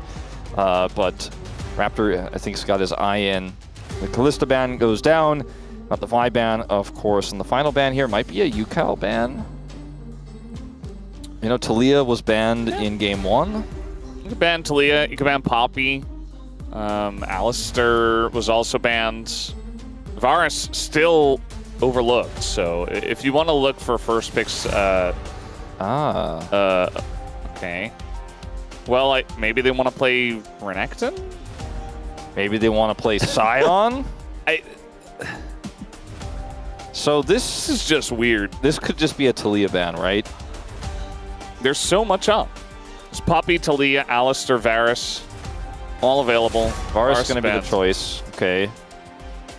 Jace, remember Jace? I kind of forgot about Jace. All right. Well, that one's going to get locked in. Okay. Well, so they Scion didn't take now? the Sejuani away. Scion for Rich? It seems like a pretty safe Sejuani angle for Sponge then. Yeah, it is a Sejuani angle. That's a good point. They're going to go for a very heavy priority on the Ezreal here, considering the Varus and Kalista are gone. But it was Kai'Sa and Jhin that got played in the first game, so there's still a lot up. I don't know if they necessarily needed to go this transparent on the Ezreal lock-in. Sejuani doesn't have any synergy with Ezreal inherently. And again, we've accepted that we don't know things, actually, so I'm just not... Okay, he's going to go for the Talia. Yeah, Digon hit us with the knowledge. Yeah, we have no ledge. We have no ledge at all. That's no knowledge for all of you non-knowers out there. Talia picked, and no Sejuani in sight. We got Skarner hovered for some reason. I mean, could just play Sejuani. But Skarner, I mean, Skarner is kind of hard to get value into Talia Ezreal. Yeah. Now, the Ahri doesn't have a ton of synergy with this pick either, but it can work. We've seen it played by Gen.G to great success. They do prioritize these picks a lot. The Sion, the thing about Sion is he's a great neutralizer to the Jace, but you basically say, I would like to lose lane, please, thank you. I would like to... Yes, I would right over here, yeah. I'd like to lose lane, yeah. Rich, what would you like to do? He's like, I'd like to sit under my turret. And they're like, well, I got just a pick for you. Are you going to be sitting under your turret? Are you sure about that, sir? Yes, absolutely. And when the jungler is locked in on a Skarner, like you really know you're probably just never going to die unless like more than 2 people try to kill you up there on the top side. But it also means that you guarantee prio for this Jace, which is super oppressive. And as a result, I'm not a big fan of the Sion right now. It's got a pretty low win rate, and it is tricky to pull off. Gives you a lot of power in team fights later on and becomes an incredible menace. And they already have a comp that scales pretty well. Alistair's gone, Ashe is gone here. Even though there's no Sejuani with it, I think that's one of the stronger 80 carry picks left. Sejuani now? Does this pick exist? Jungle Talia, question mark? And that's what Sponge is doing? I don't know. The Rel is going to be pretty strong for setting up combos. It actually works pretty well with the Sion. Is it going to be just the Misfortune bottom lane because we're going down the tier list and that's what's up? And they took the Rel away because they were scared of that? Oh, we go in Diavolution! I don't really see why you would do this unless you really want to try to stomp the Ezreal. I mean, this isn't like 2018 anymore. Yeah, or like 2022, 2023. Yeah, or it's like definitely not 2022, 2023. Mid-Lucian 2021. So... It is definitely 2025, Lulu? I think. Is it Lulu? Are they going to play Lucian Lulu? And just try to... Milio! They don't know what year it is, Valdez! Oh, they forgot. They're looking at the old notebook, Wolf! Oh, no. Ryu's got so many old notebooks, It actually was really strong, though. And like, we saw Milio at Felios back then, and man, it was a hell of a year. This makes sense with the Talia. I was kind of thinking about this pick because you had the Sion, so you already have a really strong front line, and you've got a Rel, too, for engage. So Viego, if anybody gets flipped back by a seismic shove, and then the burst from the Ezreal comes through the follow-up, you have the Sion in the front, then you front to back there. Like, what are you Milio cleansing? No, he just wants him to shoot far. Yeah, well... No, yeah, I get it. He shoots a little far. I understand He gets a little healing. That's the angle. I do He's ranged understand into that, Rel. Yeah. He wants to win the lane, and then like later on, you're you know, he does have the little bouncing ball that like knocks back the Rel and stuff. Lucian does have good synergy with Ahri. You know, if you hit a charm, you know, he follows up. You know, he dashes like in, burst comp, bursts somebody down. Jace, you know, yeah, big boom boom. It's just that when we get to later team fights, I don't know if you'll be able to do that consistently. And if you fall behind in the game, it becomes even more challenging. I am really curious to see, like, they cooked pretty hard. This is a fearless draft, to be sure. And maybe they should have been a little bit more scared. But moving into this one, the lane should be won by Lucian Milio. If that goes wrong... You've got a problem. Yeah, I might walk out. I think that one is pretty hard to mess up. I think Diablo also has a great history on this pick. He started playing incredibly young in Challengers. He's played through the Lucian metas. He has mastery on this champion. He definitely does. We'll see if that helps as we're getting ready for game number 2, BNK versus DRX.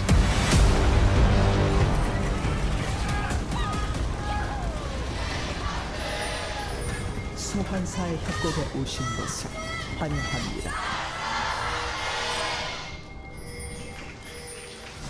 Alrighty, game number 2. And as you mentioned, BNK are already cooking quite a bit. They had some very interesting first drafts of Nocturne, Lilia, Yorick into immediately, you know, ignoring Sejuani for the entire draft. But that's fine. They got Jace.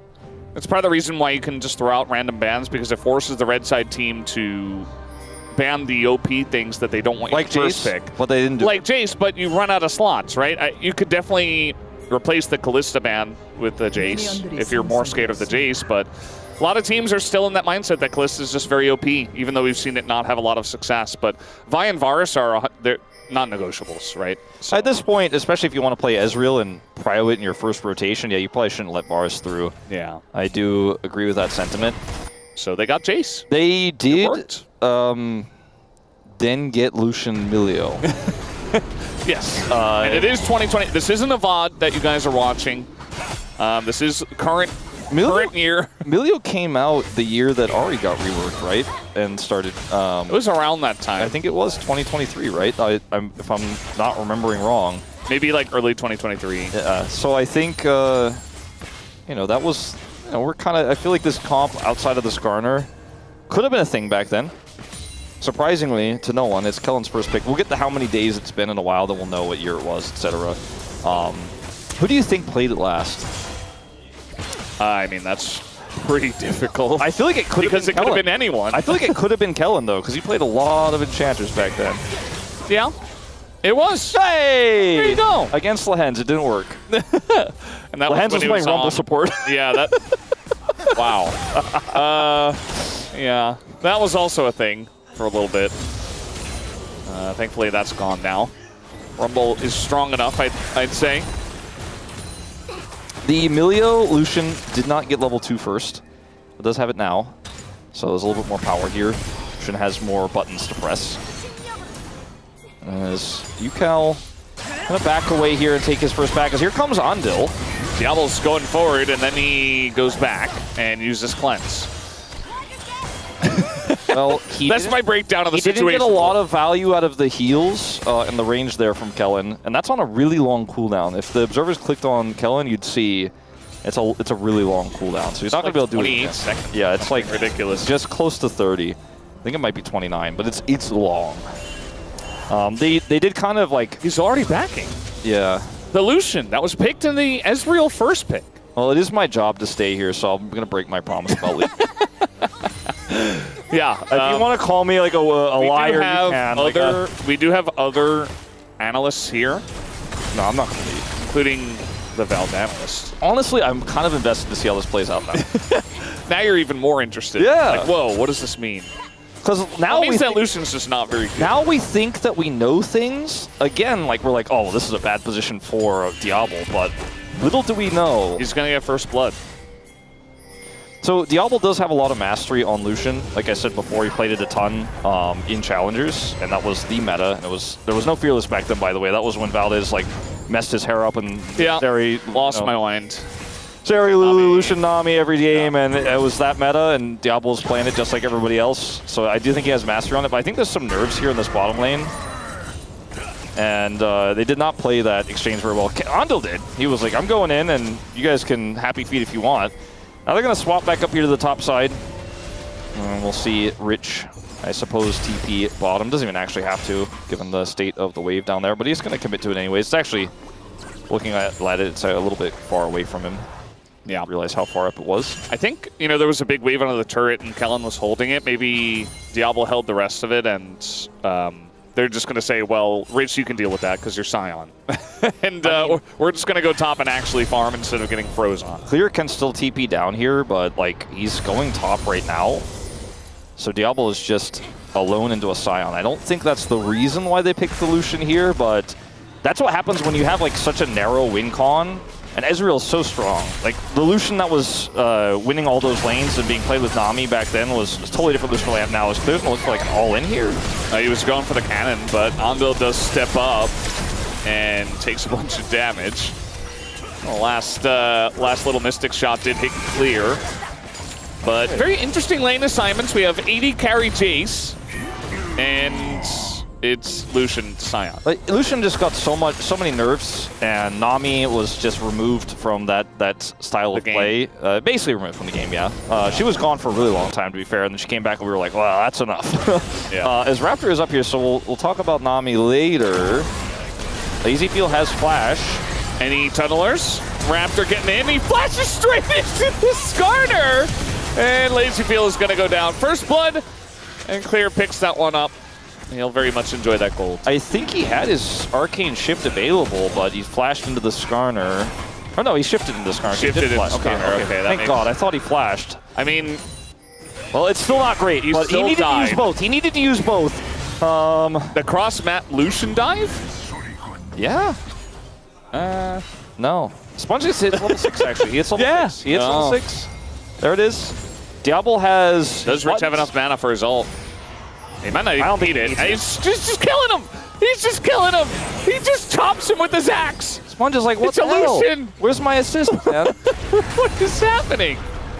Where is my assist? Diablo didn't even bother here. flashing because he knew he was just dead. I came all the way down to the BNK bot lane and all I got was this lame Krug set. Yeah. Well, Diablo was drafted this Lucian Milio lane to win the lane, and then he laned against the Scion and was killed. And that's, again, the win cons, like, you cannot give up any tempo at all. It's like the Jace Milio Skarner situation up here is obviously going better when he shifts and is still hit by the Skarner, but yeah, like Diablo lost control of level 1 and then they just couldn't do anything, and then they left him alone, and it's hard to even criticize Diablo specifically at this point when the draft has gone this awry, but I just feel like from here on out, like playing the game as Diablo is basically not possible. As we used to say a lot, and as Kronka still sometimes says, it's basically unplayable, the game state. Yeah. So, you know, you can criticize the draft pick, but it's hard to criticize whatever happens for Diablo from here on out. Maybe he makes some super plays and gets back in. That's what I'm hoping for, because otherwise this could just be a disastrous game that ends so soon. By the way, they are up in gold. The Jace is big. The problem is this Lucian is going to be tougher and tougher to pilot as the game goes on. It's so funny that Rich got that kill in bottom lane, and still he's 600 gold behind. Well, he's 30 CS down. Yeah, and Clear got his own kill, which was first blood, so that does help out quite a bit. I mean, he laned into Jace, and then he laned into Lucian. Yeah, and to be fair to Diablo, he's only 70 gold behind, so it's not the end of the world, but he definitely doesn't have the same tempo for sure. As they're going to get the flash out of Sponge. Little stun goes down in here. Clear may be in a little bit of trouble. They're trying to get the resets here onto him, but Sponge gets incredibly low. Has to get flashed on by Raptor to go down. Vikla and Raptor just trying to kite this one out. Bit of damage from the Ahri. As the knockback does come in, they actually flash on in to the Skarner. Lazy Feel gonna pick that one up, but immediately gets traded back by Vikla, who has another charge of the Spirit Rush. Just gonna go back in. The killing heals! It's a very close one, but the heals from the hero Melio is gonna get the job done. It's a triple for Vikla's Ahri. What is happening? Rich is getting plates. That's what's happening right now in live, but what was it all for? What were we doing down there? So initially, you have this Ezreal that can follow up, right? Sponge is up here. He has to flash this, the Impale. Then he's like, all right, we go back in with Andil, and because they have the True Shot Barrage, this actually looks really great to start things. Yukal goes, by the way, down to half health, but Vikla wants to save the bottom part of this fight, so Flash is in here, gets a charge of Spirit Rush. Andil trying to force his way through this choke point, really struggling. The shove is onto a Skarner. Lazyfield in flashes. This time it was actually a flash. Into the Skarner, secures a kill, and then goes down. And then Kellen's healing here on this Ahri. Just looking for more Spirit Rush charges. Yeah. It's going to work out, and they end up cleaning up the fight. So it was a razor-thin fight that all eventuated off of, like, a flash over the wall, a flash into a Skarner. It was just kind of a little hands check down there. And ultimately, the gold lead for BNK gets bigger off of this play. They're now 2,000 gold ahead already. And 8 stacks on a Dark Seal. This is like your solo queue Ahri, where you just, you know, it looks kind of like that fight, which was basically a solo queue fight. And the Ahri ends up getting all the kills because she got a bunch of resets. The Viego did not. Yeah. So, and also got some heals from Emilio. True. The Emilio, you know, the W and the ult comes in, and Vikla was basically unkillable. Meanwhile, we're just face-checking a Skarner. Andil looks like he might actually live. Yeah, he's just going to walk that one off. He's like, yeah, I meant to do that, actually. Just face-checking for my 80 carry. Sponge thinks the dragon's up. It's not. It's up in 18 seconds. Well, he's still going to try to get some vision around this area. Goes for the sweeper here. Vikla is seen on this ward. TP from Rich. It's going to put him on the wrong side of the map for the dragon if they wanted to fight for it. That is That was BNK. just to make sure that Lazy doesn't get dove. I think they could still do this dragon, but BNK like pull off of Grubs and are coming down because they saw the TP from Rich, and Clear still has his TP. So Sponge is taking the Raptors against Raptor. yeah, we're just flipping the map on its head here, and I mean Clear can join unless Rich interrupts him. Well, Sponge is dead after all of that. I don't really know what the idea was, but he's trying to get himself back in the game, and it's not working. Meanwhile, a little flip on Emilio, but we're going to miss that action. Not exactly important, as Kellen lives with about half health. And yeah, it's just a dragon over to BNK. So BNK made the right call there. Rich TP's top, and then they just pivot away from Grubs and go dragon. Because they're like, well, you can't go back to the dragon no matter what now. Rich does stop Clear from teleporting in to the dragon fight, but they still end up having the numbers advantage there. They catch Sponge out, and they win the fight off of that. Vikla may have to run He doesn't away. have Spirit Rush, and he doesn't have Flash. Waiting for Andal to come back in. This might be the shutdown that they want here. Vikla gets shut down. 675 gold goes to UCal. Very heads-up play. You don't often see them be able to punish Ahri like that. Yeah, very tough to do, but the timing there, they found it. No Flash, no Spirit Rush, as you mentioned. So Dragon went over to BNK. They are also going to get these Grubs. I really did like the macro play that we were discussing before that pick onto Vikla did happen. And, you know, they're end up winning on both sides of the map here. And the fact that Illusion didn't win lane really created a lot of issues for them, but they still had a Jace into the Scion. They still had Prio. Now they're winning team fights pretty consistently here, so they pull 1,000 gold ahead.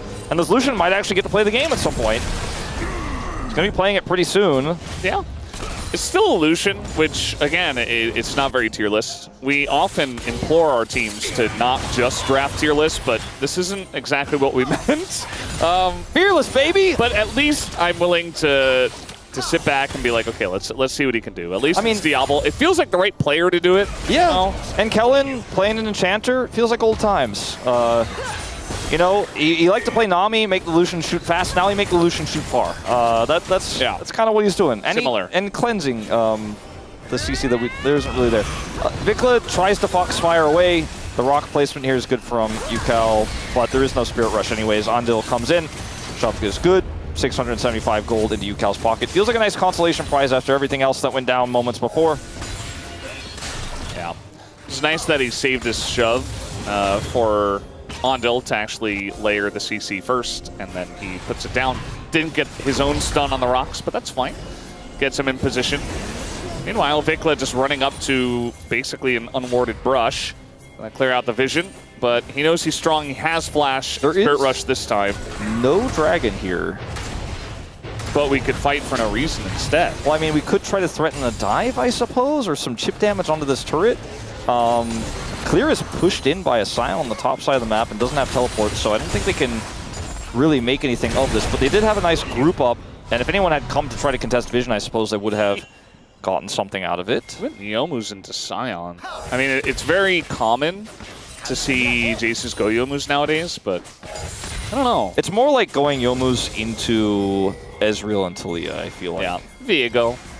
Viego's very paper size in terms of how tanky he is. He is Paper Man. Yeah. And, I mean, sure, but in the lane, you know, not really going to be hitting Scion. It's also good for anything. speed, for following up on RE charms and stuff like that. Like, I don't think it's very useful into the Scion, sure. And that's going to be the lane you're mostly assigned to, although right now he's this time Talia. Yeah. I don't hate that Boom! much. Yeah, I mean, it's value. He also just finished his call. We have UCal actually going into Oblivion over here, I guess, to just deal with Emilio healing. That's giving it enough credit. I guess that's kind of relevant, yeah.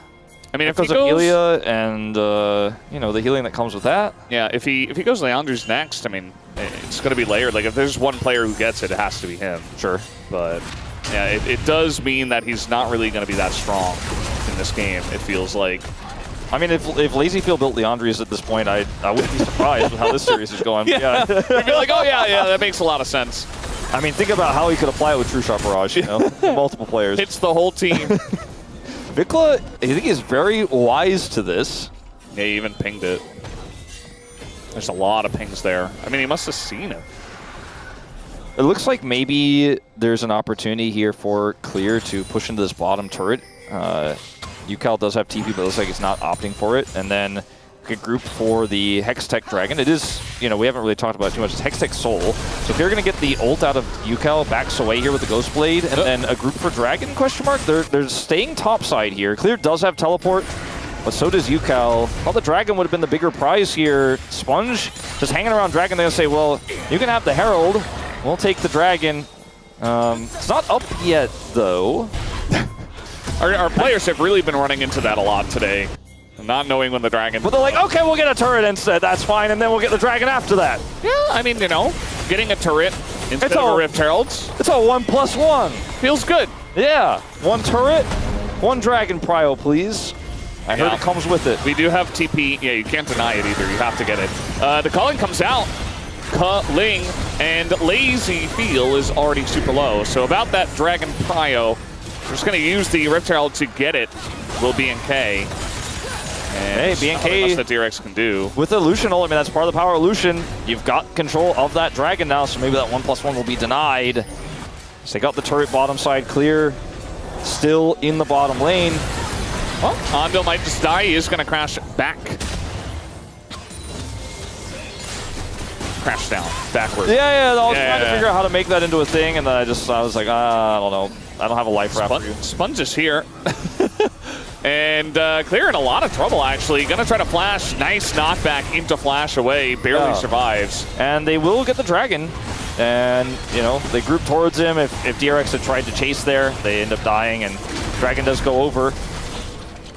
So a kind of weird set of events that happened there and transpired, but Clear's pressure in the bottom lane really helped them get that Prio back. The Herald helps them get the Prio back. The timing of DRX grouping for Dragon being too early really hurts them. Sure, they got the turret, but the Herald allows the Prio to be wrestled away, and also will lead to this turret here in the mid lane, and Clear did significant damage to that bottom turret as well, so it will eventually go down.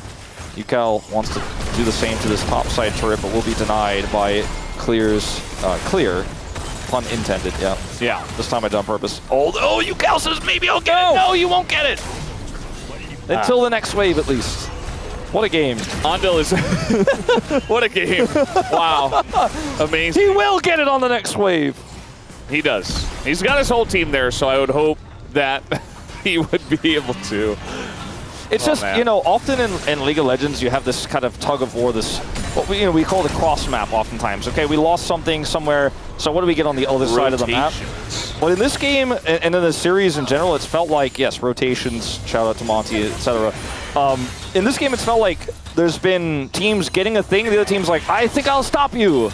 I wasn't quite fast enough. Yeah. Instead of indexing to the other side. Oops, our timing was off again. Yeah. Because like they did it for the Dragon, that worked out really well, but then on the turret, instead of just trying to push this bottom turret to trade turrets, they tried to commit for the defense, and then UCal just walks away with the money and says thank you very much. So still some map coordination I think these two teams need to improve on, but the lead here is definitely quite strong for BNK. And they have this Lucian now on 2 items. She takes an item lead and a 500 gold lead over LazyField at this point in the game. Ah, nice. Little scuttle steal. Yeah. This time there is a turret with a wave here, so there are a lot of people Dragon. here. Oh, and dash on the road! Vikla, no, the one thing you couldn't do, but a massive impale. Will it matter? Raptor's going the wrong way, and he just dies. Sponge with the charm as well onto him as he transforms to Ahri. Ah, that's why. That was crazy, and they're just going to get the Otacon. Oh, boy. I mean, I was like, okay, this time it makes sense. There's no Dragon, there's Otacon, though, and you want to get that turret. So this time the group up with the wave they actually had does make sense, but Vikla dashes right into rocks. It's like a, you know, a bird that thinks there's a very clean glass door. They just smack right into it. They it's so smacked sad. right into it. So sad.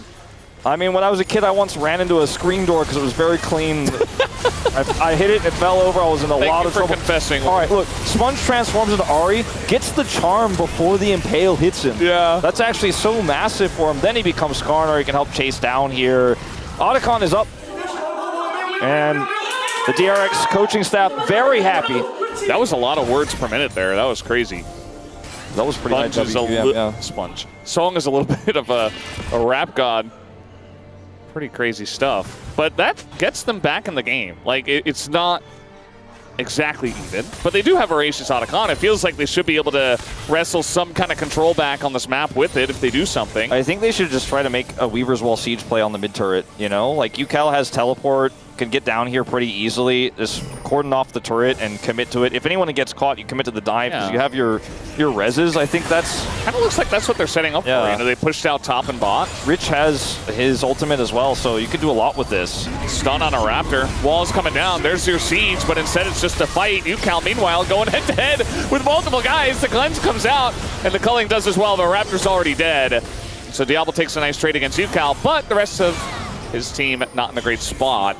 I mean, their jungler. They didn't get the turret. They got a kill. It wasn't the cleanest execution. No! That was not what we wanted to see. Absolutely not. He has certainly gone in when he should not go in a few times this game. But it has been somewhat funny, but it's also been, it's made me almost fall out of my chair a few times. You almost pulled a UCal there. Yeah, I'm shocked that he did not. Two into the Skarner, one with the shift, one with the flash, and then this time right into the charm. I get the idea behind the play, of course, and he has his res, so he can play fast and loose. That's what you want to be doing when you're trying to maximize advantages. Now, UCal goes in, sets up the wall, but doesn't get off the wall very quickly and ends up losing a lot of his health, but that's okay. A little bit less okay. All right, let's zoom in on this one. A little bit less okay is... Oh, we're going to skip it. Thank you, LCK. Thank you. Protecting our young players who are very talented. He's better than that. He is way better than that. He's better than that. It never happened. Yeah. Well, I didn't see it. I missed it the first time. You know in the movie when someone gets shot and the birds fly? That was kind of... The LCK bird flew across. Yeah. Oh, no. Okay, Rich here is trying to defend his turret with a little bit of help from the Hex Gates. I think Claire's just dead. Yeah, he's just getting 1v1 by UCal, and his team lost position. Meanwhile, DRX are getting the How Dragon. are they getting the Dragon and a kill on the top side of the map? B&K are lost. Vikla are... They already had the Dragon! They already got the Dragon! They knew! It was gone! And another charm onto the Skarner. And now a big knockup comes in, and the resets are here. I mean, once one team starts getting resets, they're going to win the fight. Yeah, very snowbally, very volatile fights here. And the gold lead's still only 2,000, but... I mean... This series is destroying me. So, I mean, like, they had the attempt to get the turret topside, right? Dragon's being taken on the other side. You have to commit heavily there, but it's a Scion... I want to see what the Dragon setup was, because I was obviously tunnel on the top side. Yeah, both Vikla and Diablo are not anywhere near the Dragon while this is happening. And none of them are there to, like, shadow for the push from Vikla. This is not okay. Okay, he sees the shadow. He knows the Drake was just taken. Yeah, I don't... Like, he knows. I can't actually even try to think of something. It's just a massive mistake. I mean, I guess maybe he thought, like, oh, maybe I charmed somebody, my teammates are kind of nearby. Like, I guess so. But, yeah, maybe he wanted to go down and... I don't Maybe he thought it was only Sponge? Like, if it's only Sponge, then maybe. But then why is he, putting his mist up against that wall? Oh, man. All right, well, this could get interesting. Yeah, the Randuins. Rich is like, yeah, you want to go? 1v1 me. 1v1 me right now, Rich says, and then he calls over his buddy, and it's not very fair. I mean, that doesn't mean that Claire is going to die. He almost didn't even need UCal as, here's a fight. Oh, that's a charm. That's a big one on the Sponge, but Andil going to spare the blessings of the team. We do see the heal coming out of the kill, and he's trying his best on the Melio. He's like, I don't know, they picked me Melio. I don't know how to play this champ. No, he's playing. He was the last one to play it. He knows how to play it, but it's not about the Melio mastery. It's about how this comp doesn't necessarily work well together from behind. And with a lack of map control here, it gets a little bit tricky, and they've made some poor decisions around the map. And DRX almost 3,000 gold up here, kind of poised to get a back-to-back upset win. You know, they got the win last time around against Bro, with the draft issues that Bro did show us there, but this time around it's just DRX making the better shot calls. I mean, it hasn't been clean by any means. It has been a really messy when the bar is this low. Look, he has the Sunfire Cape, and he's doing a ton of damage. Yeah, the random and slow sets up his first Qs, so it's like, how do you even get away once you get into melee range? You really can't. Yeah. You really just won't. Just not showing the respect. And unfortunately for Clear, he's not the first one on this team to not show the respect. Would you say you know right now? I am in the know, yes. So you would say at this point you think DRX I think DRX closed it out from here, yeah. That's my knowledge. I learned in game one that their comp is very much better from this position. Yeah, what we learned, I'm agreeing with you, because what we learned in game one was when we think we know this, we're wrong. But I feel like I'm already ready to believe again. I'm ready to believe. All right, send it. Andil. All right, send it. Rich is going in, but he's very tanky, has to flash the charm. So, yeah, I mean, they got the flash from both Kellen and Diablo. So I suppose that's worked. And now, Diablo dashes forward. This is Diablo after all. This is what he does. He's doing it very well. Yeah, he's actually skirting right around the edge. Look at this sponge! He's gonna get caught! And now, the rest of DRX has to just run away. Diablo getting on in there on a Rich who has to ult away.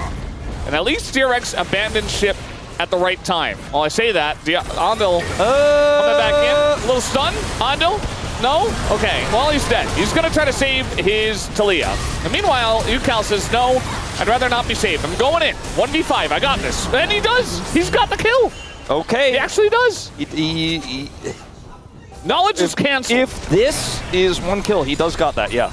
And he did get it, and that'll be his fifth.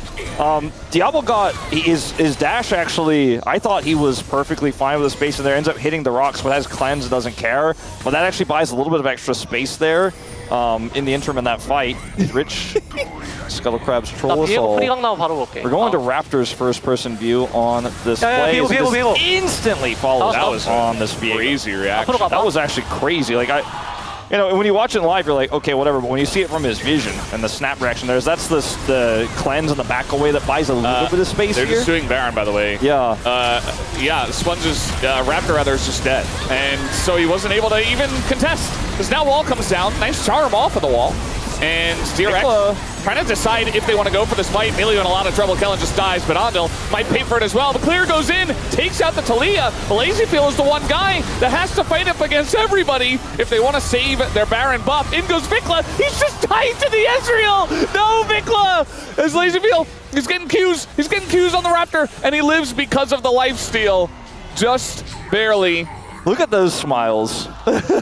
Look at those smiles. I don't even know what team they're fans of. That's they're having a great time. That's what you're gonna have. Raptor on the chase. Hold on. Hold on. Nah.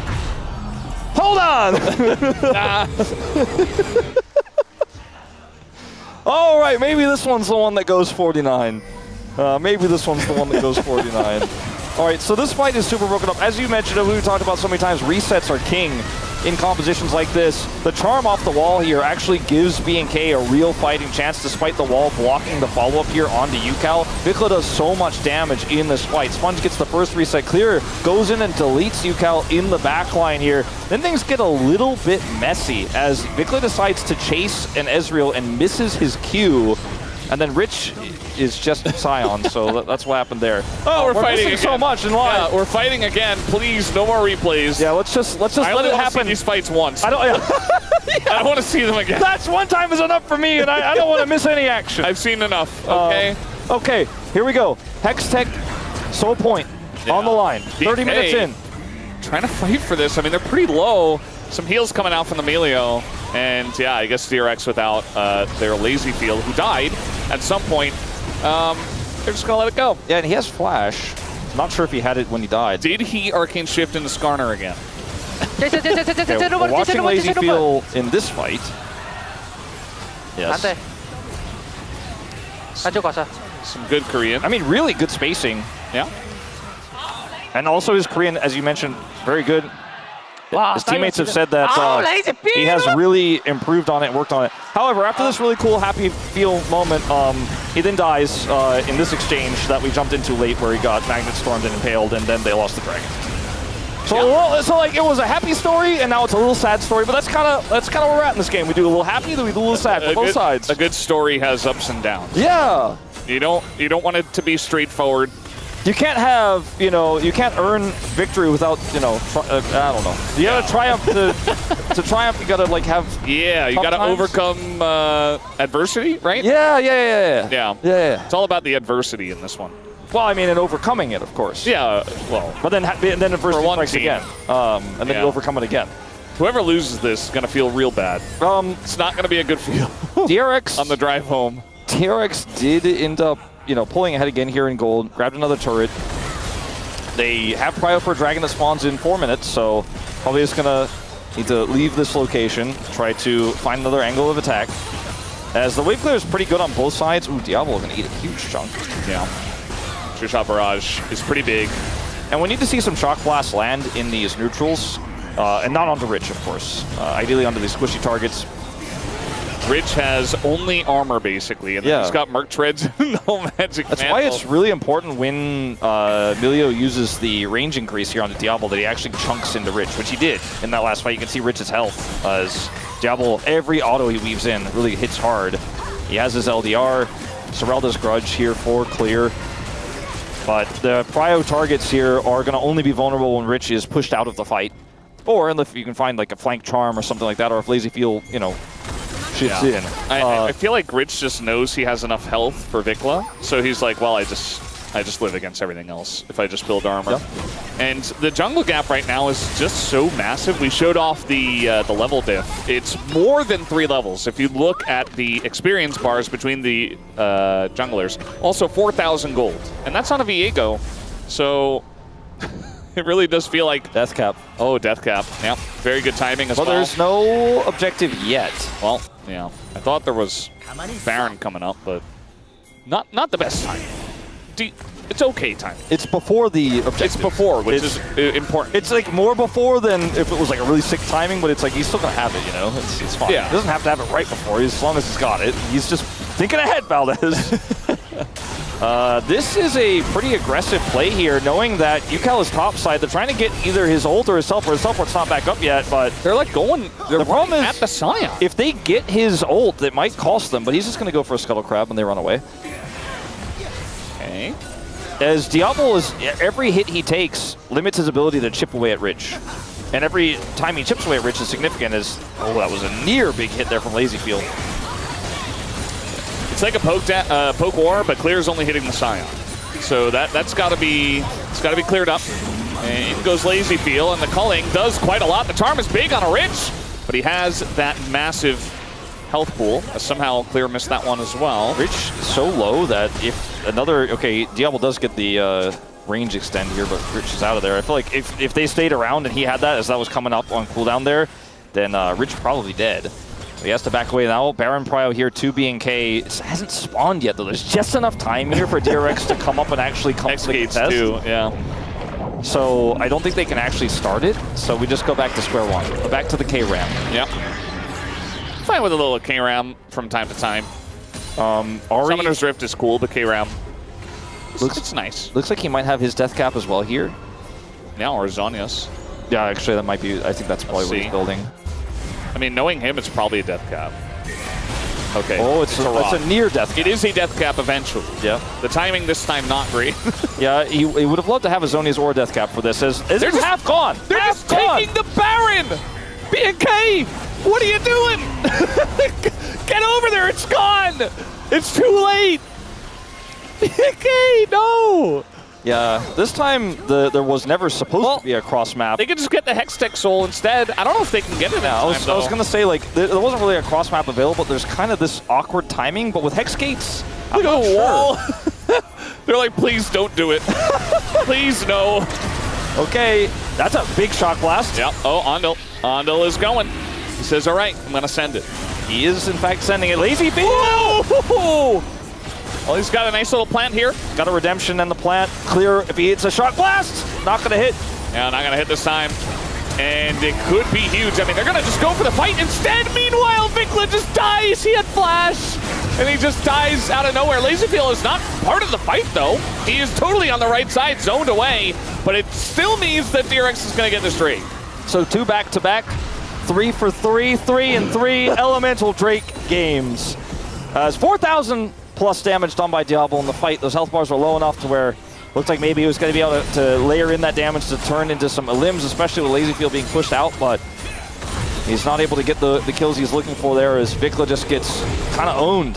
He's flashed on and does get taken out. Ando with a nice engage, finally finds the end he's looking for. I saw Diablo on the player cam, and he looks like he is wearing the weight of the world right now. Yeah. He is really under a lot of pressure, and he is the main character in this game, make no mistake, because Clear is just not able to land Shock Blast here. Watch Vikla. Ando finds his engage away from the Jace, the True Shot Barrage layered on top. Vikla is down. And then Diablo here has the cleanse, trying to kite back. He's trying to carry this fight as best as he can. But in live, they are sieging the Nexus turrets. Please tell me DRX ends it on this push. They have 1 minute left on Baron. I don't know if I can take any more Wolf. One more. Please. 1 minute left on Baron. It has taken quite a while. I mean, they got it for free. Diablo, whoa! Whoa, whoa, whoa, whoa! Whoa! He didn't get hit by Rich. Hold your horses. Rich didn't get him. He tried to get him, he didn't get him. He didn't have flash or cleanse. That was an insane dash forward there. I thought that was the end of the game. Insane. I thought that was the end of the game. You're right. Okay, we're doing it again. Charm on a Rich, the Impale on a Rich. Can they kill the Scion? Turns out, yes. If they do that, they can. Can they defend their inhibitor? Rich is trying to kill it. He can't kill it. He can't kill it, and they're going to defend the cannons. Oh, okay. They're retargeted. It was very close. I mean, Baron? It's just mid-inhibitor, but still. Baron, only 20 more seconds. DRX is going to take some of the jungle camp. It's not over until it's actually over, Wolf. No, yeah. By the way, we are 9 kills away from breaking the Nongshim Hanwha Life and BNK Game 1 DRX. 48 kills, leading most kills in the LCK season for 2025. So at least, we might break some milestones here no matter what happens. I'm here for that 7th Here for the record. I'm here for that Hex Tech Soul fight. But ultimately they might subvert our expectations by just, getting a wipe before the dragon spawns. Because one of the teams was fighting too hard for vision control like 2 minutes before it spawns, and then the game ends. I hope not. So we zoom out. Deathcap should be done for Vikla, right? I mean, he's got to have gotten 1,100 gold. One more wave, maybe? Yeah, maybe this is the last wave. I think the observers are wondering as well. It's like no vision. He's like, I need this. He is going to get it. He is 100 CS down almost. He's about to get Flame Horizoned by Yukal on this one, but does back. Deathcap time. The timing is not great because it's 2 minutes away. The thing is, though, if you have Deathcap, though, you need to be alive to utilize it. So I don't want to see Vikla standing on a control ward in the next fight, or I might lose it again. I don't... It was towards the enemy team. It was in the right direction. You're right. Yeah. How many points is that in Atlas's country? That's a big tool down, but there's still 1:40 before the dragon spawns. And DRX are just fishing for any mistakes here out of BNK because they have more map control, they have more vision, which is part of why it was so hard for Vikla to even farm out the last part of his death cap. And they can kind of just camp like this, draw a line of vision, and say, well, if you make a mistake, we'll kill your inhibitors. If you do nothing, we still get Drake Prio. We might even see a trade for Baron for Hextech Soul, to be honest, if this continues, but BNK need to find some sort of angle. They're going to have to push this 3 on one side, if either bottom. You must get Hextech Soul. I agree with you. For both teams. I just feel like with the way BNK are playing this right now, it just doesn't look like they're that interested in trying to force the vision, because there's only 1 minute left. Yeah. Top lane doesn't exist. There's only mid and bottom, and you're going to have to actually push. You're so right. It doesn't exist. You're just going to have to push like 3 or 4 people on one side and try to find an angle. When is the last time we've seen a fight in the top lane? Like 20 minutes ago? When Vikla had a fight with that one wave of minions. Yeah, I guess so. Like, Raptor's going to have his Impale back in 5 seconds here, but I think you're going to need to do something more. Like you need to be shock blasting. You need to be hitting people with Diablo's auto attacks. Like, he needs to be hitting Rich or somebody. Otherwise, you never win this. Like, Rich is full health. Yukal just got full build, by the way. Yeah, Zhonya's completed. Yeah. Diablo's going in now. Oh, it's a bullet hell. He's got to be so careful, Diablo specifically, because there is... Oh, he's doing a lot of damage, though. Rich, get behind Rich. Back massage. Get behind the Sponge, who is not Sponge. It's actually Rich. Redemption heals a lot of the damage. Raptor looking for an impale angle, but the prio targets are so hard to get to. So hard to get to. You can't just give this up. You can't end the game in time. And now they're just going to try to fight. They don't have the positioning. Victor goes in the charm on a lazy field, but now the counter engage. They don't get lazy field, but he's not doing damage. We do have a impale on a Rich White. That's not important, but they're eventually going to be able to take him out. They're also going to get Ondil. Can they live? Because the Hextech Soul went over. It's going to buy some space. Rich's Hextech procs actually help them get away. They need to recall as soon as possible. And it looks like BNK are just going to go straight to Baron. Ultimately, get away. They win the fight, but they lose the Hextech Soul and DRX get away. The game doesn't end, but we're going to have to get value out of this Baron somehow, some way. This game is going to give me a heart attack, Valdez. And 5.5 minutes to the Elder. I guess maybe that's where it'll end, but BNK going to try to use this Baron. Challengers, baby.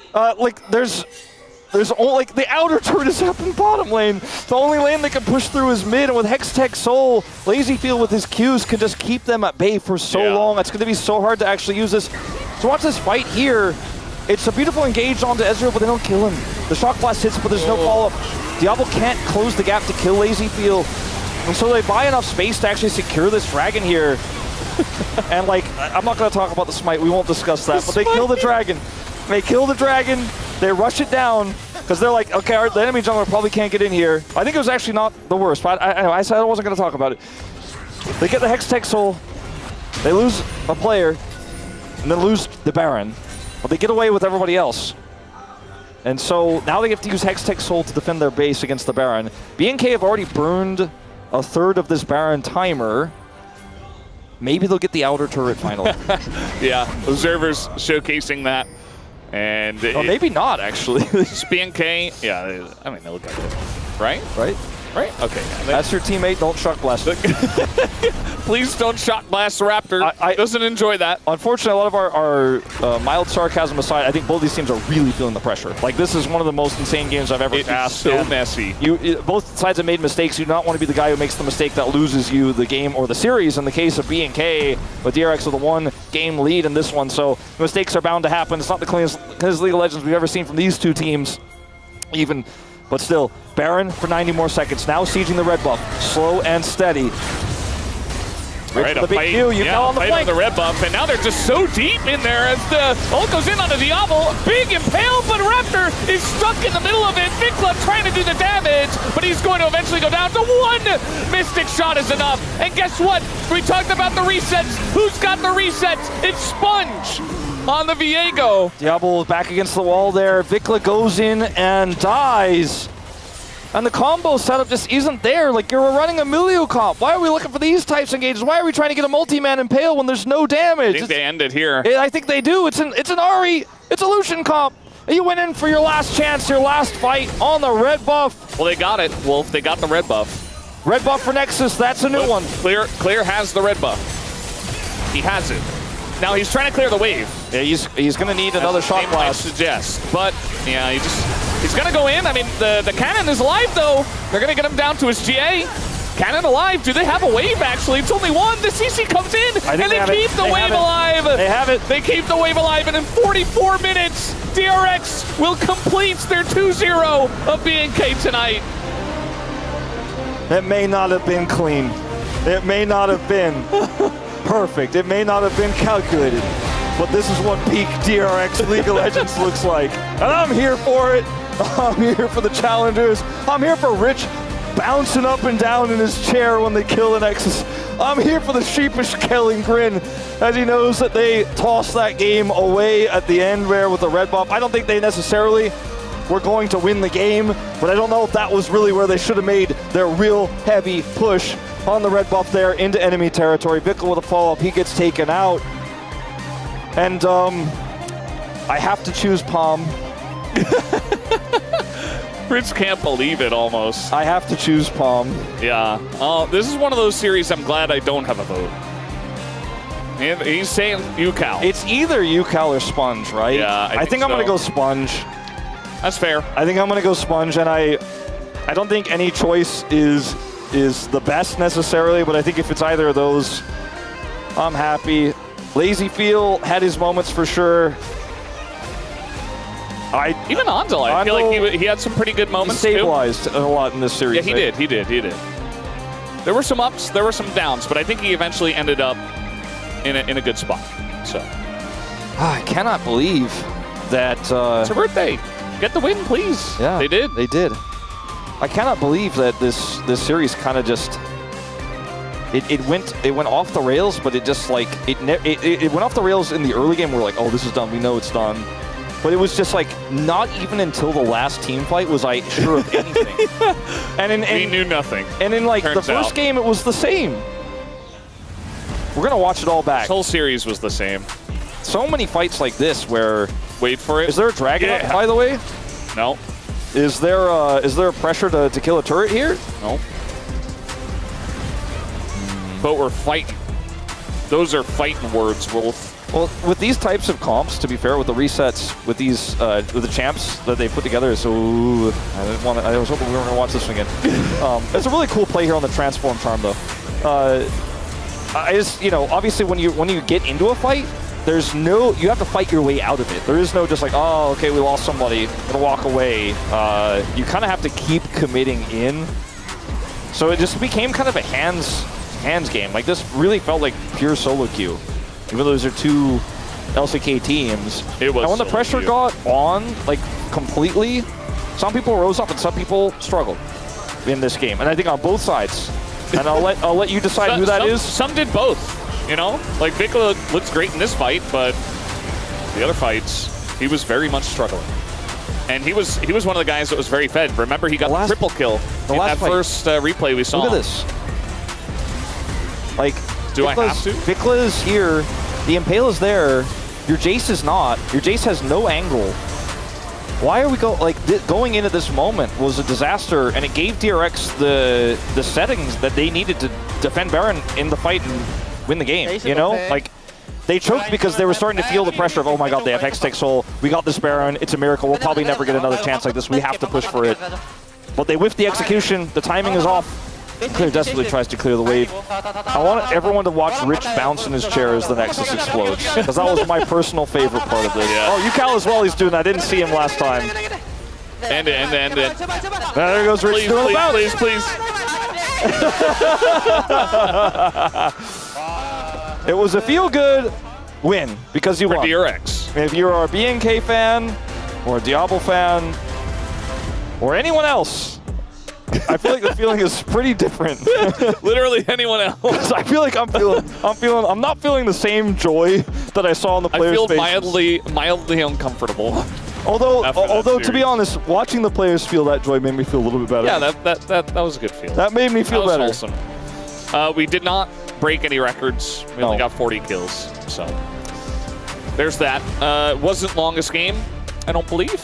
And yeah, UCal's gonna get it. His first POM.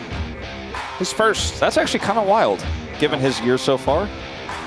I mean, a lot of the good parts of his year were in LCK Cup, so I guess that's part of it. And yeah, he had a great day. Shout out to Sponge too. Besides that, I don't know. I know nothing. That's what I learned today. I'm exhausted from that series.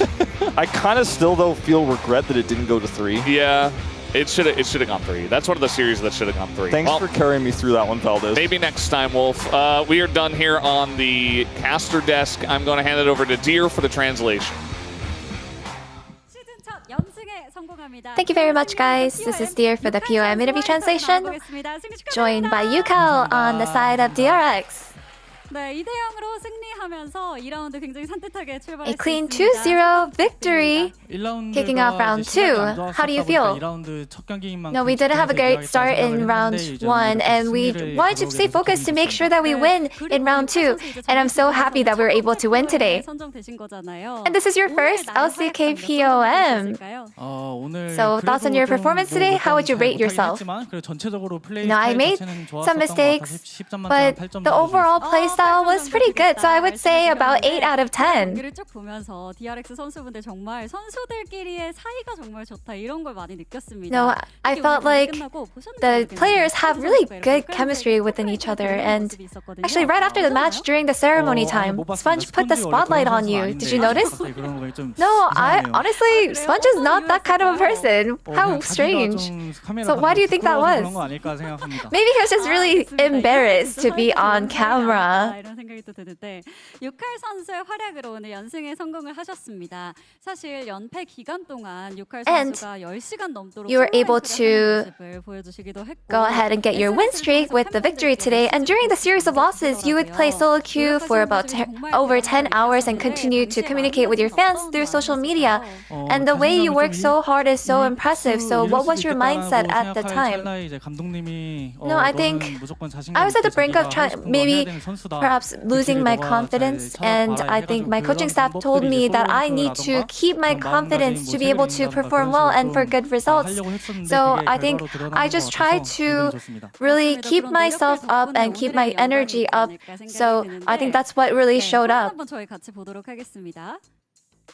And let's take a look at that moment that you missed. The Sponge actually passed the spotlight to you. I guess he was really waiting for some sort of a winning ceremony, so I'll prepare that next time. And to talk about game 1, it was just so bloody with the highest kill count of the season so far. And at some point, the Fed Gwen kept dying, and it looked like you guys were almost losing control. So what kind of comms were going on as a team? No, I think we're able to, well, we know that our team is capable of coming back whether we're in the lead or behind. So I think that's just something that we're talking about as a team, to actually come back from falling behind. And game 2 was just as chaotic. And in moments like this, it's so crucial to stay focused, and you seem to keep the team spirit up. So what kind of mindset do you have to sort of keep the team's energy up? You know, whether we win or lose, I try to make sure that we have a good energy as a team. So do you think you feel responsible for that? Honestly, I personally don't like playing with a really bad mood or anything like that. So it's almost automatic for me. You know, we actually watched a DRX team content video, and you seem to express so much affection towards LazyFeel, and you even mentioned that it feels like having a girlfriend who's 6 years younger. So what is LazyFeel to Yukao? You know, the more I look at this guy, he's so cute, almost like a seal. And I guess the way he speaks Korean and asks me, what are you doing? It's just so cute. He's just so adorable. He's young and really... It's also, I'm just really relieved that he doesn't know a lot of Korean curse words yet. Any message over to LazyFeel? You know, in game 1, I think even the veterans are dying, but LazyFeel managed to keep himself alive, and he was surviving. He was playing well amongst all the Hyangs and older brothers who are dying, so I just feel so proud of him. And now that you secured your win streak, your next opponent is T1. You know, it's always daunting to face Faker, but whether we win or lose, we'll try to bring out the best performance we can have, and we'll try our best to win again. And that's the end of the interview with Yukao. I'm back to the space. Thank you.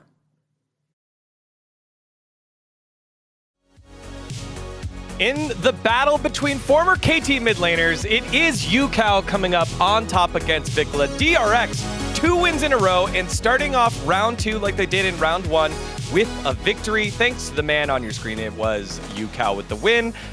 Kind of funny, he's calling LazyFeel, cute as a seal, lazy seal. You know what? He's leading the team, and that's one of the things here for the player of the match. 7 votes here for it, and kind of crazy. It's his first one of the LCK regular season here, what did? Yeah, I mean, I didn't see that coming. Like, DRX winning against BNK 2-0. what's happening this week again?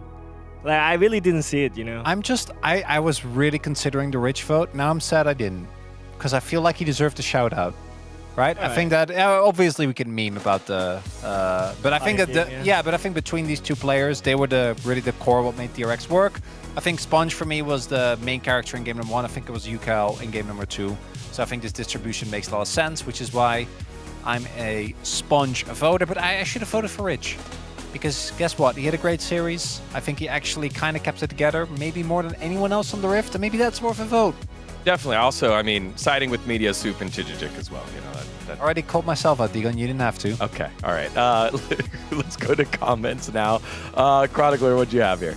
Oh, I'm the namer of Sponge's Law, and I truly think that's how DRX have been winning. I do think that there's also obviously Lazyfield coming in. I think Ando's looked a lot better. There's a lot of other factors, just kind of simplifying it. But it does really feel like Sponge with a lead is a very different jungler from Sponge from behind. And we saw it in this game. And winning on Viego isn't easy right now. Yeah, as you mentioned, I think DRX improved so much with Lazyfield filling up that AD carry role. And I think every players are stepping up so much, like better than round 1. But I think especially on mid lane, I think Yukal, he was known as one of the aggressive player in LCK and like pulling off those solo kills, and maybe right now he's more stable, more player on the team, and try to look for some skirmishes starting from his skill shots like we saw it from Aurora and Talia. I mean, I really like the way how he tried to react to his teammates' play as well. Look, I know your voice is hurt, but you're off tomorrow. You put all caps in your comment. You got to say it with all caps.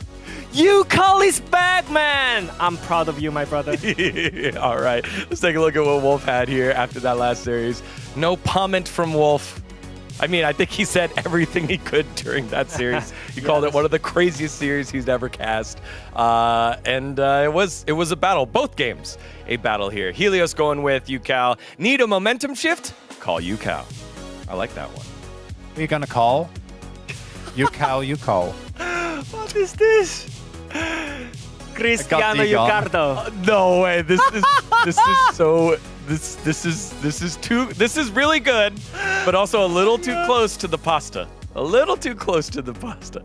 Cristiano Yucardo, you know? Bombardo. All right, never mind. Let's go. In the heart of chaos, the dragon's primal instincts awaken. Okay. Yeah, Cloud Tempo really only has memeing or straight fire. There's no in between. This was straight fire. That was fire.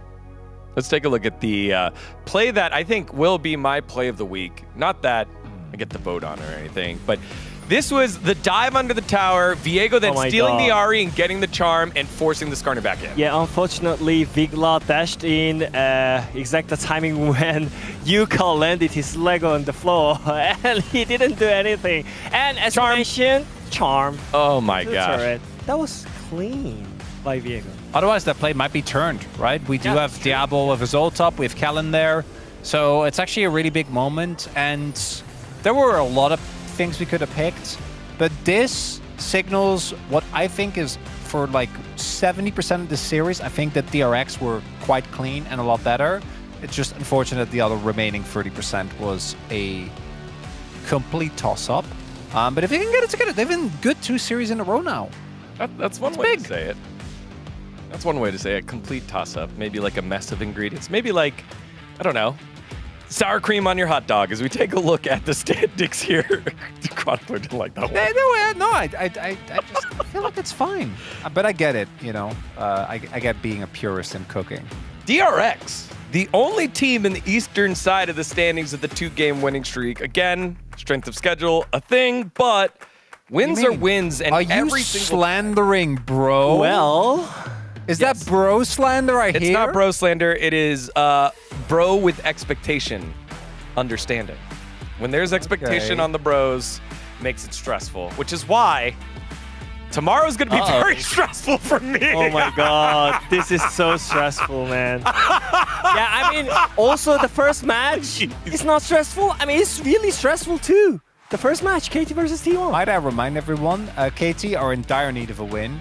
And T1 did not look convincing No. against DNF. Telecom War. is coming up. Telecom War and the Automotives versus the Bros. We've got one more day left here. Thank you so much for tuning in to Saturday Showdown and this super fun series that we had here at the end. We'll see you tomorrow for more LCK action.